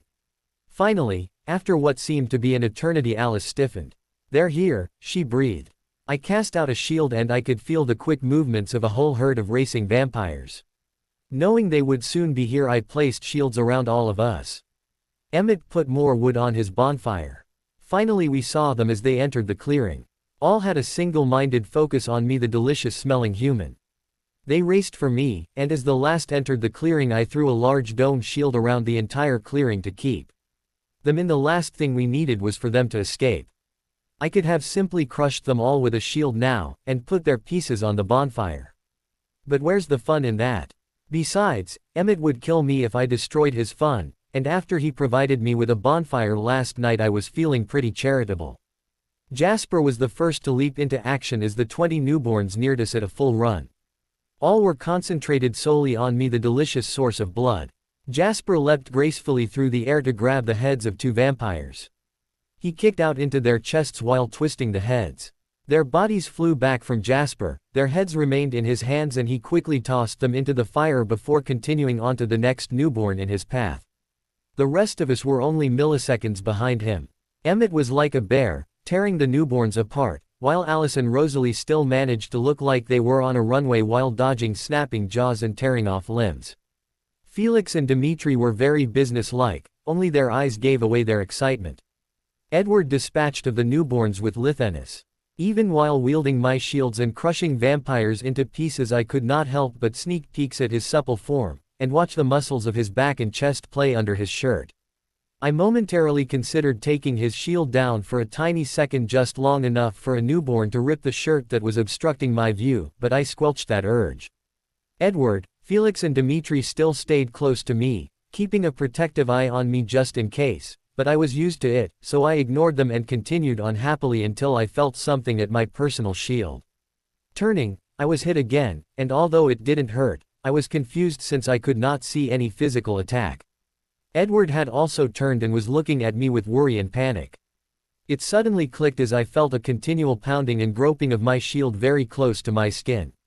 An invisible vampire. Never was I more thankful for my shields, for without them I would have been dead, although Edward would not have allowed me to be in this situation without them anyway. However, invisibility was no match for my shields. I felt out with a new shield and cloaked the vampire in it. As I flexed the shield and crushed the vampires slightly, their invisibility dropped off them. I took a momentary glance at the vampire that had gotten so close. He stared back with crazed red eyes. He was a fairly non-decrepit man, and even with vampiric looks he was still ordinary. I had no doubt that he had been a quintessential wallflower before being turned. Nevertheless, he had annoyed me, and I crushed his body into pieces with my shield before throwing them on the fire. Edward, who had stopped fighting when he heard the thoughts of the invisible vampire, was in the arms of a newborn, but surrounded in my shield he could not be crushed. Instead he ripped both arms off the vampire and then destroyed the rest of her body. With more than half the newborns already burning, I realized that Victoria was not among the group. I cast out a shield into the forest, searching for her. I was sure she would have stayed nearby to watch.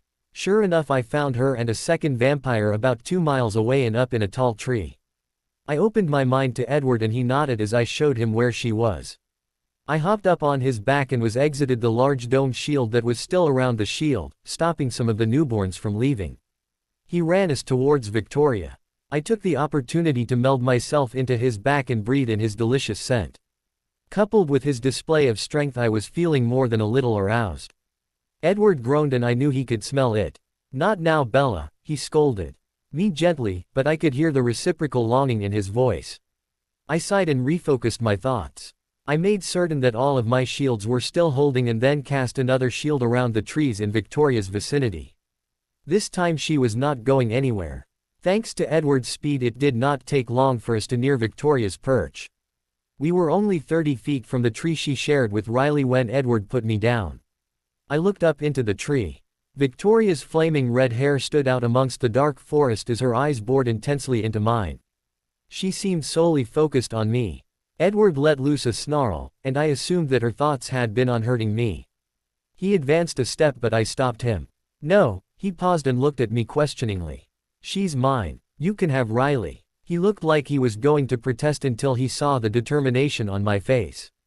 He gave a small nod and sent a glare to Riley, who stood beside Victoria. Less than a second later, Victoria's incredulous laugh rang as she and Riley jumped from their perch to land with a muted thud on the forest floor. "You think you can hurt me, little girl?" she snarled. "I'm going to destroy you, a fitting retribution since your mate killed my James. Then I'm going to leave your mate alive so he can feel what it's like to be in such pain." She advanced on me and seemed shocked when I smirked. Riley was dividing his focus. He alternated between looking at me with dark, hungry eyes, and glaring at Edward, who was slowly closing in on him. Victoria's mind was solely on killing me. "I'm going to kill you. I always like to be as honest as possible." She looked decidedly unimpressed with my warning, and disbelieving, maybe at my words, or perhaps at my bravado in the face of an angry vampire. She lunged and closed a hand around my shield-covered throat. Mentally I assured Edward that I was fine, and I saw him refocus and tear into Riley. Victoria looked triumphant, but a little confused. You must not mean as much to Edward as I thought. Perhaps you are simply a plaything. He is not defending you at all. This is most disappointing. I was sure I would have to go to far more trouble to get to you than this. Instead he brings you straight to me and allows me to kill you without a fight." She stopped her musing there. "Still, you will make a delicious snack. I can see why my James was so set on you." Her eyes were alight with vengeance. I had had enough of standing still. I used my shield to slice off the hand holding my throat.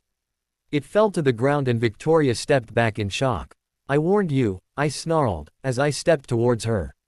She looked around, but by that time Riley was in pieces and she had nowhere left to run. She looked longingly at her hand, which was at my feet, before turning to escape. I let her go, and after a few steps she ran into my invisible wall. Hissing in frustration she punched out, but my wall didn't move. She turned as I closed in on her, desperation in her eyes.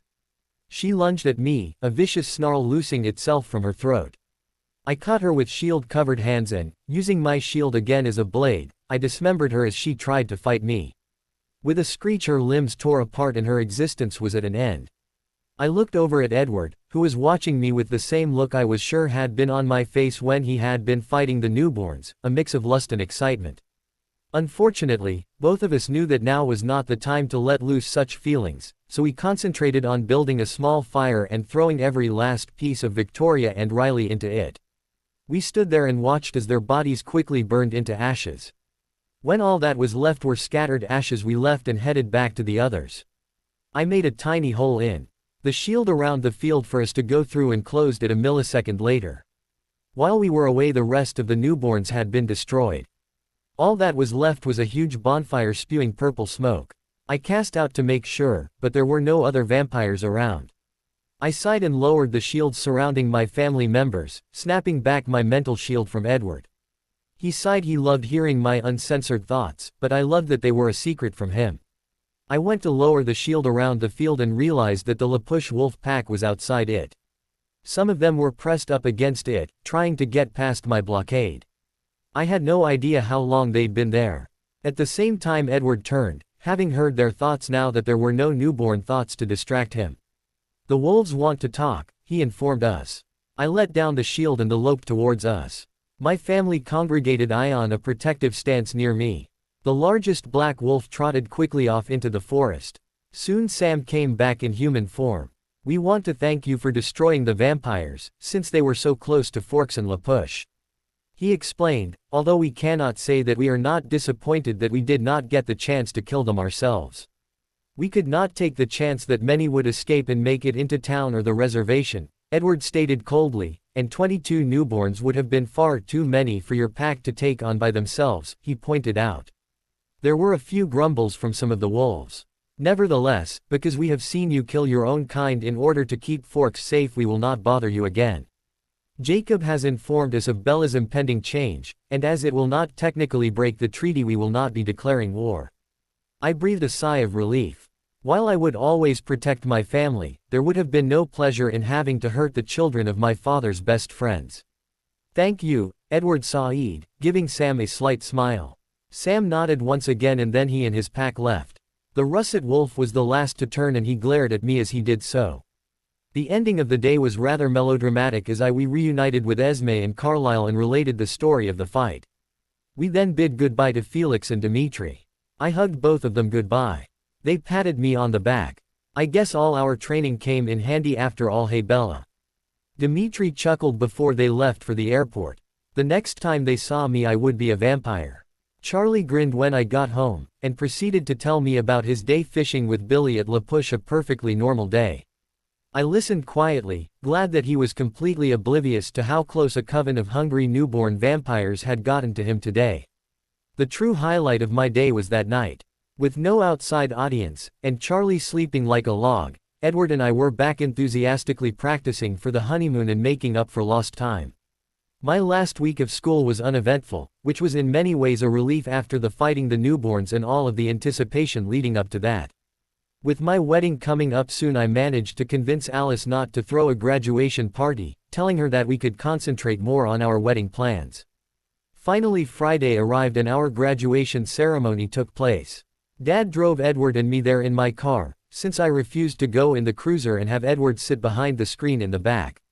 The rest of the Cullens came with Alice. As soon as we got there, Alice came to me to complain. "Bella, can you believe they have yellow graduation gowns? Do the people who run Forks High have no fashion sense at all? How could they do this to us?" I let her rant, and commiserated with her because, to be honest, I was wondering whether the people on the committee that decided on such a gaudy color for graduation gowns had been high when they decided on yellow. What was wrong with a nice standard black? Eventually though I had to separate from Alice and Edward as we lined up in alphabetical order with the others in our year. Jessica Stanley was in front of me and bursting with excitement. "Oh Bella, can you believe it? We're finally graduating." I smiled at her enthusiasm and attempted to interject some one-word answers in response to her continuous excited monologue as we waited in line. Finally the ceremony started, and I listened to the speeches made by the principal, and Angela, who had just managed to beat out Ben to become valediction. It was then our turn to make our way onto the stage. I watched as Alice and Edward walked onto the stage amidst polite clapping from the audience, amongst which were the rest of the Cullens. I clapped loudly for them, even though I knew they had done this many times before. As my turn came and I shook the principal's hand, I heard cheers and Emmett let out a loud whistle. I smiled as I saw my father and the Cullens, all part of my family, cheering for me. I had never felt so loved. I turned towards the end of the stage and my eyes locked with Edward's as he stood waiting for me. I walked towards him and took his hand, fully aware that in a matter of weeks we would be legally bound together for eternity. I couldn't wait. With graduation finally over and Edward and I accepted into Dartmouth, my human life was nearing an end.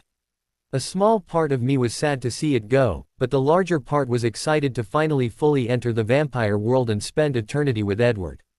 With our wedding date only 2 weeks after graduation, the finishing touches were now being put in place. While Alice had originally wanted to invite the whole town, Edward and I convinced her that our idea of a perfect wedding was one that included only family and close friends. Although we did put an announcement in the local paper, Edward wanted everyone to know we were getting married. Apart from our families, only Angela and Ben from school had been invited. I will admit to the passing thought of having all the girls in our high school attend the wedding so that they would see once and for all that Edward was mine, but I wasn't that petty. My Volturi family could not come without making Renee suspicious, so we had arranged for small, high-definition cameras at various vantage points to be recording the whole wedding to send to them via a live feed. Edward and I also wanted to have the recordings, so that we could look back on our happy day. I also knew that when I changed into a vampire my memories might become fuzzy, and I wanted to remember my wedding day in clear detail. Edward and I recorded our piano and harp duet love song for the first dance, and went through a list of other songs for the reception. Alice took care of the catering aspect and the procurement of furniture. Neither Edward nor I were particularly worried over whether the tablecloths were lace or white satin. We did however wish for freesia and white roses for the centerpieces. Rosalie had offered to play the piano for my march down the aisle, and Edward and I couldn't be happier to take her up on her offer. Renee and Phil flew down a week before the wedding, and as I had expected, Renee got along really well with Esme and Alice, and loved looking at bridal catalogs with them. The most embarrassing part of the last week leading up to the wedding was the afternoon when Renee walked into Edward's room unannounced to talk to me about my wedding hairstyle and found us both on the bed and shirtless. We had been intending to get in some last-minute practice for the wedding night and to make up for the days that Felix and Dimitri had curbed out late-night explorations. The whole family was supposed to be out. Alice and Esme had taken Renee to see the cake we had ordered, and to confirm with the caterers. Carlisle was at work, and the rest of the family was hunting. Edward and I were happy to be spending some alone time, away from the wedding plans and oversensitive ears of the family. We were shocked when Renee burst through the door to Edward's room. "Bella," she stopped a foot into the room, a hand still on the doorknob.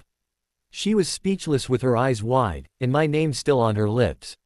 I sat up quickly from under Edward and pulled my shirt back on. My face was bright red. I shot a reproving look at a shocked-looking Edward, before glancing back at my mum. In those few seconds she had managed to gain control of her shock, and her appreciative gaze was now wandering over Edward's muscled chest. I sighed and handed Edward his shirt before hopping off the bed. "Was there something you wanted, Mum?" She looked momentarily startled and her eyes unwillingly tore away from the chest Edward was covering to meet my inquiring eyes. Yes. That's right. I wanted to ask how you were planning to do your hair for the wedding, dear." She recovered. "Come with me and I'll show you the drawings Alice and I came up with from a few different styles we liked." I was resigned to the fact that I would not be spending my afternoon solely with Edward as planned. Apparently Renee had been so excited to talk to me that she had pressured Alice and Esme into driving home after looking at the cake, saying that they could simply ring the caterers for confirmation. Nothing they had said to dissuade her and allow Edward and I more time had worked. In some ways I was thankful that she had walked in when she did, and not a little later when there would have been significantly less clothing involved. Of course my mother could not help commenting as we walked back downstairs. "My goodness Bella, that boy is gorgeous. If I was a bit younger I'd give you a run for your money. No wonder you can't seem to keep your hands off him." She whispered all of this to me, but everyone in the house heard, and when we reached the living room I could see the subdued laughter shining in Alice and Esme's eyes. Later that night Edward had apologized and admitted that he had been so focused on us that he had not heard them arrive home, or Renee walking up the stairs. I forgave him after some very persuasive keys were offered. Charlie, while reluctant to part with me, was happy that I had chosen Edward, who he believed to be trustworthy and truly adored me. Having said that, he still liked to stay as far from wedding plans as possible, and spent much of his time in La Push, or commiserating with Emmett and Jasper, who were often roped into helping out with the preparations. All in all though, the wedding was coming together wonderfully, and Edward and I couldn't be more excited. A few days before the wedding I was kidnapped by Alice and Rosalie for a bridal shower. They had kicked everyone out of the Cullen mansion, and invited Angela. Renee and Esme were there as well.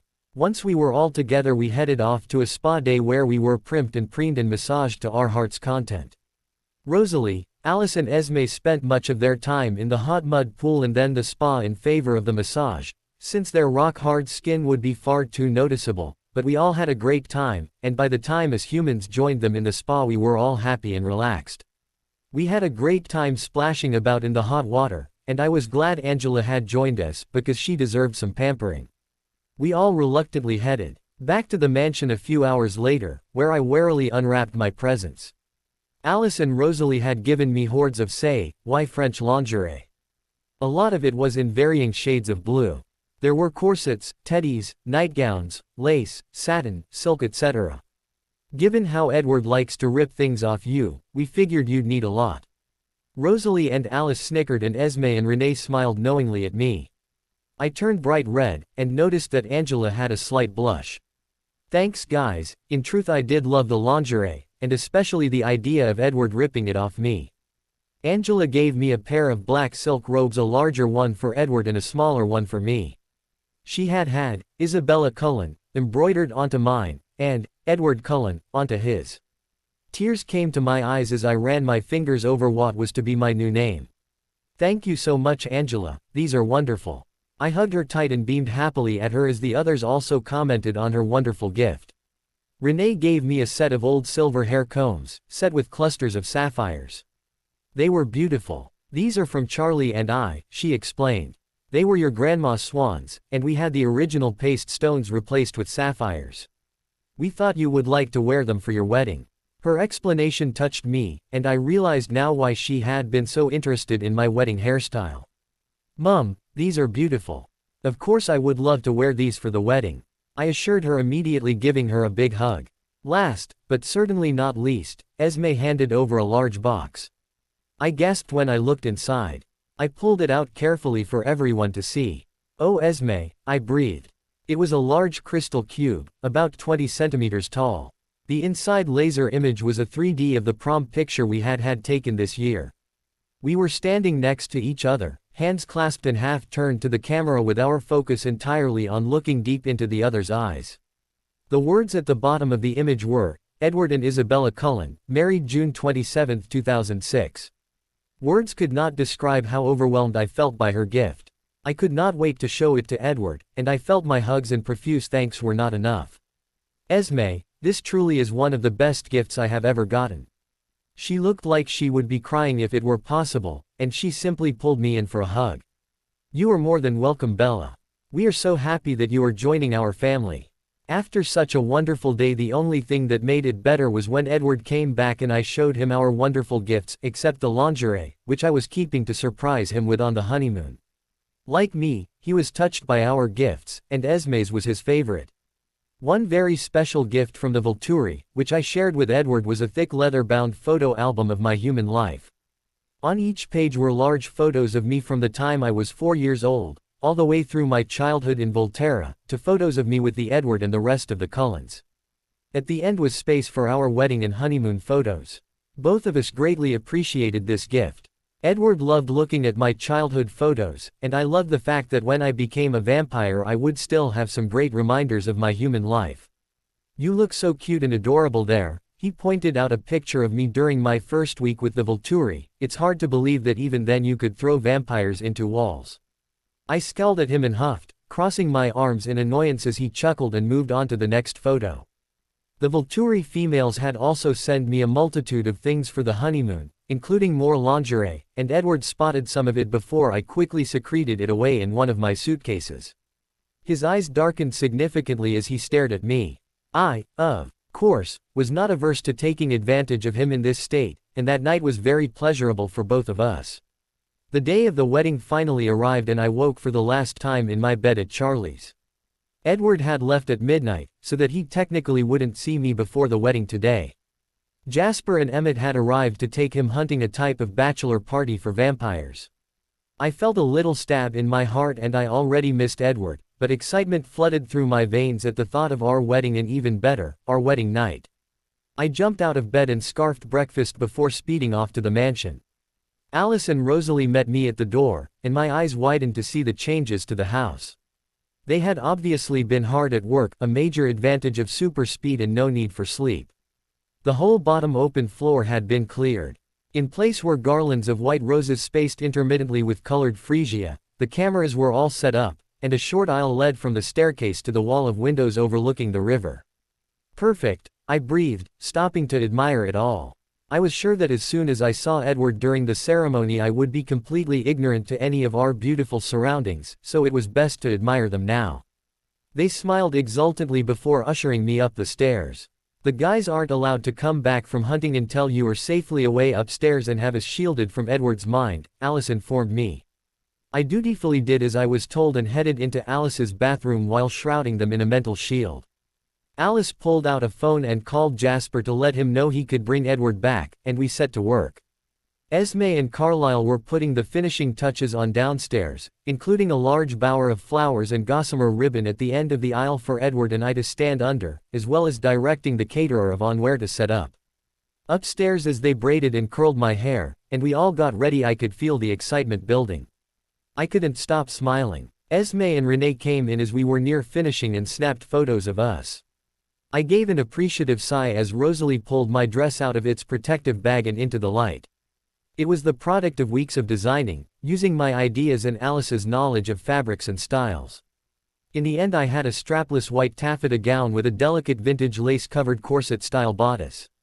The skirt gathered a little on the left at the waist, resulting in soft pleats down the left side. The pleats had been embroidered with tiny delicate flowers by Esme. The end result was a mixture of old and modern, much like Edward and I. I eagerly donned the dress and waited as Alice and Rosalie did the same with their dresses. Grandma Swan's sapphire hair combs were then placed in my hair, Edward's diamond heart sparkled at my throat and my diamond and platinum cuff was in its usual place. I hugged both Alice and Rosalie before Rosalie headed downstairs to take her place at the piano.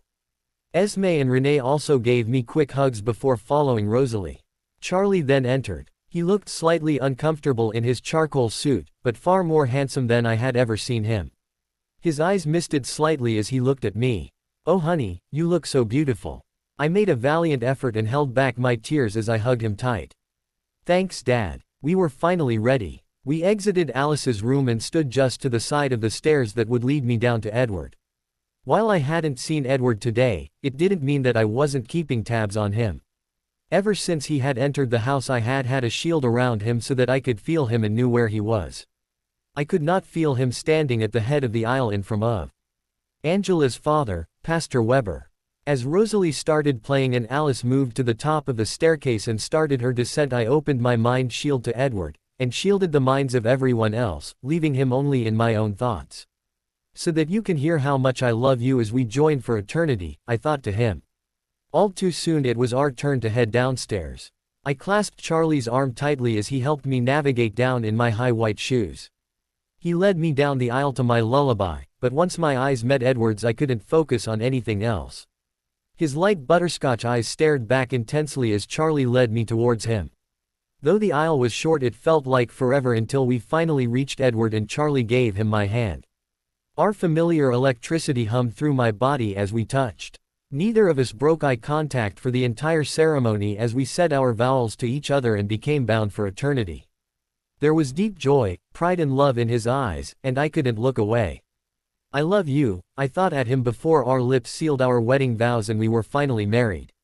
I indulged myself in his key, completely forgetting that we had an audience until Edward pulled away with a smug smile, and I heard Emmett's boisterous laugh. I blushed a little, especially when I realized that my parents had been watching us. We signed the marriage certificate and walked down the aisle amidst the cheers of our family and friends. I could not keep my eyes off Edward, and the smile on my face was unshakable. Alice had delivered on the reception atop a wooden dance floor that had been placed on the grass out on the back lawn, surrounded by Esme's beautiful gardens. As we moved outside to our reception, we saw our wedding cake. It looked very impressive, and as I had negotiated with Alice, it was only 1 foot tall instead of 5 feet tall. The 2 swans had their necks arched and beaks joined to form a heart, and one of them even had a princess tiara as a subtle symbol of my status among the vampire world. I almost didn't want to cut into the cake as the time came, for it was so beautiful, but Edward understood my reluctance and reassured me in a whisper that Alice had taken many photos and video footage of it. Edward slowly fed me a piece of the cake as everyone watched on. It was delicious, and with my eyes locked on his I slowly licked every crumb off Edward's fingers, watching smugly as his eyes darkened. I pulled away with a blush when I realized that our parents had been watching. I quickly picked up Edward's piece of cake and distracted everyone by smashing it into his face. He pretended to swallow some as I rubbed it in, and everyone was soon laughing. As the rest of our guests got a piece of cake, I wiped the cake off most of Edward's face before beeping some icing off his lips. Once the icing was all gone, I pulled back with a satisfied grin, and he purred at me, his eyes promising retribution. My heart beat faster at that very enticing thought. All of our human guests enjoyed the cake, which was an absolutely delicious chocolate mud cake, but it had definitely tasted even better when Edward was my plate. We received our congratulations and speeches from most of our family, who all had something to say, and it was then time for our dance. The familiar chords of our piano and harp harmony washed over me as Edward led me gracefully around the dance floor. My skirts twirled around me, and in Edward's arms I let my happiness wash over me. I was finally married to the love of my life and my mate, Edward. I then danced with my dad, while Edward led Esme around the dance floor. We swayed slowly to the music, and I looked into Charlie's eyes to see that they were misted. "I'm so happy for you, Bella, although I will miss you so much." I was touched. We had gotten to know each other a lot better during my stay, and had grown much closer. "I'll miss you too, Dad," I promised, knowing it was the truth. Charlie was like me in many ways, and we had gotten along great during my 1.5 years in Forks, which had turned out to be the best time in my life so far. Charlie knew that Edward loved me, and that he would take care of me. "He's a good man," he admitted. "You couldn't have picked better for yourself, Bells." I hugged him. "I know," I assured him, before turning my adoring eyes to my husband. After my dance with Charlie, I danced with some of the others, before I was returned to Edward for another dance. It was heaven being in his arms. As our reception neared its end, I threw my bouquet, which Alice and Rosalie allowed Angela to catch while feigning eagerness to catch it. As they were already married, they thought it would be nice for Angela to have the bouquet. Angela's beaming smile as she caught it was evidence enough of the rightness of their thoughts, and we were all pleased for her. Edward then led me to a chair, where I sat down, and tried not to let my desire show as he ducked under my dress and dragged his nose up my leg to my inner thigh. I held back a shiver that would give me away. I kept my body frozen as Edward keyed at my thigh and then grabbed the garter in his teeth, slowly dragging it back down my leg. My breathing and heart rate picked up, and I could feel Edward smile against my thigh as he itched the garter down slowly. It was my sheer force of will that I managed not to jump him then right in front of everyone. As the garter reached my knee, I opened my mind so that he could see just how close I was to having my self-control undermined, and he relented and quickly dragged it down the rest of the way and off. He winked at me and shot the garter at Ben. It landed in his surprised hands, and he turned to look at a blushing Angela. We restated the dancing after that, and soon enough I found myself in Edward's arms for the last dance. We swayed slowly to my lullaby, eyes locked, and our feelings for each other evident in our eyes. The rest of the room faded away as I tipped my head back and Edward's lips slowly descended to meet mine. We continued to key, for the remainder of the song, and when Alice finally succeeded in catching our attention it had already finished. I gave up on being embarrassed, and simply enjoyed the tender look Edward sent me. Alice quickly dragged me away to put me in a going-away outfit she had picked out, which turned out to be a pretty blue dress that was quite comfortable. "Thank you so much for all your help planning the wedding, Alice," I told her as I changed.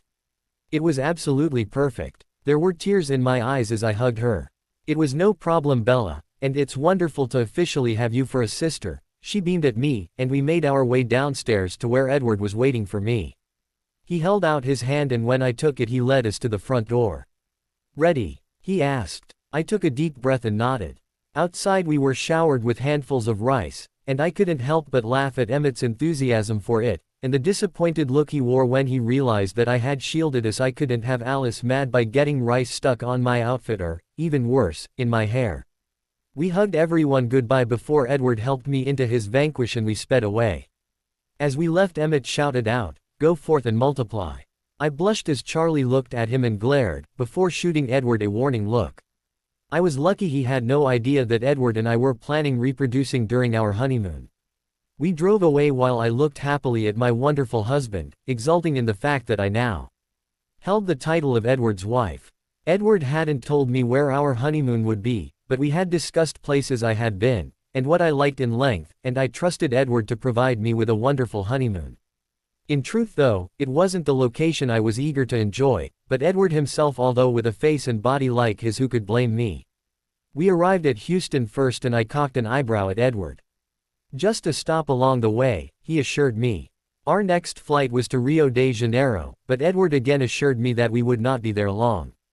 I gave up speculating and fell asleep in Edward's arms as we flew closer to our final destination and the start of what I was anticipating to be a wonderful honeymoon where we would conceive our children.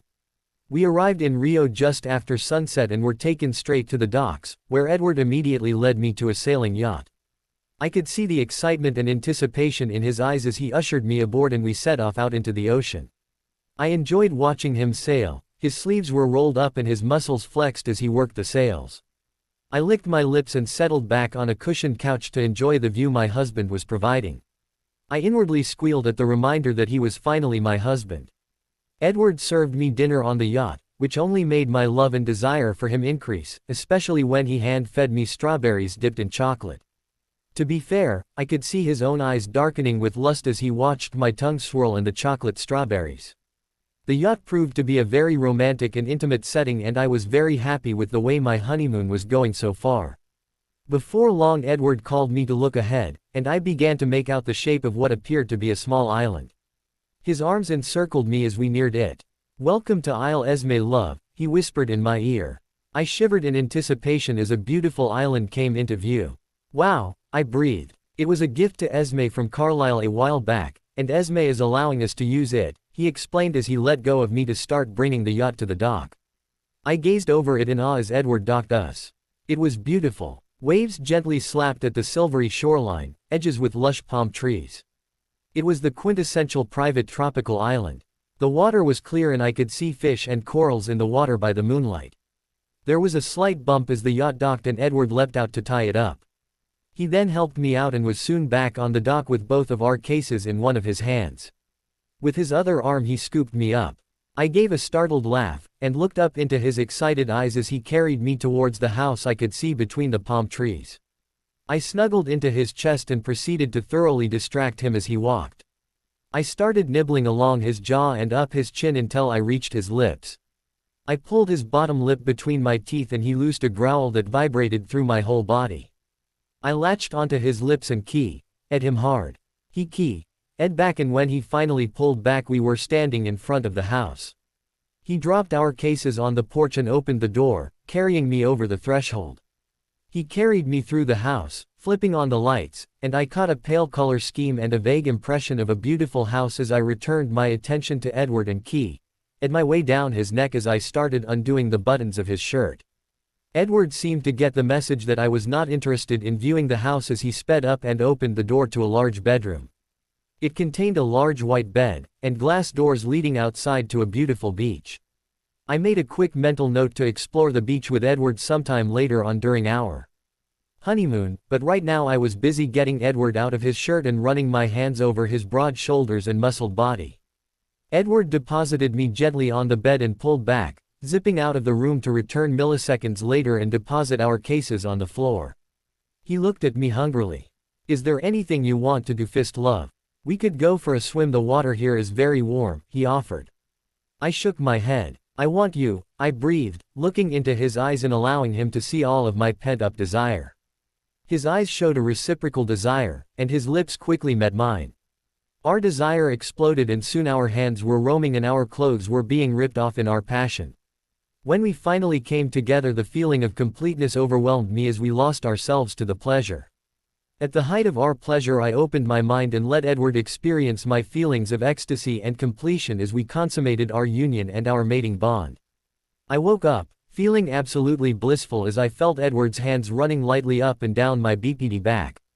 Sunlight was streaming into the room as I raised my head from Edward's wonderfully cool chest to look at his sparkling face. His eyes retained the deep joy and love that had been radiating out of him since our wedding. "Good morning," I whispered. "Good morning, my love, how are you feeling?" Slight concern was on his face, but it was mixed with a certain amount of smugness, no doubt caused by his prowess last night. I took stock of my body and was pleased to only find a slight ache, and when I mulled over how that ache came to be, feelings of desire started to run through my body again. "Wonderful," I purred, as I started to run my hands down his muscular chest.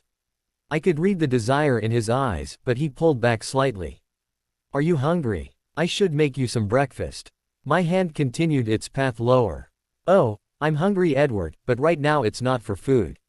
My hunger for him had been building up considerably in the weeks leading up to the wedding, and while last night had temporarily sated it, I was desperate to have him again. Being the considerate husband he is, Edward was most eager to oblige me, and immediately pulled me further up his chest so that we were pressed deliciously against each other.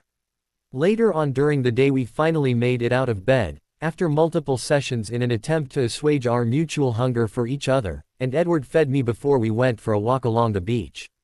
"Do you think we've made our beautiful twins yet?" Edward asked. A look of hopefulness and excitement was upon his face at the thought of our gorgeous girls. I smiled, my feet sunk into the sand as I wandered ankle deep in the warm water. "I suspect we probably have, especially after last night." My eyes glazed over at the thought of our wonderful wedding night. "And I suppose we could call Alice if we really wanted to know," I continued, but I stopped and looked mischievously at him. "As long as we don't know for sure, we should make every effort to conceive, wouldn't you agree?" His gaze turned predatory as he stared at me. "Absolutely," his husky voice agreed with me, and he scooped me up and ran us into the warm waters of the ocean. During our wonderful honeymoon we did end up using the tight black bodysuit and thigh-high boots Emmett had given us when we went to New York. We also went through the majority of my lingerie, as Edward seemed to delight in ripping it off me, although I found no reason to complain about it. Every night I slept peacefully, dreaming of our twin girls. We stayed on Isle Esme until I began to get morning sickness, about 18 days after our arrival. A quick call to Alice confirmed what we had already hoped and suspected: I had conceived on our wedding night. As soon as I started throwing up, Edward booked our flights and dragged me back to Forks to ensure that I would remain as healthy as possible during my pregnancy. Alice had assured us that her visions of our children had been solidified and that she could see my pregnancy and the birth of our daughters. That had made us incredibly happy, and we had of course celebrated in a particularly intimate way. Nevertheless, Edward and I knew that carrying twin half-vampires would be hard, and that I would soon need the nutrition of the blood bank that the Cullens had built up for the children and me. Edward constantly vacillated between excitement and worry. Despite Alice's visions, we all knew that there were many things that could go wrong. Edward had kept himself occupied during the time I slept on the island by reading pregnancy and parenting books. Every morning I woke to find him with a new book in his hands. He summarized the most important bits and we read some of them together in between our lovemaking sessions and our exploration of the island. He cooked for me throughout the honeymoon, constantly plying me with large serves of delicious foods that I just couldn't say no to. He claimed that I needed to put on weight to help me through what was sure to be a hard pregnancy, and I couldn't argue with his reasoning, especially when the food was so good. When we arrived back at the airport, the whole family was waiting for us, anticipation and excitement tangible in the air around them. Alice was bouncing up and down with excitement, and Rosalie was tapping her foot impatiently while continually searching for us in the crowd. When she saw us, her face lit up, and several of the men near her stopped to stare at the stunning picture she presented. All of their eyes immediately dropped to my stomach as we neared them, and you could see them looking at the very subtle bump I now sported. Edward and I had discovered it a few days ago, and I had joked that with the way he had been feeding me I was probably just putting on weight, but after Alice's call we had stood together in front of a mirror for a while, gazing in awe at the subtle bump where our two miracles lay. Emmett was the first to congratulate us. He slapped Edward on the back. "Well done, man, you knocked up your wife." He gave Edward a fist bump, and I rolled my eyes at the smug and cocky look on Edward's face. HMPH males. The rest of the family congratulated us in a less rowdy manner, all of them beaming with happiness. We were soon speeding back to Forks, accompanied by Carlisle and Esme. Carlisle began plying me with questions about how I was feeling. "Well, I feel nauseated a lot, and I've had a lot of trouble keeping down my last couple of meals, but other than that I feel fine so far," I answered honestly. "Good, as soon as we get home we'll get you some blood and hope that helps give you and the babies some nutrients," Carlisle started planning. I nodded in agreement and placed my hands back over Edward's on my tiny bump. Every now and then we would feel the tiniest of flutters from our babies, who were developing fast. We got home and filled everyone in on some parts of our honeymoon, describing the beautiful island. We also called Volterra to give them the good news that I was pregnant, and Alice informed them of the date for their birth, which she had already seen in her visions. They were delighted with the news, especially Arrow and Didymu. They also complimented us on our wonderful wedding, which they had all made sure they did not miss. "It was so beautiful, Bella," Didymu said, and her voice was higher than usual. "The dress was absolutely perfect for you," Heidi complimented us, and I loved the cake. I spent a few hours talking to them and catching up. When I finally said goodbye, Carlisle came downstairs with a cup. I sniffed and realized that I recognized the rusty, salty smell of blood coming from it. This time though, instead of fainting like I normally did, I felt a yearning for the bright red liquid. I reached out for it, and Carlisle slowly handed it to me. I looked around to find the entire family watching me intently. I took another sniff of the now delicious smelling liquid and then sipped. As the blood hit my throat I moaned in ecstasy. This was better than chocolate. I gulped the rest down as fast as possible before holding the cup back out to Carlisle with soft begging eyes.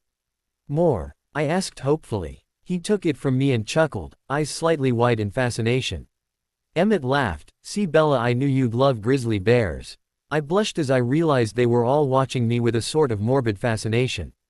Carlisle went back upstairs and returned moments later with the cup refilled. I downed that too, and I finally felt like I had had enough blood. I suddenly realized that I was now craving eggs. "I'm hungry now," I mentioned. Edward immediately darted up from his place beside me on the sofa. "What would you like, love?"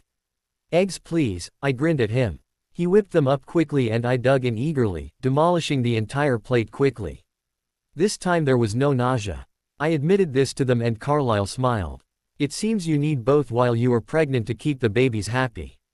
Edward looked pleased that I had not needed to run for the bathroom and regurgitate his cooking this time, and there was a tiny amount of relief in his eyes. As the sun got ready to set, Alice started bouncing. Edward frowned at her. "Alice, what are you hiding?" She smiled innocently at him and refused to answer. Esme rose from the couch and smiled at us, eyes shining with anticipation. "We have a surprise for you too," she announced. She led us outside. "It's a little way away, so you're going to have to carry Bella, Edward." That was all she would say before I found myself safely ensconced in Edward's arms as we darted through the forest on Esme's heels. Behind us the rest of the family were shadowing us. We stopped and Edward set me down carefully. I turned and was shocked to find a beautiful little stone cottage in front of us. There were little flower beds framing it, and I immediately fell in love. "Oh, it's beautiful," I breathed in awe. "It's our wedding gift to you too," Esme beamed at me. "We thought you two would like to have your own space for a while, at least until we move elsewhere." I hugged her tightly. Thank you, Esme, this is wonderful. I stepped back into Edward's arms and looked at my little cottage in awe. We moved all of your stuff in while you were away, so you should be all set for tonight. We'll let you explore on your own. Carlyle thoughtfully led the others back to the house for the night. Once they were gone, I eagerly grabbed Edward's hands and led him to the door. I stopped there and turned to him. Do you want to open it? His response was to sweep me into his arms as he opened the door and carried me over the threshold. Inside, the house was beautiful, yet homey. I could definitely see myself living here with Edward and our children. It was perfect. Wow, I breathed. Still holding me, Edward nodded in agreement. I had no idea they were renovating this place for us, he admitted. They must have been hiding it extremely well. The inside of the cottage had high timber ceilings, a rustic fireplace, and smooth stone floors. The furniture included an ottoman, recliners and a couch in the living room, with a bookcase next to the ottoman, already filled with my books. My paintings had been brought over from Charlie's house and were hanging on the walls, making it feel even more like my home already. The next room was a large nursery. It was already fitted with 2 matching cots, and an abundance of other necessities. It didn't take much to know that Alice had had a hand in designing this room, since it had a walk-in closet already full of clothes for baby girls. Edward and I chuckled at that, and looked wistfully at the empty cots as we both rubbed our hands over my bump. Our room was designed to look much like the one on the island. It had a low-light timber bed, and glass doors led outside to a daybed on a porch area overlooking a small walled garden and pond. It was perfect. I sighed with happiness. Life could not get any better. I had a wonderful loving husband and family, a perfect home, and 2 children on the way. Of course, being held closely in Edward's arms soon had me feeling a little hungry in a different sense of the word. I turned and initiated a key that quickly became hot and wet. Edward did not take long to catch on, and appeared to be in complete agreement as he shredded the dress and lingerie I was wearing before leading me to the bed. His own clothes were not far behind, and soon we were breaking in our new bed enthusiastically. The next morning Edward surprised me soon after my breakfast of blood, steak, eggs and tomatoes. I was back at the Cullen mansion, relaxing with everyone in front of the TV when Edward suddenly disappeared and then reappeared carrying a set of large padded headphones connected to his iPod. I eyed him with confusion. What's that? It's so that the babies can listen to music, he explained with an excited grin. Research shows that babies can hear sounds fairly early in development, and that they like the sounds of music. It has proven beneficial effects. I thought they could listen to some of our compositions. Tears came to my eyes as Edward carefully placed the headphones on my developing bump and turned on his iPod. The first song our baby girls ever heard was my lullaby. I felt them move as it played, and I placed Edward's hand on my bump so that he could feel them too. Their flutters seemed to increase with the music. I locked eyes with Edward as tears started streaming down my face. His own eyes were full of awe, joy and love. From that moment on, every time I sat down, Edward was picking out songs with me for our babies to hear. After all, we wanted them to have good taste in music when they got older. We also talked to our babies constantly, wanting them to get used to our voices. Of course, once the rest of the family figured out that we were getting the babies used to our voices, they all crowded around to talk to the babies too. In the evenings though, Edward would carry me back to our cottage, and I would lie out on the day bed watching the reflection of the moon on the garden pond if the night wasn't too cloudy, and read my favorite stories to our baby girls with Edward cuddled up to me under an electric blanket rubbing soothing circles on my steadily growing bump. I still had terrible nausea in the mornings that no amount of blood could soothe. However, I soon found that my new craving for chocolate-covered ginger helped a lot with keeping my morning sickness from being overwhelming.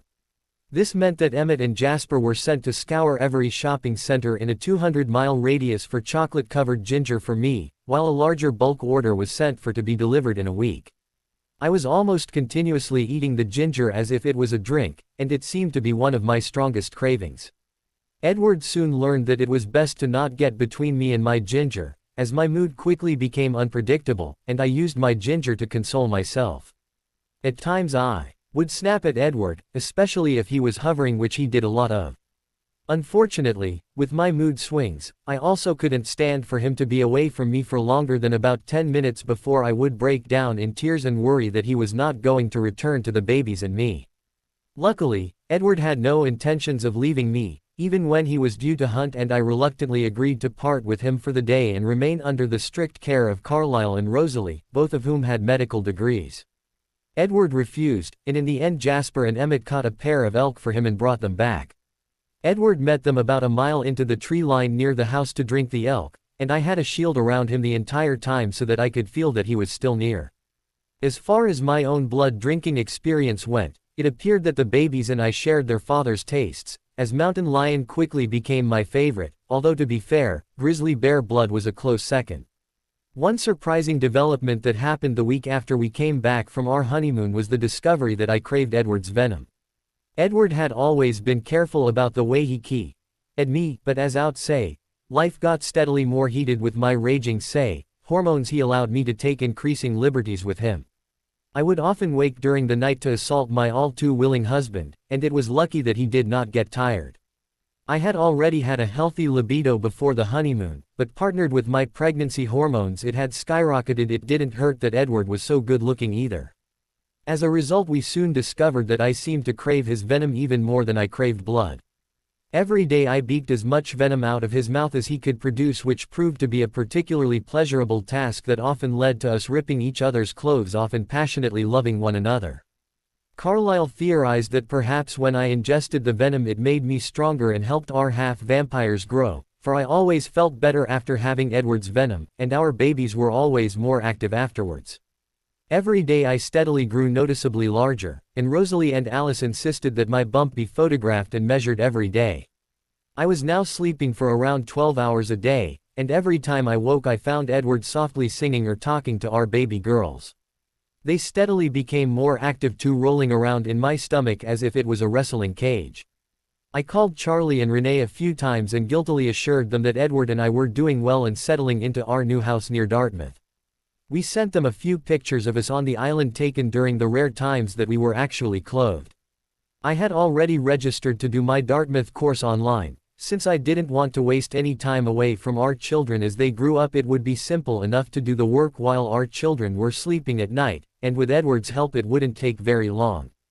We were hoping that perhaps in a few years, when I would hopefully be able to be around humans, that I might even be able to invite Renee and Charlie to my graduation ceremony at Dartmouth and they would see me receive my degree.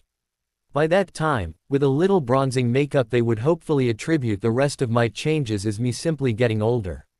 I was a little worried about the change. I was not a big fan of pain, and the idea of voluntarily throwing myself into flames and staying there while a fire burned my body was not a particularly appealing thought. But I wanted to be with Edward and our children forever, and I knew that I could handle anything for them. I would happily burn for an entire year if that's what it would take, but luckily it would only be 2 days. I was also a little jealous that for the 2 days that I would be changing, my baby girls would grow significantly and I wouldn't be there to see it. I made the whole family promise to take videos and photos of them constantly during that time. I wasn't worried about harming them after I became a vampire. Firstly, they were my children, and I already loved them and knew I could never harm them, and secondly, my Volturi vampires had assured me that the few hybrids they had met had not smelt like food. As I neared the end of my pregnancy, Edward watched me like a hawk, and I couldn't hide the fact that now I was so large I was distinctly uncomfortable. My size meant that my back and feet were aching, and my bladder was constantly pounded by the movements of the twin, who were particularly strong kickers. One day as I was lying out on the daybed with Edward, the first felt a particularly hard kick. I winched and rubbed at the spot on my stomach where pain was emanating from. Edward watched me with worried eyes before talking softly to the babies, his velvet voice soothing them. They stopped kicking and I breathed a sigh of relief. Every day they kicked harder, and I had a few light bruises on my stomach from their efforts now. The only good thing about it was that it meant that they would soon be ready to come out. Only a couple of months after conception, Edward and I found ourselves over at the Cullens after an excited call from Alice. Alice wouldn't tell us what was up, but everyone knew that something important was about to happen by the way Alice was bouncing on the spot, her eyes glowing with excitement. She made us stop for a second and took a photo. Then she ushered me in through the door and sat me down on the couch, dragging Edward to sit beside me. "Sit down," she ordered everyone else. When they had complied, she sat on my other side and glanced at the clock. She nodded and looked satisfied. "Now, Bella, please," shielded everyone's thoughts from Edward. Everyone else, be very quiet. I did as I was told, shrouding everyone except Edward in mind shields. I then stayed very still, casting confused glances over at Alice every now and then. All of a sudden Edward gasped and we all turned to look at him. His eyes were glowing, a look of wonder on his face, and a smile that rivaled the one he had worn on our wedding day. He was looking intently at my bump, and he slowly raised a hand and caressed it softly. "Hello my sweet girls, I can hear you now," he crooned to them. I gasped, and when Edward's eyes rose to meet mine I gifted him with a beaming smile to match his own. He could hear our children. "What are they thinking?" I asked. The rest of the Cullens sat in rapt attention to us. "They love us all, especially you and me. They seem aware that you are their mother and I am their father, they know our different voices. They adore us and they are so happy." His face was that of a doting father as he continued to caress my stomach over our beautiful little girls. "Of course you are," I crooned to my babies, "how could you not be happy when you have the most wonderful father and family in the world?" After our wedding and honeymoon I had wondered whether I could ever feel happier than at those moments, but this surpassed even that. "Wow," Jasper breathed. "I didn't notice before, but now that everyone is still and calm I can feel their emotions.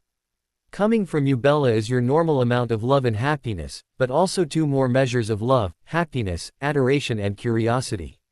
He was smiling, basking in the happy emotions he was feeling from us. I was awed. My talented babies could already think and feel. "They recognize your voice too Jasper, they love you and from their thoughts they are quite anxious to meet us all," Edward murmured. Alice nodded in agreement. 2 days, she promised. I was suddenly surprised by how quickly my pregnancy had passed and was a little nostalgic. Sure, I had known that it was going to be a very short pregnancy due to the accelerated growth of the babies, and I never wanted to repeat morning sickness ever again, but I was suddenly worried. My babies would no longer be safe and protected inside me, they would be out in the world, where there were many supernatural creatures that might try to hurt them. Then I relaxed. I knew that neither my Cullen family, nor my Volturi family would allow anything to happen to our baby girls. 2 days. I repeated and nodded. In 2 days I would see our baby girls for the first time. Suddenly all my worry vanished in the excitement. I couldn't wait to see them, although I knew it would only be a glimpse before I would need to be changed, but that would be enough to get me through the burning torment I would then face. The rest of the family took turns murmuring sweet nothings to our babies, and after a while Edward chuckled softly. "They're hungry," he announced. Carlyle immediately disappeared upstairs and reappeared with a cup full of blood. I drank it down quickly and after a moment Edward nodded approvingly. "They're a little happier now, but I think they're after some other food." "Well, since I'm craving a turkey roll and lots of ginger, perhaps that's what they're after," I smirked. Esme zipped out of the room, and was back as soon as vampirely possible with my food. I wolfed it down, with all of them watching on, and we then continued to take to the newest members of our family. Later on I felt our children settle. "It seems that was exactly what they wanted, love, they're very happily fed now," Edward murmured. "They are taking a nap." At the word nap I yawned, and Edward felt the change in me as I registered me sleepiness. As quietly as possible we bid our family goodbye and Edward carried me back to our cottage. I fell asleep in his arms only seconds into our journey and woke some time later to find myself tucked up in bed with Edward humming to our girls. A feeling of contentment washed over me as I watched him. Later that night I finished my Human Memories photo album that the Volturi had given me. The last photos were a multitude from our wedding, some formally posed, others were fun, like the photo of me smashing cake into Edward's face. My favorite was one of us dancing together. Our bodies were close, and both of us were ignorant to everyone else as we stared intensely into each other's eyes. After the wedding photos were some of our honeymoon, and the very last picture was the one taken by Alice this morning. Edward was standing behind me, hands clasped with mine as they rested on my large bump, and both of us were smiling joyfully at the camera. The next 2 days passed far quicker than I had anticipated, and all too soon we were ready for my delivery. Jasper and Emmett had left, not sure that they would be able to handle the scent of my fresh blood. Also, none of us wanted Jasper to have to feel the immense pain that I would be in when my change started, so it was Emmett's job to keep him away. I lay down nervously on the padded table that our babies would be delivered on. Edward held my hand, his eyes showing his anxiety.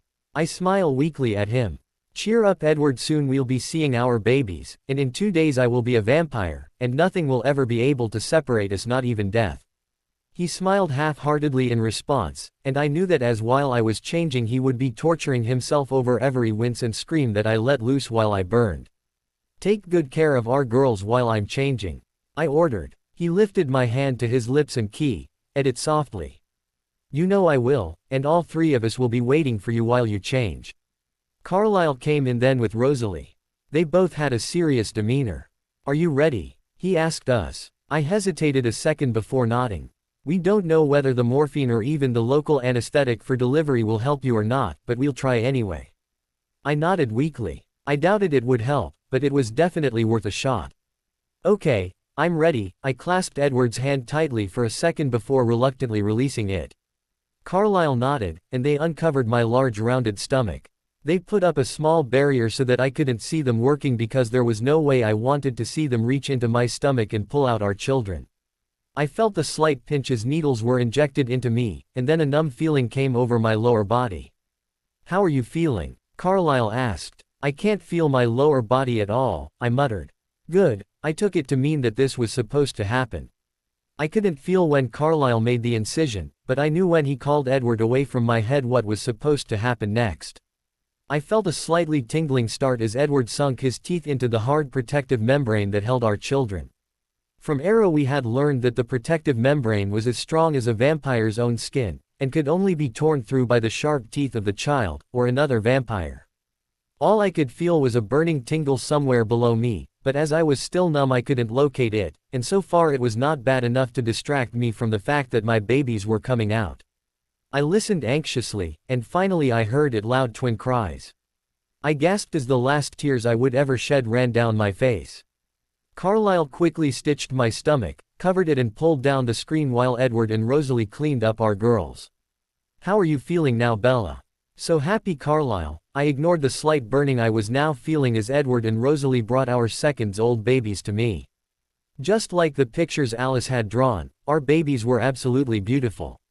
They already had little crowns of light chocolate hair, and as they opened their eyes I saw their stunning hazel irises, the perfect blend of milk chocolate and emerald green. I smiled exultantly up at Edward. We did it, Edward, look at our little miracles. He was glowing as he gazed adoringly at them. I know, love, they're perfect. He placed them both in my arms, and I looked adoringly down at my daughters.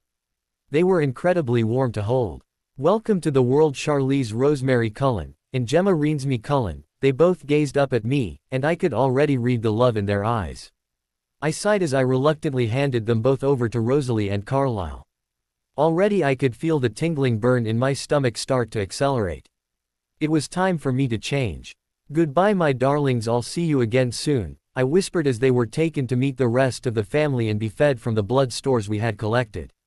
I watched until they were out of the room before looking at Edward. I love you, I reminded him. He smiled softly, and I closed my eyes as he injected more morphine all over my body, and I could feel myself becoming extremely drowsy. I opened my eyes for him to give me a soft and loving kiss, before he plunged a syringe of venom into my heart. Almost immediately the burning tingle in my stomach was superseded by a raging inferno in my chest. I clamped my mouth shut before a scream could escape and locked my jaw. I tried not to moan, and in pain as Edward quickly bit my wrists, thigh, neck and legs, forcing more venom into my body. When he finished I closed my eyes. Before he could read the pain and agony in them. I was determined to not make a sound during my change. I would not have Edward suffer with me.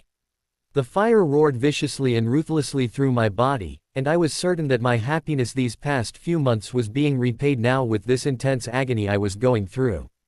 It was hard to keep my mind focused away from the immense pain, but I managed by thinking of Edward, Charlize and Gemma, the 3 most important people in my world.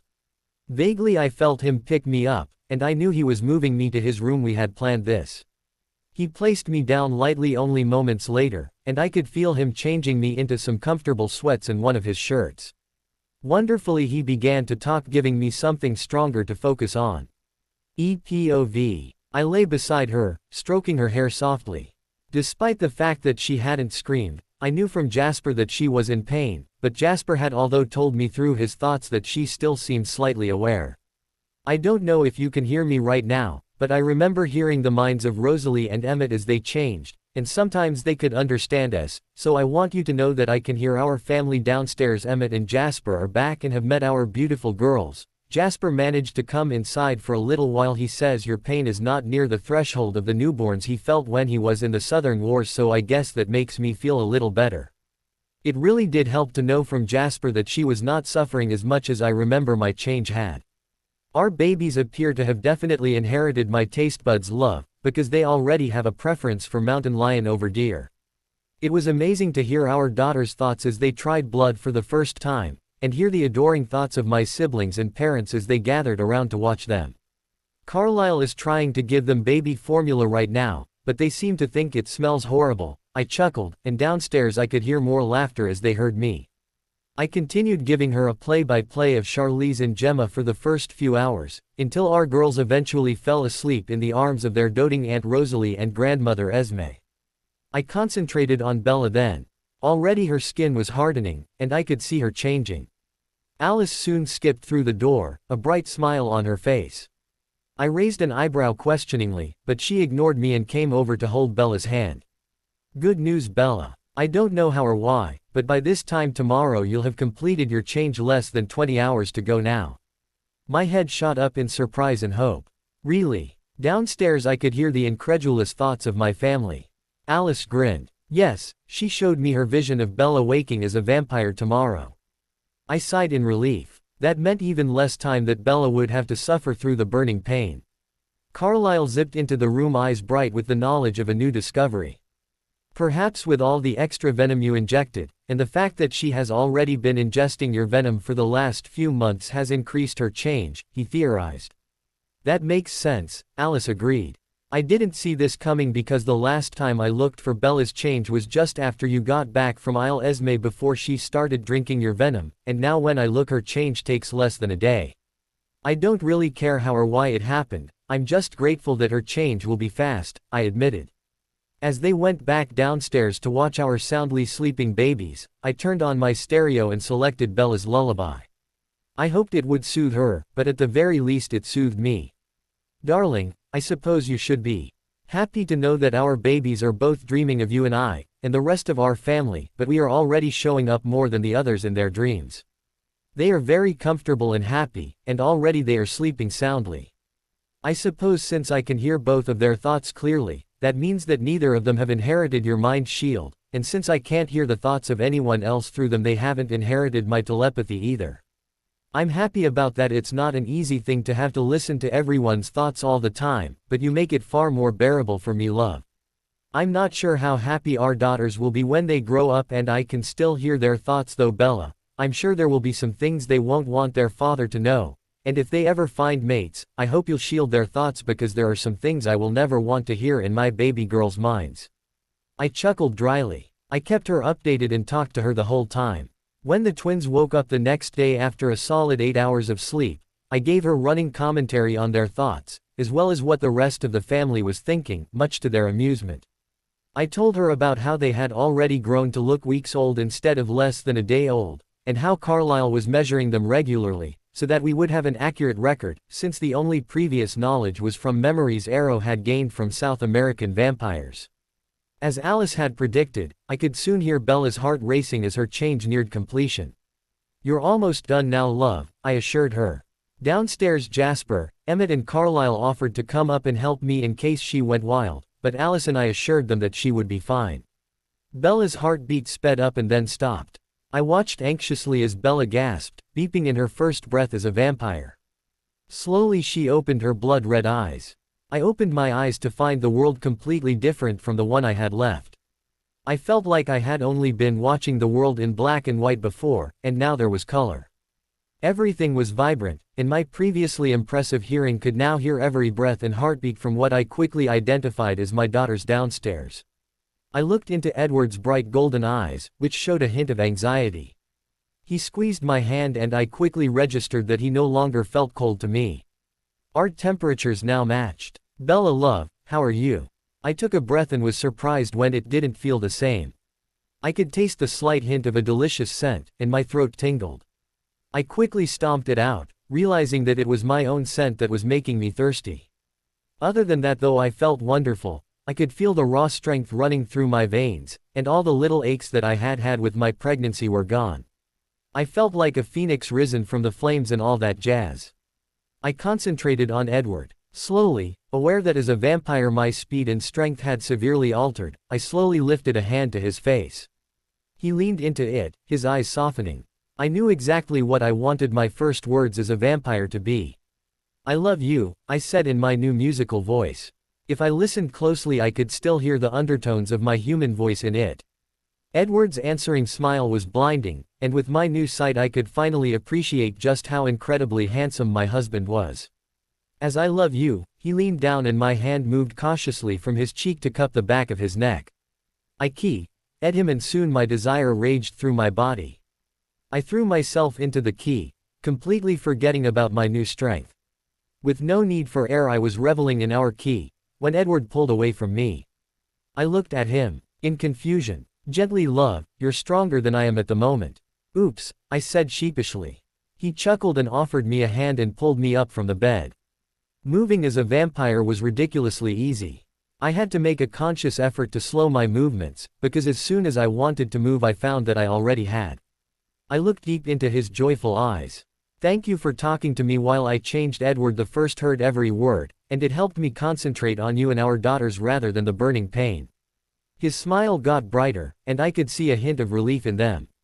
"I only wish I could have done more love, but I'm so glad it's over now and that nothing can ever take you from me." He hugged me tight to his chest.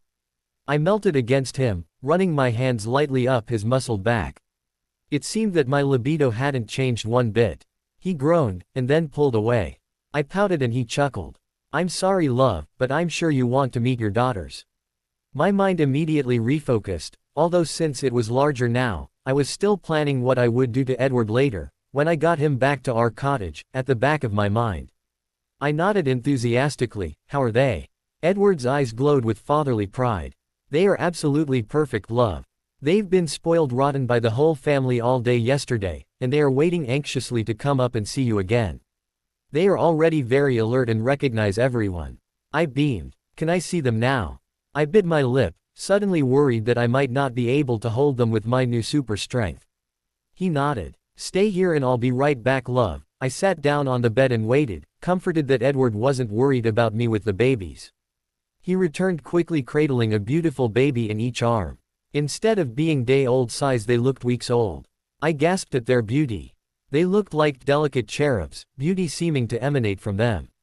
At my gasp they focused their stunning hazel orbs on me. Recognition dawned in their eyes and they smiled, each reaching out a hand for me as Edward sat down beside me on the bed. I hesitantly reached out a hand to each, allowing them to grasp my hands. I hefted my mental shield around all of us so that Edward could feel the love and awe I felt at us having created two such amazing little angels. "I know love," he whispered in odd agreement as we gazed adoringly at Charlize and Gemma. Although identical to the human eye, there were tiny differences that a vampire could easily pick up about them. "Hello my little girls," I whispered softly. Charlize reached a small hand up and touched my cheek. All of a sudden I was pulled into images of me laying, exhausted on the bed in the other room, gazing down with amazement and love, with Edward beside me. I pulled away in shock. What was that? My eyes met Edward's shocked ones. "It seems that she has a gift. She just showed you her thoughts," he sounded shocked. Wow, I hadn't even considered the fact that our babies would be talented before, although now that I thought about it, with Edward and I for parents it was hardly surprising. Charlize reached her hand back up again, and I accepted it without hesitation as she showed me her day yesterday, from when she had been taken from the delivery room, downstairs with Rose and Esme. She recalled her and Gemma being fed bottles of blood, which made my throat itch lightly, but I swamped that feeling and continued to concentrate on her memories. She gave me a complete rundown of her and Gemma meeting the rest of the family, including impressions of each. She seemed to think Jasper was quiet, but perfect for a cuddle, and that Emmett was delightfully amusing. Edward snorted at that. She remembered Carlisle trying to feed her and Gemma human baby formula, and I scrunched up my nose in sympathy as she recalled the taste, and laughed softly at the images of her and Gemma spitting it all over Carlisle. We were lucky he was so good-natured. Soon she had finished running through everything I had missed while I was changing. "Thank you, baby girl," I cooed, overjoyed that I had gotten to experience the day I had missed after all. She pulled her hand back and I reached out softly to stroke her cheek. All of a sudden a shiny silver ornament in the shape of a musical note came flying off the shelf and into Gemma's hand. My eyes opened wide and Edward laughed. "It seems our other daughter has the gift of telekinesis and wanted to show you that she's talented too." "Of course you are," I reassured my other daughter, "you are both so special." I gently took the ornament from her, proud of myself for having the control to not crush it. "The others are all downstairs listening," Edward muttered. "It seems Alice wanted their gifts to be a surprise. Carlyle is fascinated." I laughed lightly then reached cautiously towards my baby girls. "So you think I could hold them?" I was unsure of whether this was a good idea, but I desperately wanted to hold my babies. Edward nodded encouragingly. "Their skin appears to be as indestructible as ours," he reassured me. I relaxed a little and slowly reached out as Edward gently placed them in my arms. I beamed down at them. Sitting there with my baby girls and Edward, I felt complete. I looked up so see Edward watching us with absolute adoration, love, pride and joy etched into his features and glowing in eyes. "My three beautiful girls," he whispered reverently. Seeing that, and hearing his words, my heart leapt with love for my amazing husband, the other half of my whole, and the other side of my coin. I had waltzed in and turned his life upside down, and he had valiantly braved every step of our shared journey wherever I wanted to go with a devotion that still left me speechless. "Thank you," I thought, looking deep in his eyes. "No love, thank you. Before I met you I lived a lonely lifeless existence. You brought me to life, showed me how to be truly happy, gave me your love and our two miracles. All of this is far more than I would ever have dreamed of, and I now have everything I've ever wanted as well as the things I never knew to ask for." There was nothing I could say that would adequately express my feelings at that moment, so I simply tilted my head back. Edward leaned towards me and our lips met in a soft, loving kiss. We spent some more time with our beautiful babies before it was time for their next feeding. I reluctantly handed them back to Edward to take downstairs, knowing that I wouldn't be allowed at their feedings until I had hunted myself. There was a large chance that if I smelt the blood I would go for it and that one of the babies might be hurt in the process. "They'll be fine, Bella, go and hunt," I heard Alice call up the stairs as Edward's footsteps came back up the stairs. "Okay," I muttered as Edward reappeared. "Before we go though I want to see what I look like now." I mentally prepared myself for the inevitable red eyes as I dragged Edward into the bathroom. I gasped as I took in my image. The red eyes stared back at me. The rest of me was fairly unchanged. I was paler, and my features had all been enhanced, but underneath I could still see me. I sighed with relief. I still looked like me, only far more beautiful. I couldn't wait until the red eyes disappeared. "What do you think?" Edward asked. "I'm beautiful," I murmured. Edward rolled his eyes. "Bella, you've always been far more than beautiful." I grinned up at him. "You're my husband, you have to say that," I teased. "Come on, I'm hungry," I announced, turning away from the mirror. He took my hand, eyes dancing with excitement. "Are you ready for your first hunt, love?" I nodded. I had seen Felix and Dimitri take down animals before, so I had a rough idea of what to do. "Let's go," I smiled. He grinned and led me to the glass doors in the window that lead the forest. Holding my hand, we jumped. I stopped myself from instinctively casting a shield to catch myself, and allowed myself to land on my feet, my new vampire body easily absorbing the impact. Edward watched with amusement as I discovered my new body. He tugged on my hand, and I followed as we raced away into the forest. I had always loved speed, but this was the most enjoyment I had ever gotten from it.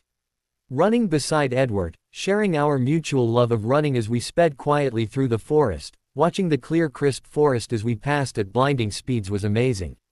Far too soon for my liking, Edward drew us to a stop. Releasing my hand, he brought his hands up to cup my face. "Okay love, what do you smell?"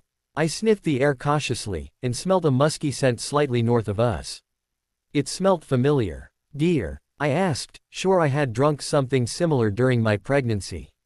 Edward nodded encouragingly. "How many?" I cast my shield out and felt them. 6. "Good, now let your instincts take over." I obediently took a deep breath.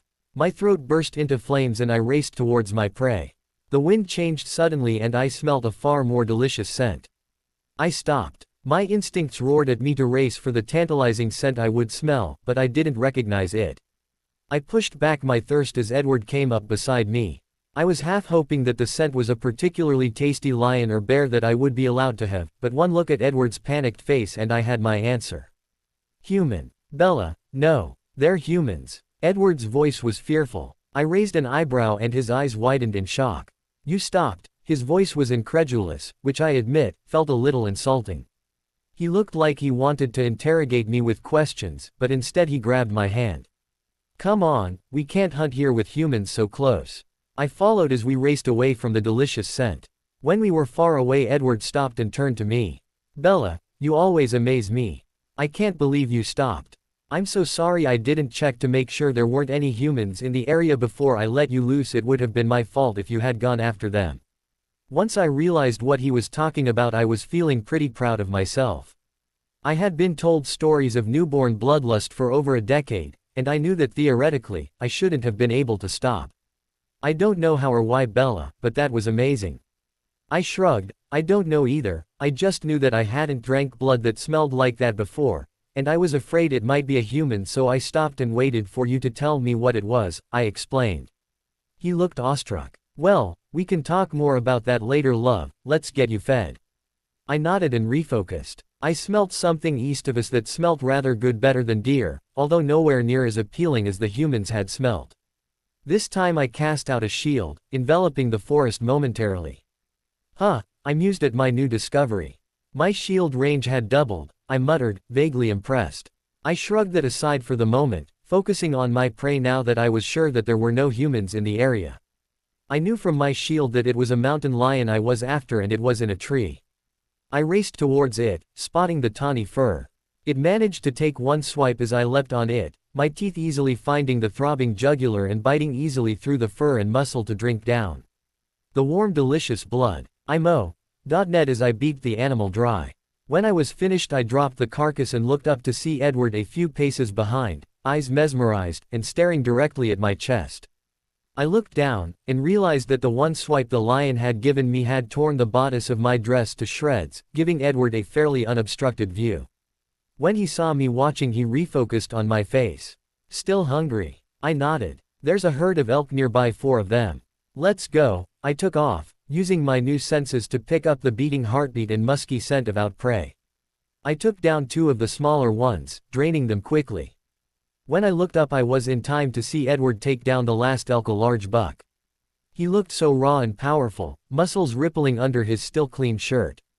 It was strangely sensual to watch this wild side of him that he no longer needed to temper in my presence.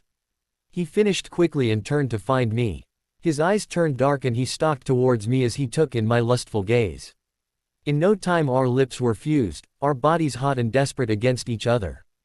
I reveled in my heightened senses as we connected for the first time as vampires. Afterwards I glared playfully at him while running my hands up and down his chest as we lay on the forest floor. You were holding out on me. He grinned, only a little, and only because you were still breakable, he protested. Rest assured, love, that I will never hold back again. Good. We picked up the torn shreds that had once been clothes and headed back, my gaze trained mostly on Edward's BPD form as we raced through the forest. A quick change at our cottage and we were soon back at the main house and doting over our beautiful daughters.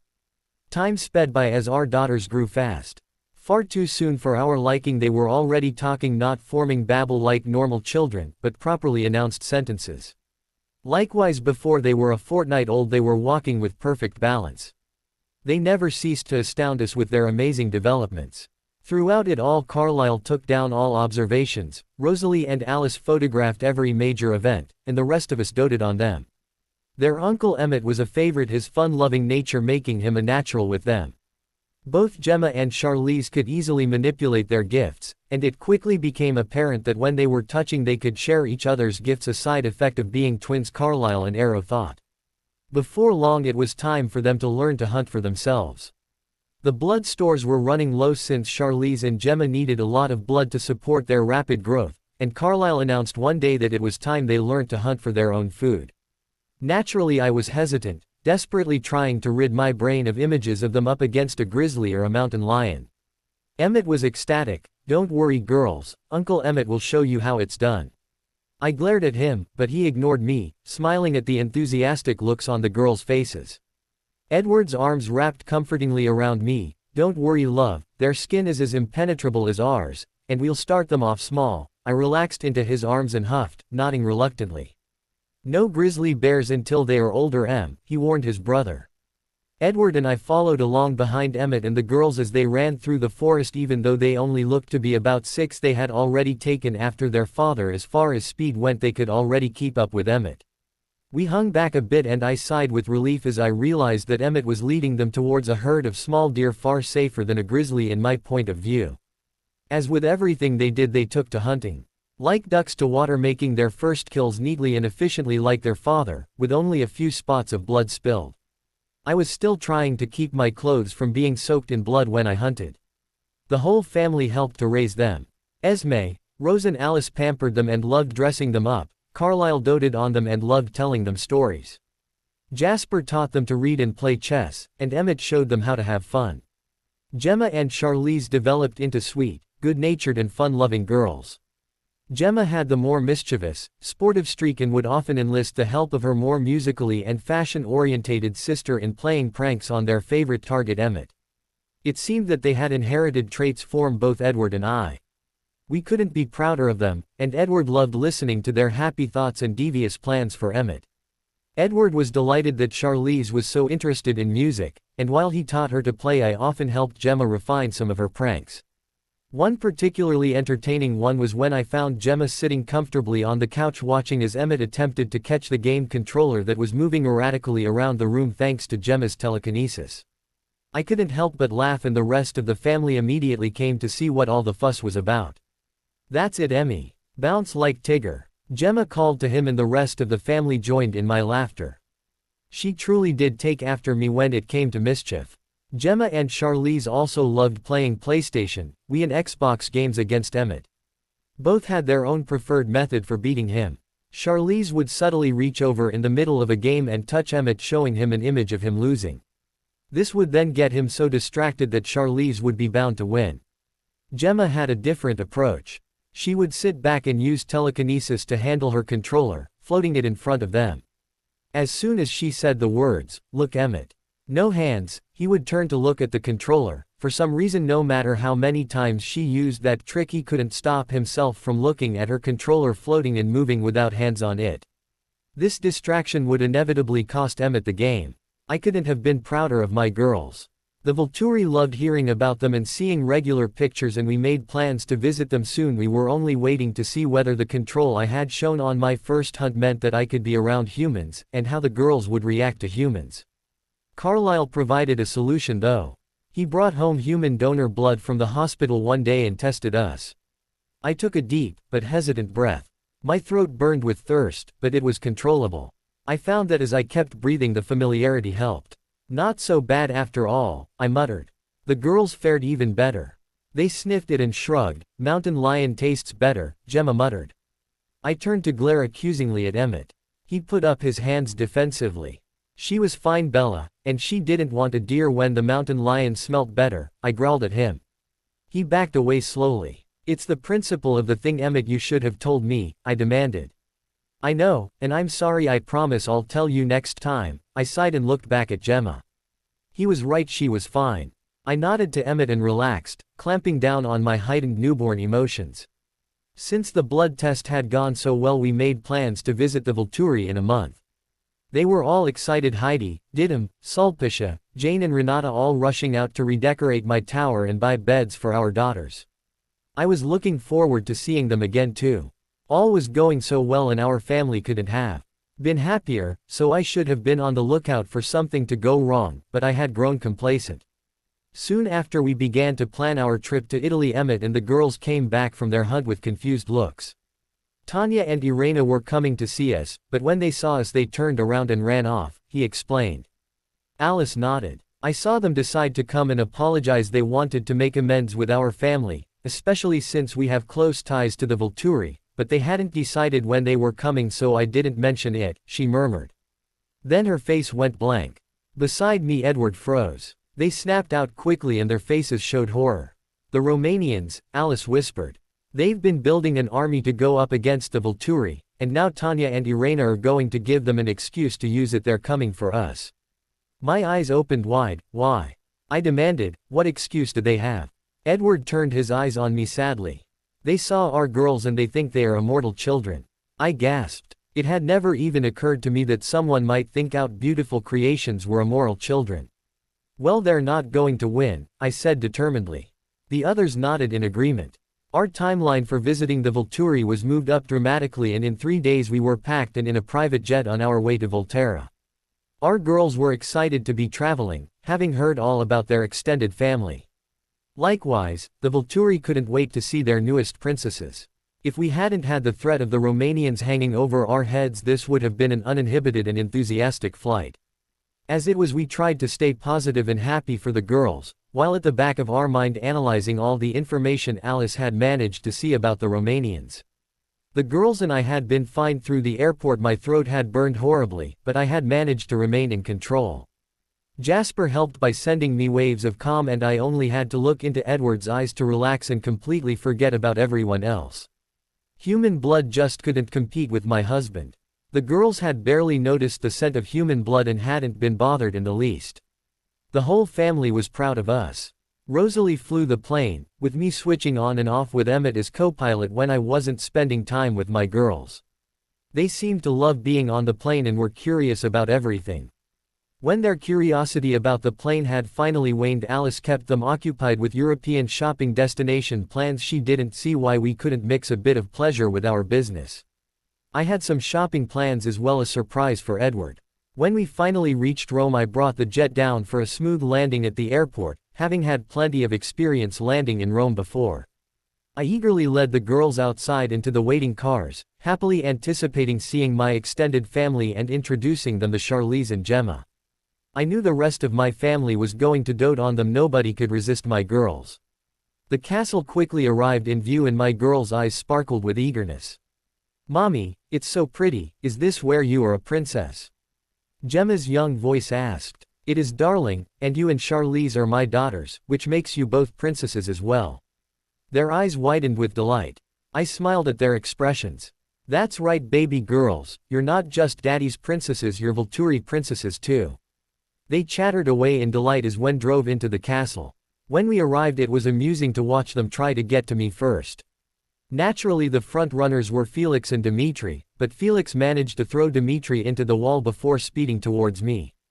He didn't get very far before Jane froze him in his tracks and he collapsed on the ground in agony while she ran past him.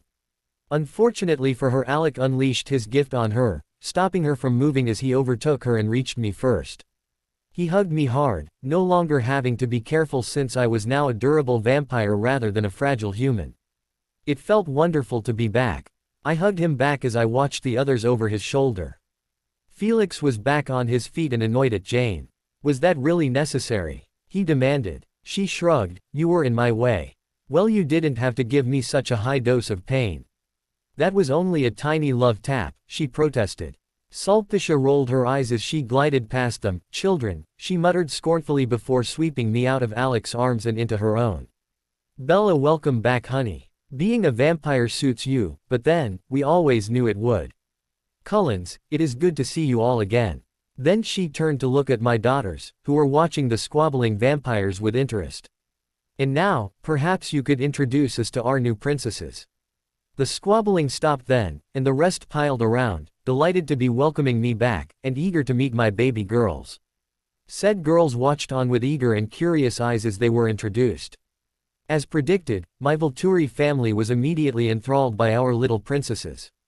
For the rest of that day and all of the next, the fierce Volturi dropped everything to spend time with Charlize and Gemma, who soaked up all the attention with delight.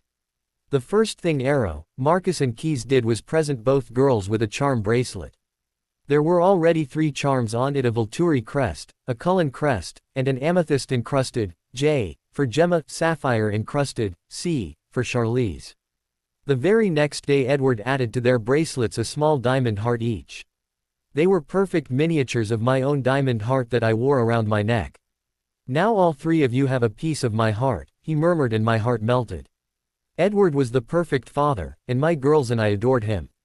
As a mother, I was determined that despite the upcoming threat, my children would enjoy their childhood, especially as they only had 7 years until they were fully grown. Didim was delighted to find that both liked music, although Charlize had more interest than Gemma. While they had liked both Edward's piano and my harp, they soon found under Didim's encouraging influence that they each had their own favorite instrument. Gemma liked the clarinet, and Charlize found the violin to be her favorite. They also loved playing video games with Felix, Dimitri and Emmett, with my guards making sure to show them every trick in the book to win. Beating Emmett had become a hobby of theirs, and as their mother I couldn't be prouder. Whenever they had separated to do different things, upon returning they would hold hands and show each other what the other had missed. Us females took the twins shopping, since they knew I wanted to maintain a semblance of normality for my girls. Meanwhile, the males would be making plans to overthrow the Romanians. Luckily, my girls had far more stamina than I had when I was 4. On those shopping trips I had often been carried home after falling asleep in one of the shops. It had been tiring to try and keep up with the limitless energy of shopping vampires when I was only a human child. But thankfully my girls stayed energized and excited all day, happy to be spending the family money. I let Suplicia, Heidi, Didim, Esme and Renata take the girls into a toy store while I ducked into a lingerie store and bought my surprises for Edward. That night, after we had put our girls to bed, I modeled each set for him, delighted when he ripped each one off and ravished me thoroughly at the top of my tower. In the early hours of the morning I lay atop Edward as he soothingly stroked my back, and I opened my mind to him and allowed him to soothe away all my fears for the coming weeks. The men kept us updated on any plans they made. They had already contacted the Romanians so that they would not mistakenly head for Forks. Tanya and Irena had told the Romanians about Alice, so they were not surprised when the Volturi called. They agreed to a time and place far away from humans in the Dinaric Alps, Croatia, a midway point between Italy and Romania. We had 3 weeks to prepare, and we had already called on all the outlying Volturi members. It did not take long for them all to start arriving. All the outlying Volturi members poured in from all over the world: Egypt, Ireland, Amazon, Africa, Russia, Asia. There were vampires from all over the world gathering at the castle. Charlize and Gemma loved all the attention they got, for nobody could resist their charms. They were shocked upon first meeting Charlize and Gemma, their minds immediately thinking of immortal children, but once they stopped and we explained, allowing them to hear their heartbeats and the blood running through their veins, they all relaxed. Most had not heard of hybrids before, although there were a few who came from South America that had. Safrina was one of the most interesting South American Volturi members. She had the gift of illusions, and was a little put out that her gift would not work on me unless I allowed it. I did allow it once, curious about the extent of her gift. She showed me a beautiful underwater reef that looked and felt incredibly real. She was quite motherly and quickly grew attached to the girls, as did everyone who showed up. Perhaps the most surprising arrivals were Kate, Elazar and Carmen. They came to House where their allegiance lay despite Tanya and Irena's betrayal, although Edward and Arrow later mentioned that in reality they were siding with the group they thought was most likely to win. One of the nomadic Volturi members, Garrett, a good friend of Santiago's, took one look at Kate and fell in love. She was a little harder to convince after having been a succubus for thousands of years, but one electric touch was all the confirmation she needed. I was happy for them, but it made me thankful that I hadn't had to wait millennia to find Edward, though if need be I would have. The week passed quickly, with us planning out our attack using Alice's visions. We were astounded by the sheer size of the army the Romanians had been building. They had secretly been making vampires for years, and many of them were likely to have talents. They also had many newborns, which were each paired with an older vampire to keep them in line. But we had our battle plans worked out. Although Alice couldn't see what gifts the Romanians had, nor how the fight would go, there were far too many decisions still to be made for that. We were fairly confident that we would win. The Volturi had a small weapon that looked like a crucifix. It turned vampires to ashes in seconds. When it touched a vampire and a button on the top was pressed, it would shoot an extremely flammable gel created by Sulpicia onto the vampire along with a spark that would ignite it. In seconds the vampire was no more. The crucifix had been designed by Santiago, who just loved the irony of a cross-shaped weapon that killed vampires. It had been the reason for the myths about vampires not going near crosses. A Volturi holding a cross was something to be avoided. These weapons were handed out to those that wanted one. Some of us preferred to use our gifts, or our own strength. One of the highlights of our week was when I equipped my 2 little girls with large bottles of Diet Coke and some Mentos. They snuck up on Emmett, who was engrossed in a video game and couldn't hear their heartbeats over the speakers. Placing the Mentos in the Coke, they shook it up and aimed for Emmett. The Coke exploded out of the bottles and all over Emmett. He leapt into the air in fright, while we all laughed at him. I made sure to video the whole thing and later I put some photos of the event in the girls' scrapbooks. I was so proud that they were taking after me. A few days before the battle everyone had arrived. In total we had about 50 members, many of which had talents. The Egyptian vampire Ben could control elements. Maggie and Siobhan from Ireland could detect lies and will the right outcome of situations respectively. There were many others that also had unique gifts. There were also those that, while not gifted, were very talented fighters. Garrett was one of those, as was Randall, another American nomad. Emmett had a great time wrestling with them during the week. The most interesting additions to Edward and I were the hybrid Nahul and his Aunt Helen. They had been recruited many years ago, and Arrow had managed to get into contact with them, knowing that now would be a good time for us to meet him, in case there was anything else we wished to know about hybrids, and what we might expect as our girls grew. We spent a lot of time talking to both of them, and letting them meet Charlize and Gemma. Nahul seemed fascinated with them, and I was a little worried about what might happen in the future, but Edward reassured me and corrected my assumption. It wasn't the girls he was looking at, love, it was you. I cocked an eyebrow at him in surprise. You are alive, even after giving birth to hybrids. It has changed his whole perspective.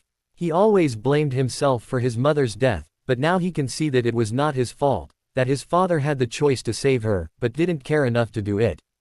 It has relieved him greatly to know that he was not born inherently evil because his mother died at his birth. After that I still felt awkward around Nahul, but I pushed it aside, feeling sorry for him. The day before we were to leave for the fight Alice saw the final figures for the battle. All told the Romanians had over 80 vampires, half of which were strong newborns. She had been puzzling over something for the last week, and she had finally figured it out thanks to her visions. There's a female vampire with them, small, with black hair. They call her Chelsea. She's the one helping control the newborns by binding them to an older vampire. She also has the whole army bound to Stefan and Vladimir. At this news Arrow, Keys and Marcus hissed. Chelsea is one of our members. We had wondered where she and Afton had gotten to when they did not answer their summons. Now we see why the traitor. No doubt they plan to have her try and break our bonds and disintegrate all connections within our group, Arrow explained. At this news everyone growled. Nobody liked a traitor. In an effort to lighten up the crowd of vampires, and my little girls, who had sensed the upcoming battle, I went shopping for some specific items.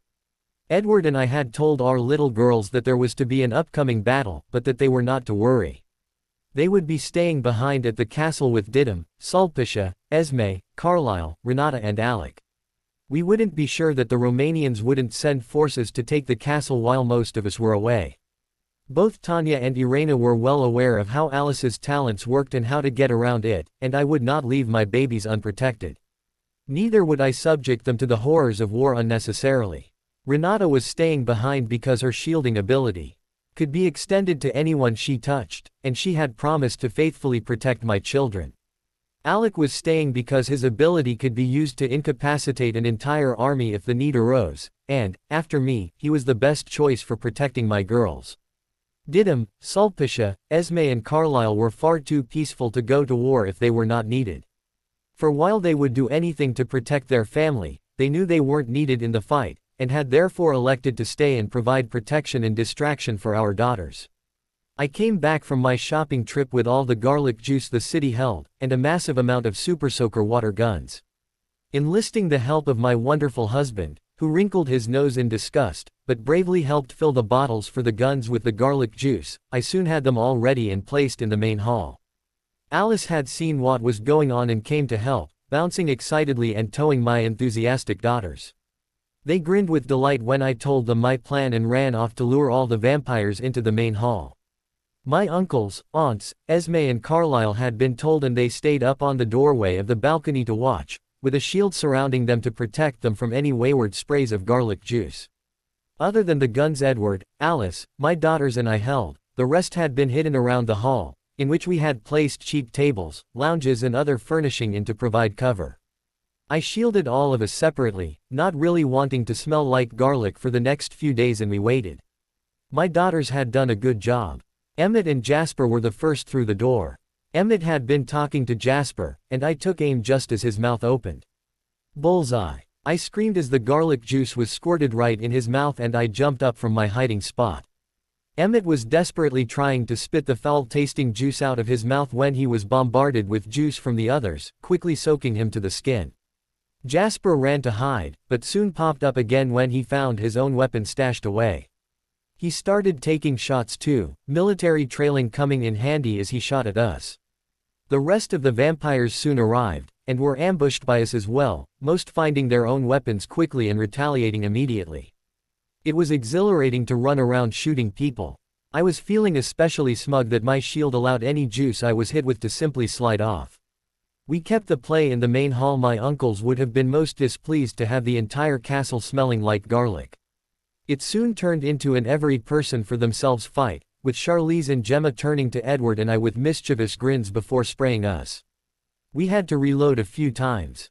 One time while I was quickly refilling my gun, Emmett jumped on top of me, pinned me down and poured the entire 5-liter can of juice all over me. I got up and shook, sending the liquid flying around the room as it flew off my shield. "You cheat!" Emmett exclaimed as he realized that my shield was in place. I simply laughed and shot my reloaded gun at him in point-blank range, right into his open mouth. He choked as it went down and I ran before he could retaliate, shooting at Garrett and Randall as I passed them by and took cover behind a piece of furniture. We eventually ran out of juice, but everyone was relaxed and laughing, which had been my main goal in the first place. Everyone pitched in with the cleaning, burning the cheap furniture, and washing down the room. I remained nice and clean, as did Edward, Renata, Charlize, Gemma and Alice. The rest of them stunk of garlic, even after a vigorous wash. I snickered as we all regrouped, my nose wrinkling at the smell. Uncle Keys groaned at the assault on his sense of smell. "Well, at the very least, you'll probably be able to scare of the Romanians with your scent," we laughed. "All part of my plan, Uncle," I winked at him. Edward and I reluctantly said goodbye to our beautiful girls and left with the rest of the Volturi and our family. It was time to head for the Dinaric Mountains. We sped down the European roads in the many sports cars that sat in the Volterra Castle garage. My Bugatti was in the lead, being the fastest of all the cars.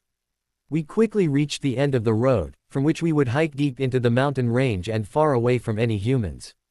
Running was always exhilarating, but this time there was an edge of tenseness and anticipation surrounding us. Just before we reached the peak, Alice froze and Edward froze with her, a furious growl escaping from his throat. I watched them anxiously. "What is it?" "Just as we suspected, they have sent 15 vampires into the castle to take it while we are away. They are moving in now." I clutched his arm anxiously. "Will our girls be all right?" I was ready to race back now in the hopes that I might reach them in time. Alice had yet to come out of her vision, but a moment later she blinked and nodded, as I felt Edward relax. "They will be fine. Alec will be able to take care of them with no help," she reassured me. "Your daughters won't even see or hear anything because Esme and Renata will keep them occupied." I sagged in relief, before anger flooded through my veins. I was ready to take down the entire Romanian army single-handedly for their underhanded tricks. We had agreed to meet them here for the fight, and yet they had sent people to take our castle while we weren't there. My daughters had been threatened and I was out for revenge. "Stefan and Vladimir are mine," I growled. Nobody was stupid enough to challenge me in my enraged state. I strode forward, my uncles on one side of me, and Edward on the other. My royal blue cloak loudly proclaimed my status as the princess to all who looked. It was time to show the world just how invincible I was. We reached the edge of a large clearing in the heart of the ranges. On the other sides of the clearing there was already a large gathering of vampires, all watching us eagerly, their stances aggressive and eager. There were well over 100 of them, while there were only 50 of us, but I wasn't worried. I let my rage infuse me, using it to strengthen my power. I had shields over every one of the Volturi members, layered to ensure that they stayed safe. As we spread out on our side of the clearing, Edward glanced quickly at Elazar, while Arrow touched him momentarily. Edward leaned down and whispered quietly in my ear. They have a pair of changed twins like Jane and Alec, only one of the twins is a shield like you, while the other negates shields. I froze at that information. I had never come across a vampire that could counteract my gift. The idea of my shield not working was frightening. My shields were our greatest defense, for we were only half the size. Without it we would still be able to win, but there was the chance of casualties. I did not want there to be so much as a scratch on any of us. I was determined. Where are they? Two middle-aged women to the side. The one of the left has the shield, though it is only a single physical layer, no mental protection and no multiple shields, and the one on the right negates shields. Jane, when this starts, I want you to take down the one on the left. I will deal with the shielded one myself. She smiled angelically. Slightly ahead of us, my uncles progressed until we neared them in the middle. Vladimir, Stefan, is it really necessary for you to challenge us? Arrow asked futility. We already knew the answer. Arrow, we will no longer remain under your laws. It is time for vampires to rule the world, not lurk in shadows. Your princess has violated your own laws by creating immortal children, and that serve to show that you are hypocrites that cannot rule properly. You are weak now, and it is our turn to rule. Ah, but your informants only saw the children for a second, and therefore did not register the children's heartbeats, nor blood. They were not immortal children that Tanya and Irena saw, but hybrids, much like Nahuel, he said, indicating the hybrid behind him. The eyes of many Romanians widened as they registered his fluttering heartbeat and heard the rush of blood through his veins. It only made them pause for a few seconds though. Even if what you say is true, it is too late. Right now we have vampires taking over your castle, and we will rule the world. Nothing you do can stop us. Arrow's jaw clenched. So be it. Immediately I felt my shields being torn down, but thanks to the many layers, I simply replaced them. I kept one part of my mind on replenishing my shields, finding that I could put up shields faster than the vampire at the other end of the clearing could take them down. She was only targeting me, and could only remove them one at a time. Jane. Beside me, Jane focused on her and she collapsed to the ground, screaming and convulsing. Moments later she was dead.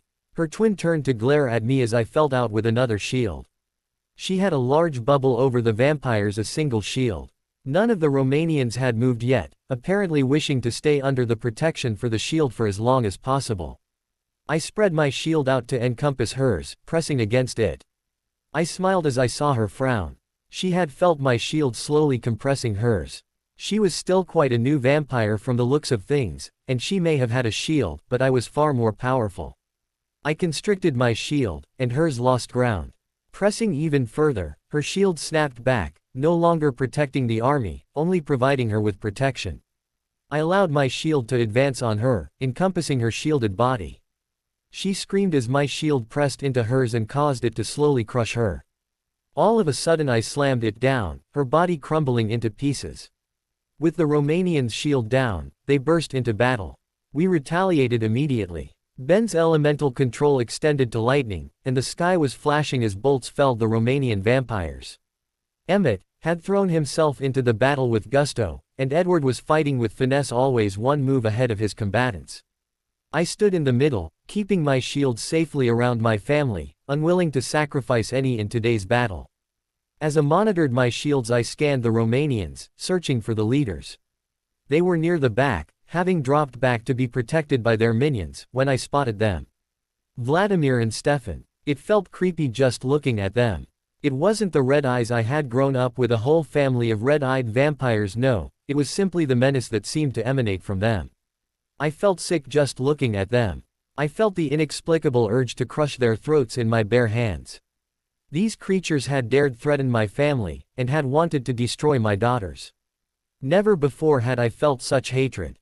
Moving forward I used my shield to part the vampires in my path that were making a futile attempt to stop my progress towards their masters. I pushed them aside with contempt. My family was well shielded, and I was invincible as I headed for them. The evil smirk on Stefan and Vladimir's faces slid off as they watched my easy progress through the ranks of their army. I walked slowly, confidently, knowing that there was nothing that could stop me. Their deaths were assured. My face remained stony, royal blue cloak flying out behind me as I advanced on my prey. Vladimir attempted to smile, glaring at Chelsea. "Princess, you are welcome to join us. You could be our queen, and rule the world." His sinister smile did nothing to calm my anger, and I could feel Chelsea's increased attacks against my shield as she tried to break my bonds to my family and tie me to the Romanians. I didn't even bother to glance her way as I crushed her into pieces with a shield. The Romanian's eyes widened at the sight. "I am invincible to attacks. You didn't really think she would be able to sway me, did you?" I glared at them. They gulped as I stepped the last few feet towards them. "You threatened my family, and for that you have earned your death." They tried to run at the last minute, desperately searching for a way out as they turned to flee. I grabbed each one by the throat and brought their heads close to me as they struggled frantically. "Goodbye," I whispered before using a wrist flick. Felix and Dmitri had shown me to neatly behead them. With that done, I quickly crushed the rest of their bodies and set them alight. I turned and found that the battle had all but stopped. With their leaders gone, and Chelsea no longer there to maintain their bonds, the Romanian army did not know what to do. Most stopped, and those that continued to fight were quickly taken care of. I looked around, searching for a pair of familiar faces. Irena was already gone, most of her body disintegrated by one of Ben's lightning strikes. Tanya, though, was at Edward's feet, begging his forgiveness, while he stood there looking down at her in disgust. I stalked towards her and Edward shifted his gaze, eyeing me with lust. Apparently my little power trip had been a major turn on.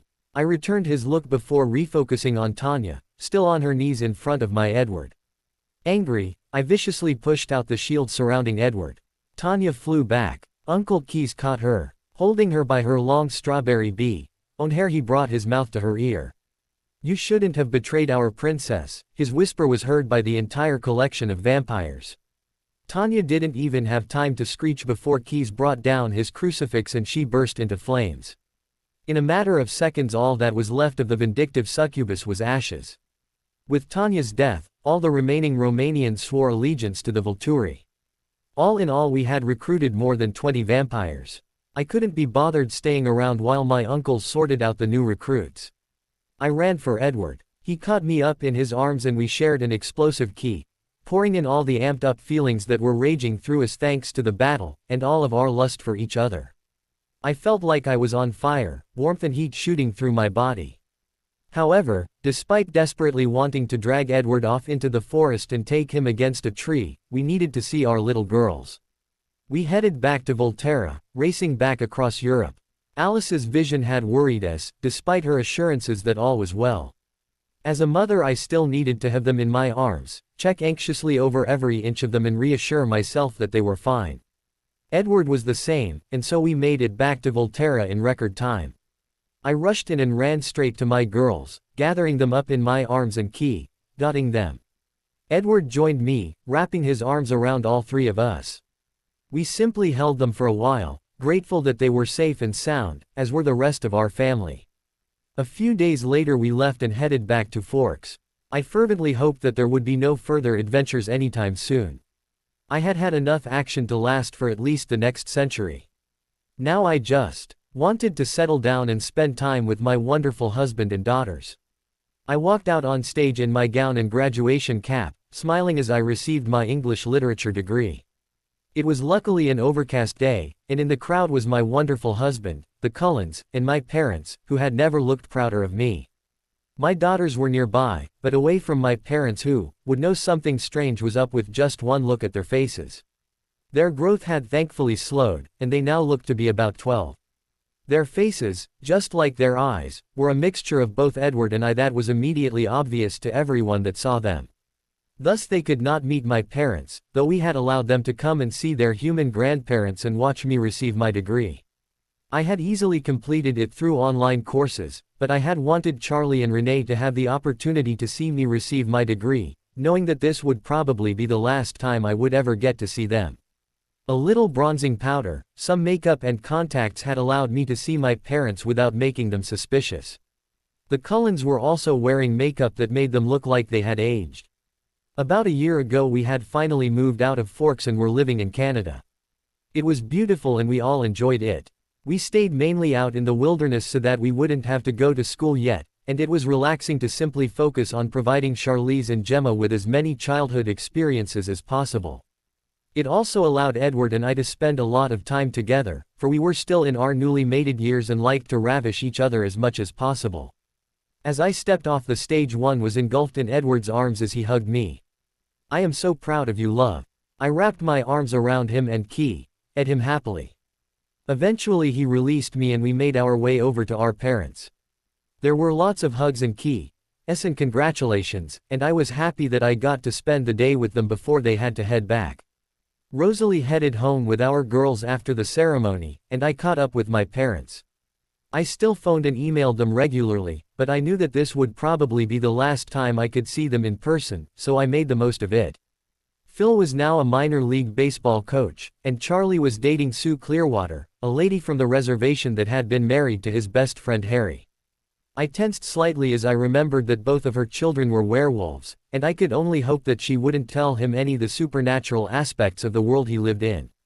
Charlie was the type that preferred to live in a blissful ignorance if the truth was too much to bear, and he didn't need to know about vampires and werewolves.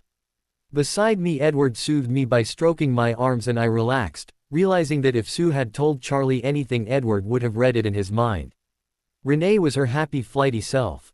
Her new fad was collecting antique cuckoo clocks. I could just imagine the noise of all the cuckoo birds driving Phil mad. I hoped for his sake that she would find a new hobby soon. I was pleased that both of my parents seemed to be happy and adjusting well to not having me nearby. It was sad to say goodbye to them, but I was happy that I had had the chance to see them again and that they were doing so well.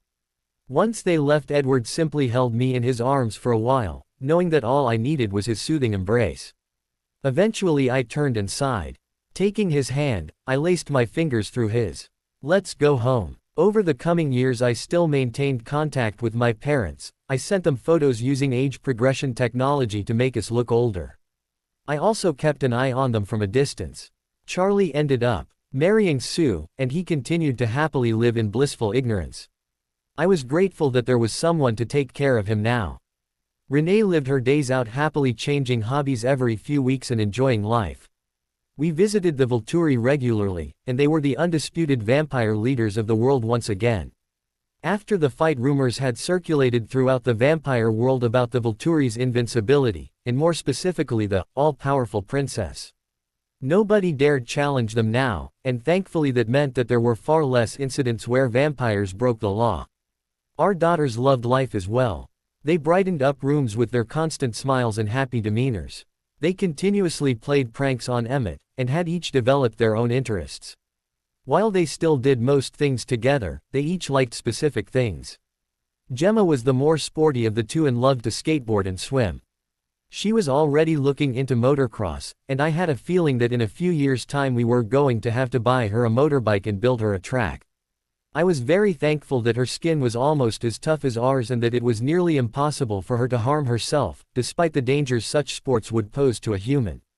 Charlize loved most musical instruments, favoring her violin, but playing almost any instrument she could acquire, including obscure ones such as the glass harmonica, chrysalis and the fluba. Her other favored instrument was the banjo. She also loved to paint and created beautiful landscapes of the surrounding forests and lakes for Canada. We couldn't be prouder of our girls, and Edward doted on them like any loving father would. I loved to watch him play with them, and see the loving adoration etched on his face as he looked at them. With Edward, Charlize, Gemma, the Cullens and the Volturi, my world was complete. 10 years later, our girls had grown up. Now they both looked to be about 25, and could pass as our elder sisters. They were stunningly beautiful and turned heads wherever they went. Edward would often groan at the thoughts of every straight man that caught even a glimpse of Charlize and Gemma, and I often shielded him from it to give him some relief, and to stop him from scaring every human near him when he glared furiously at those with the most impure thoughts. We had allowed Charlize and Gemma to go to school once their aging slowed down enough, and at the age of 4 they had started as high school freshmen. As much as the rest of our family had wanted to join them, they refused to go to school with their parents, aunts and uncles. So Edward, being the protective father he is, found them a nice all-girls school, where they greatly enjoyed their advanced classes and made a few human friends. Now they had finished high school and they wanted to leave the nest and travel the world together without the encumbrance of overprotective parents. I didn't think it was very fair that normal parents usually got to keep their children for at least 17 years before they had to let them go, and we didn't. But they were grown-up and mature girls, and I wouldn't hold them back for anything in the world. So Edward and I reluctantly sent them off on their world tour, making sure they had everything they needed and that they had promised to call us regularly and send lots of photos. We had taken them to our favorite countries a few years ago, and they were going back to visit some of those as well as exploring more of the world. We also made sure that they had had a lot of combat training in case they came across anything supernatural. Their gifts had expanded to the point where Charlize could plant thoughts in the mind of anyone except me within a few miles, and Gemma could move anything within that range. Gemma's telekinesis could also be reversed and used as a force field around her and Charlize, which relaxed Edward and I a little. As long as they were touching they could share both powers, and each had learned how to handle their twins' power as well as their own. We felt we had prepared them as best we could, and we sadly waved goodbye at the airport as they boarded a plane, bound first for Africa. Edward held me in his arms as we both resisted the urge to drag them back off the plane and take them home. When the plane finally took off I gave a sad sigh and turned into Edward. Our babies are gone. I know, love, but they'll be back before you know it. We have eternity with them after all. A year around the world is nothing. I could tell he was trying to convince himself as much as he was trying to convince me. Besides, he continued, I have a surprise for you. I raised an eyebrow as he took me by the hand and led me down the airport to a different plane, one bound for Rio. I thought we could have a second honeymoon, just think, all alone on Isle Esme, and we don't have to be back for a whole year. I even made sure that the island had a phone connection installed and that the girls know where to contact us. His golden eyes were irresistible, and just the thought of our first honeymoon at Isle Esme had me smiling and eyeing him lustfully. You always know how to cheer me up. If you enjoyed this alternate journey, don't forget to like the video and subscribe to the alternate path for more incredible what-if stories.